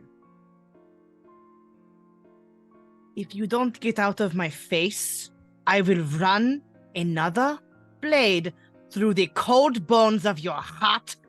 Get out! They mean it too. Alright, so this is the demonic notice entanglement where a demon approaches the crew with a dark offer. You either accept their bargain or you forfeit 3 reputation. Well, you got Wrap to burn. Crow will not let any of you take this deal. Like, straight up, if any of you try, Crow will physically stop you. Chip fully believes that if they take the deal, they will, like, the not sleeping, not eating, They'll they become end a up looking like a skeleton too. So Chip's like, no. I like dessert too much. Well, I got too much going on, man. you'll regret this. As he fades back into the shadows. I will not regret having to continue to do that voice, however. So, with that said, downtime activities. I will say, Mort, your downtime activities are largely healing and recovery, but I will still give you the option if there's any one thing that you would like to do. You tell me. It doesn't have to be stress reduction or healing or anything, since you are our guest, and you will likely not be returning as Mort is out of commission. Is there anything you would like to do with Mort? Because he has enough strength that he can get up and do at least little things. I think I am happy with my final scene. Okay. Then, let's go to Tristero. Tristero, what you doing? I have a question for you. How many parts of the hunt do we have left over? Well, that depends on how well your harvesting goes. I assumed that was going to be one of the downtime activities that came out of Crow. I need one artifact for the Dimmer Sisters, and I need another for another certain someone who I want to give my heart to. Kind of technically. Yay. I am happy to do that first if you want me to. Yeah, I can help out. I have enough stress to help out. I do not. Don't worry, I got you. Actually, push yourself or work on a long-term project. I don't think this doesn't count as a long-term project, does it? No. Crow is going to make a roll here as a part of a downtime action, and how much they get is dependent on how good they do on this attune roll. Cool. I will aid. All right, so give me a risky standard roll then, Crow. With 1 bonus dice.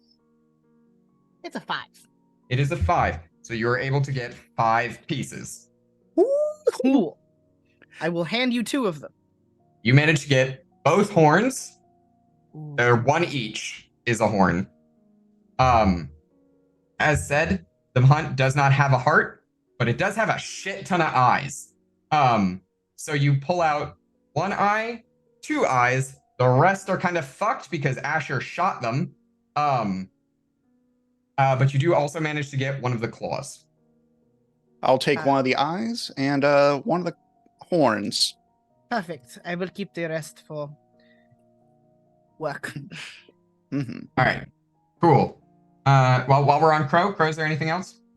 I would like to go and do my vice so that I am not about to quirk out immediately. All right, so go ahead and give me that vice roll. You are going to go have a quick communion. Mm-hmm.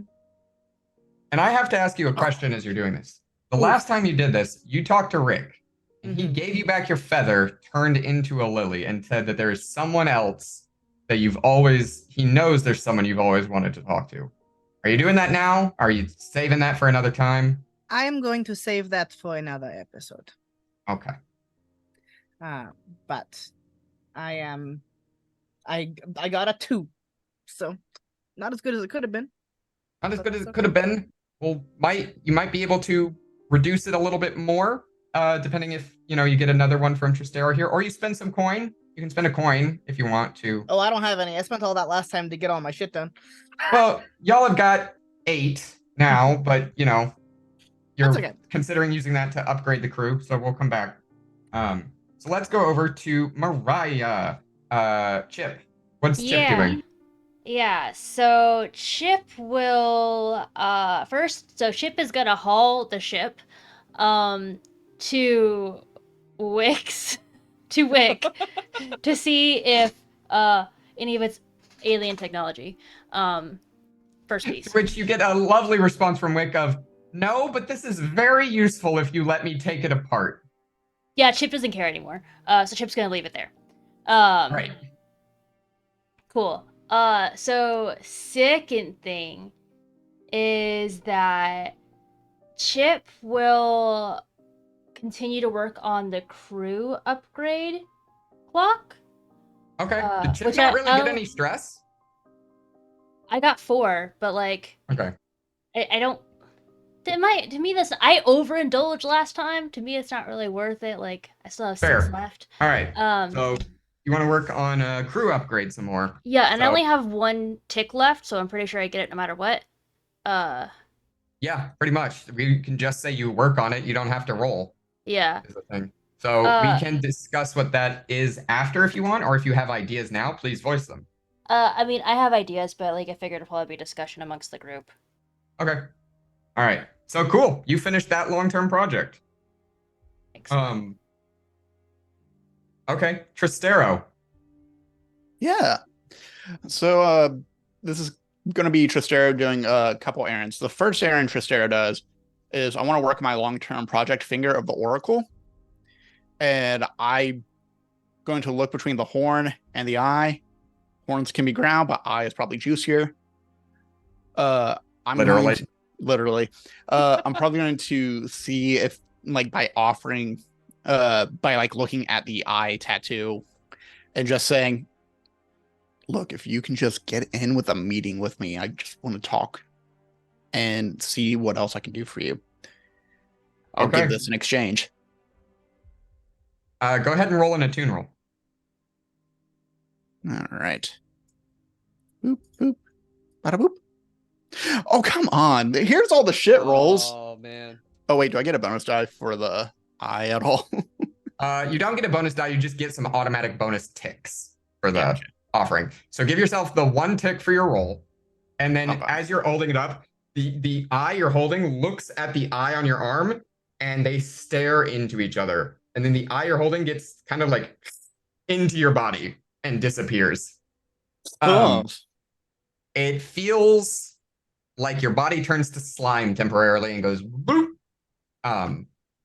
So that's fun. So give yourself 3 bonus ticks for the offering. And then we will, what's your next downtime? Take the horn to the Dimmer sisters, drop them off, say thank you very much. We were successful. The experience was All right. awful. 0 out of 10. 0 out of 10. I hated this thing. All right. So that is going to your downtime there is essentially increasing favor with the Dimmer sisters. Yeah. And then unless anyone needs another downtime action, I will use mine and bring whoever would like to come with me to a theater show, which will be in very poor taste about the first death of a demon. It's horribly inaccurate to the entire experience. Great. I love that. I'm going to stand up because I've been sitting too long. I'm just going to stand back here, keep my feet off camera. No feet for No free. free feet pics. No feet for free. Oh, I actually, think yes, since I think I will step out because I do have like a hard stop. Yes. So I will catch y'all later. Goodbye, Mariah. Bye, Mariah. Bye, Mariah. Thank you so much. Bye. All right. Does anyone need an extra downtime at all before I ask to roll Indulge Vice real quick? Since I am I'm a going to mastermind. spend coin. It's fine. Okay. Good. Go for it. All right. So, Quick would take it to work on Tristero? a spaceship. Ooh. Tristero, who are you taking with you to Indulge Vice? I know Crow needs to chill out, and I think we're both going to talk about the horrible inaccuracies of this shitty play. Yeah. Okay. So I want both of you to roll to Indulge your Vice. I have done so, and I crit. You did crit. Does that just clear your... Does it not? Oh, it does nothing. Yeah. All right. but I get to choose that it does a thing because we discussed this. So I'm gonna say instead of 6, get rid of 8, and you can't overindulge.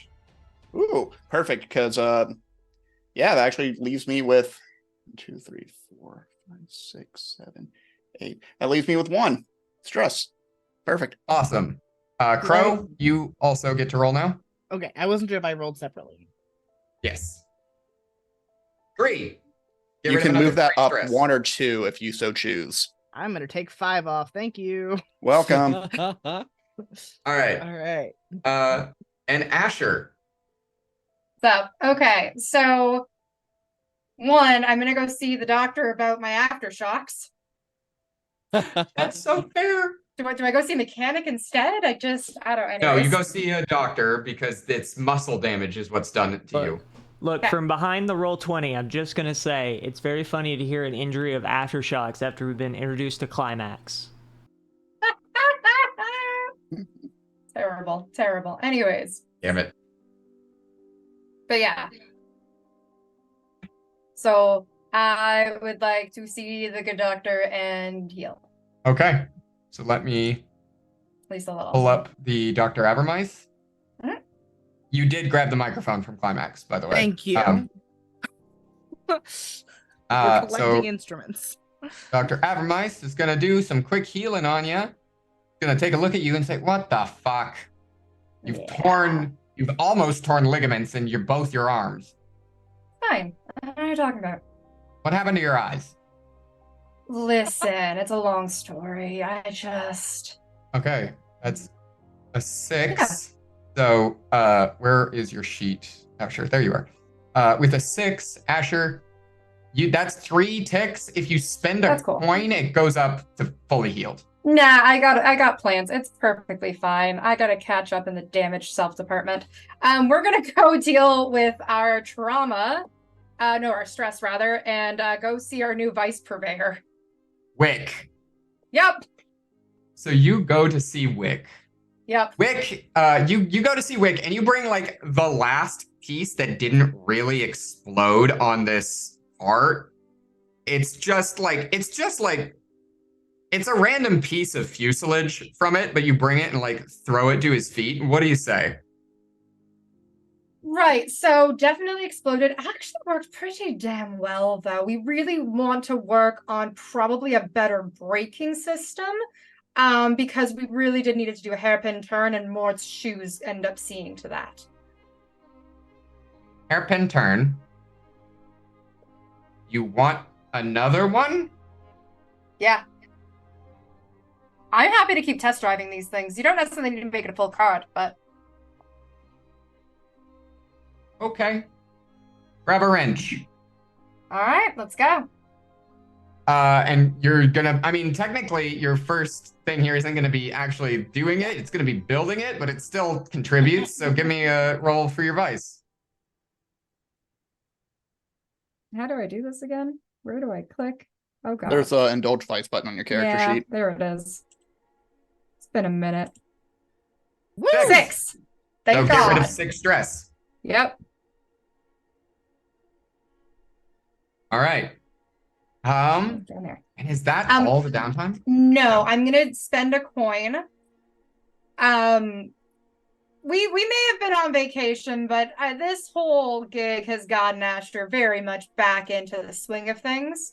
And I would like to do more investigating on WTF Roslyn, which is figuring out what is going on with Roslyn. And so I think in this case, what Asher is probably doing, it's going to be probably going into like, hold up, I want to figure out which I actually feel like using here. Oh, they're not going to be good regardless.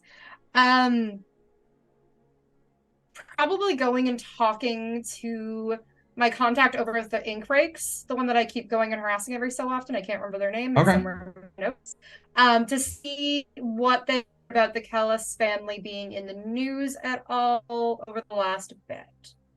Sure. Yeah, go ahead and roll a study. Or a sway, I guess, depending on whether it's more talking. I was going to do consort because I was talking. Yep, that works too. Okay. 4. 4. Okay. So mark 2 ticks in the clock. And you learn that after Roslyn, basically that the Kellis family for a while there they were the spiritual rivals to the Dalmors in a way. Everything that the Dalmors were doing, the Kellises started kind of doing the opposite. So when the Dalmors started supporting military technology and the like, the Kellises got really heavily into infrastructure. When the Dalmors started getting into like the Ministry of Preservation and infrastructure, Roslyn, who had taken control of the Kellis family at that point, got really into arts and supporting the arts and things of that. Anytime the Dalmors did anything, the Kellises would do the opposite. Okay, cool. Fascinating. And then, anything else that I got from that? No, that's it. Okay. The last view is that as people, I don't know, the last view, Asher is like, you start to see that she's in her bunker. The cat's still kind of like meowing a little bit. And she's starting to pack up the red string board with the intention of bringing it to the townhouse. And the cat is coming with me. And the cat is coming with me? Okay.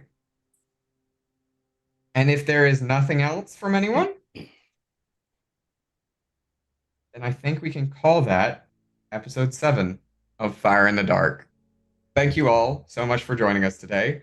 We will be back sometime in August. Scheduling is a bitch, but we will be back for episode 8 sometime in August. And with any luck, we will be done by September. But in the interest of time, we're just going to do very, very brief outros. I'm Jamie Wolf. I was your GM. You can find me on my own channel. You can find me here. Parker.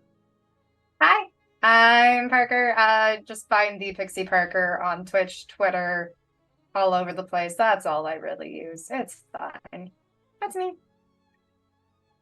Hi there. Oh, no, Tristero. My bad. I probably did the timing on that wrong. Hi y'all, I'm Cole, aka Ice Cold Brew. You can find me just about anywhere under Ice Cold Brew. I also do commentary for Rocket League over at Rocket Underground in about 35 minutes.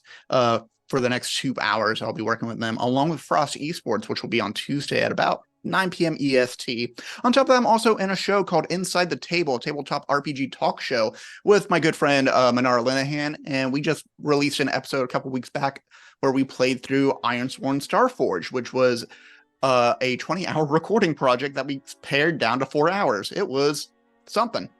On top of that, I am also a member of the 30-person actual play KalazCon, which is a Beam Saber actual play hosted by Austin Ramsey. And you can go check out more of that over at Not an Inn on Twitter, and also on co-host Tumblr, a few other places as well. Austin Ramsey RPG is the host of that, and we have a lot of stuff on the Patreon as well. Awesome. Rue. Hello, I'm Rue. I use they, he, or z pronouns. You can find me on Twitter as Ilana Knight 13, and everywhere else is just Ilana Knight.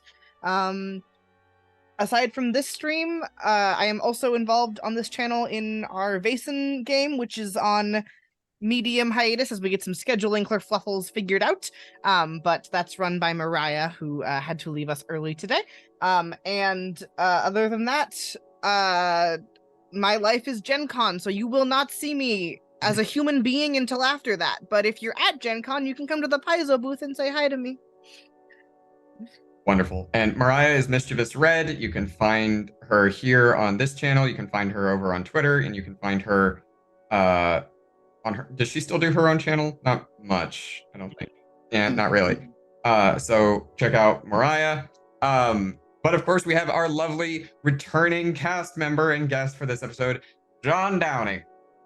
You get the extended outro time as much as you need, because I don't need much.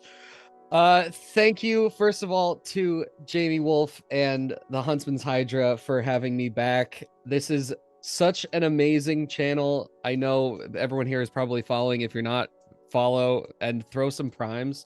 Throw some primes, throw some subs. These people absolutely deserve it. It's just an incredible group of people to work with.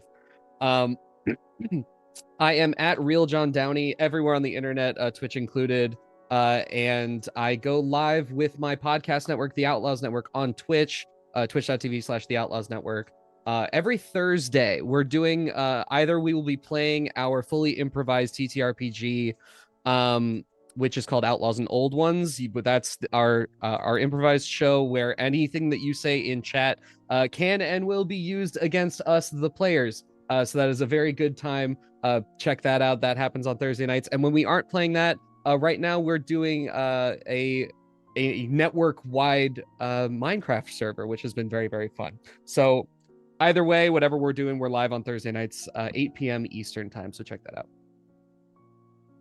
Wonderful. And of course, as always, we're joined by Dosval's most creative inventor, AshenWorks, aka Brandon Ashcraft, our wonderful producer, commentator in the background, and occasionally shows up when things get borked and you get to see the top of his head. But from all of us here to you, thank you so much for joining us. And we'll see you next time, scoundrels.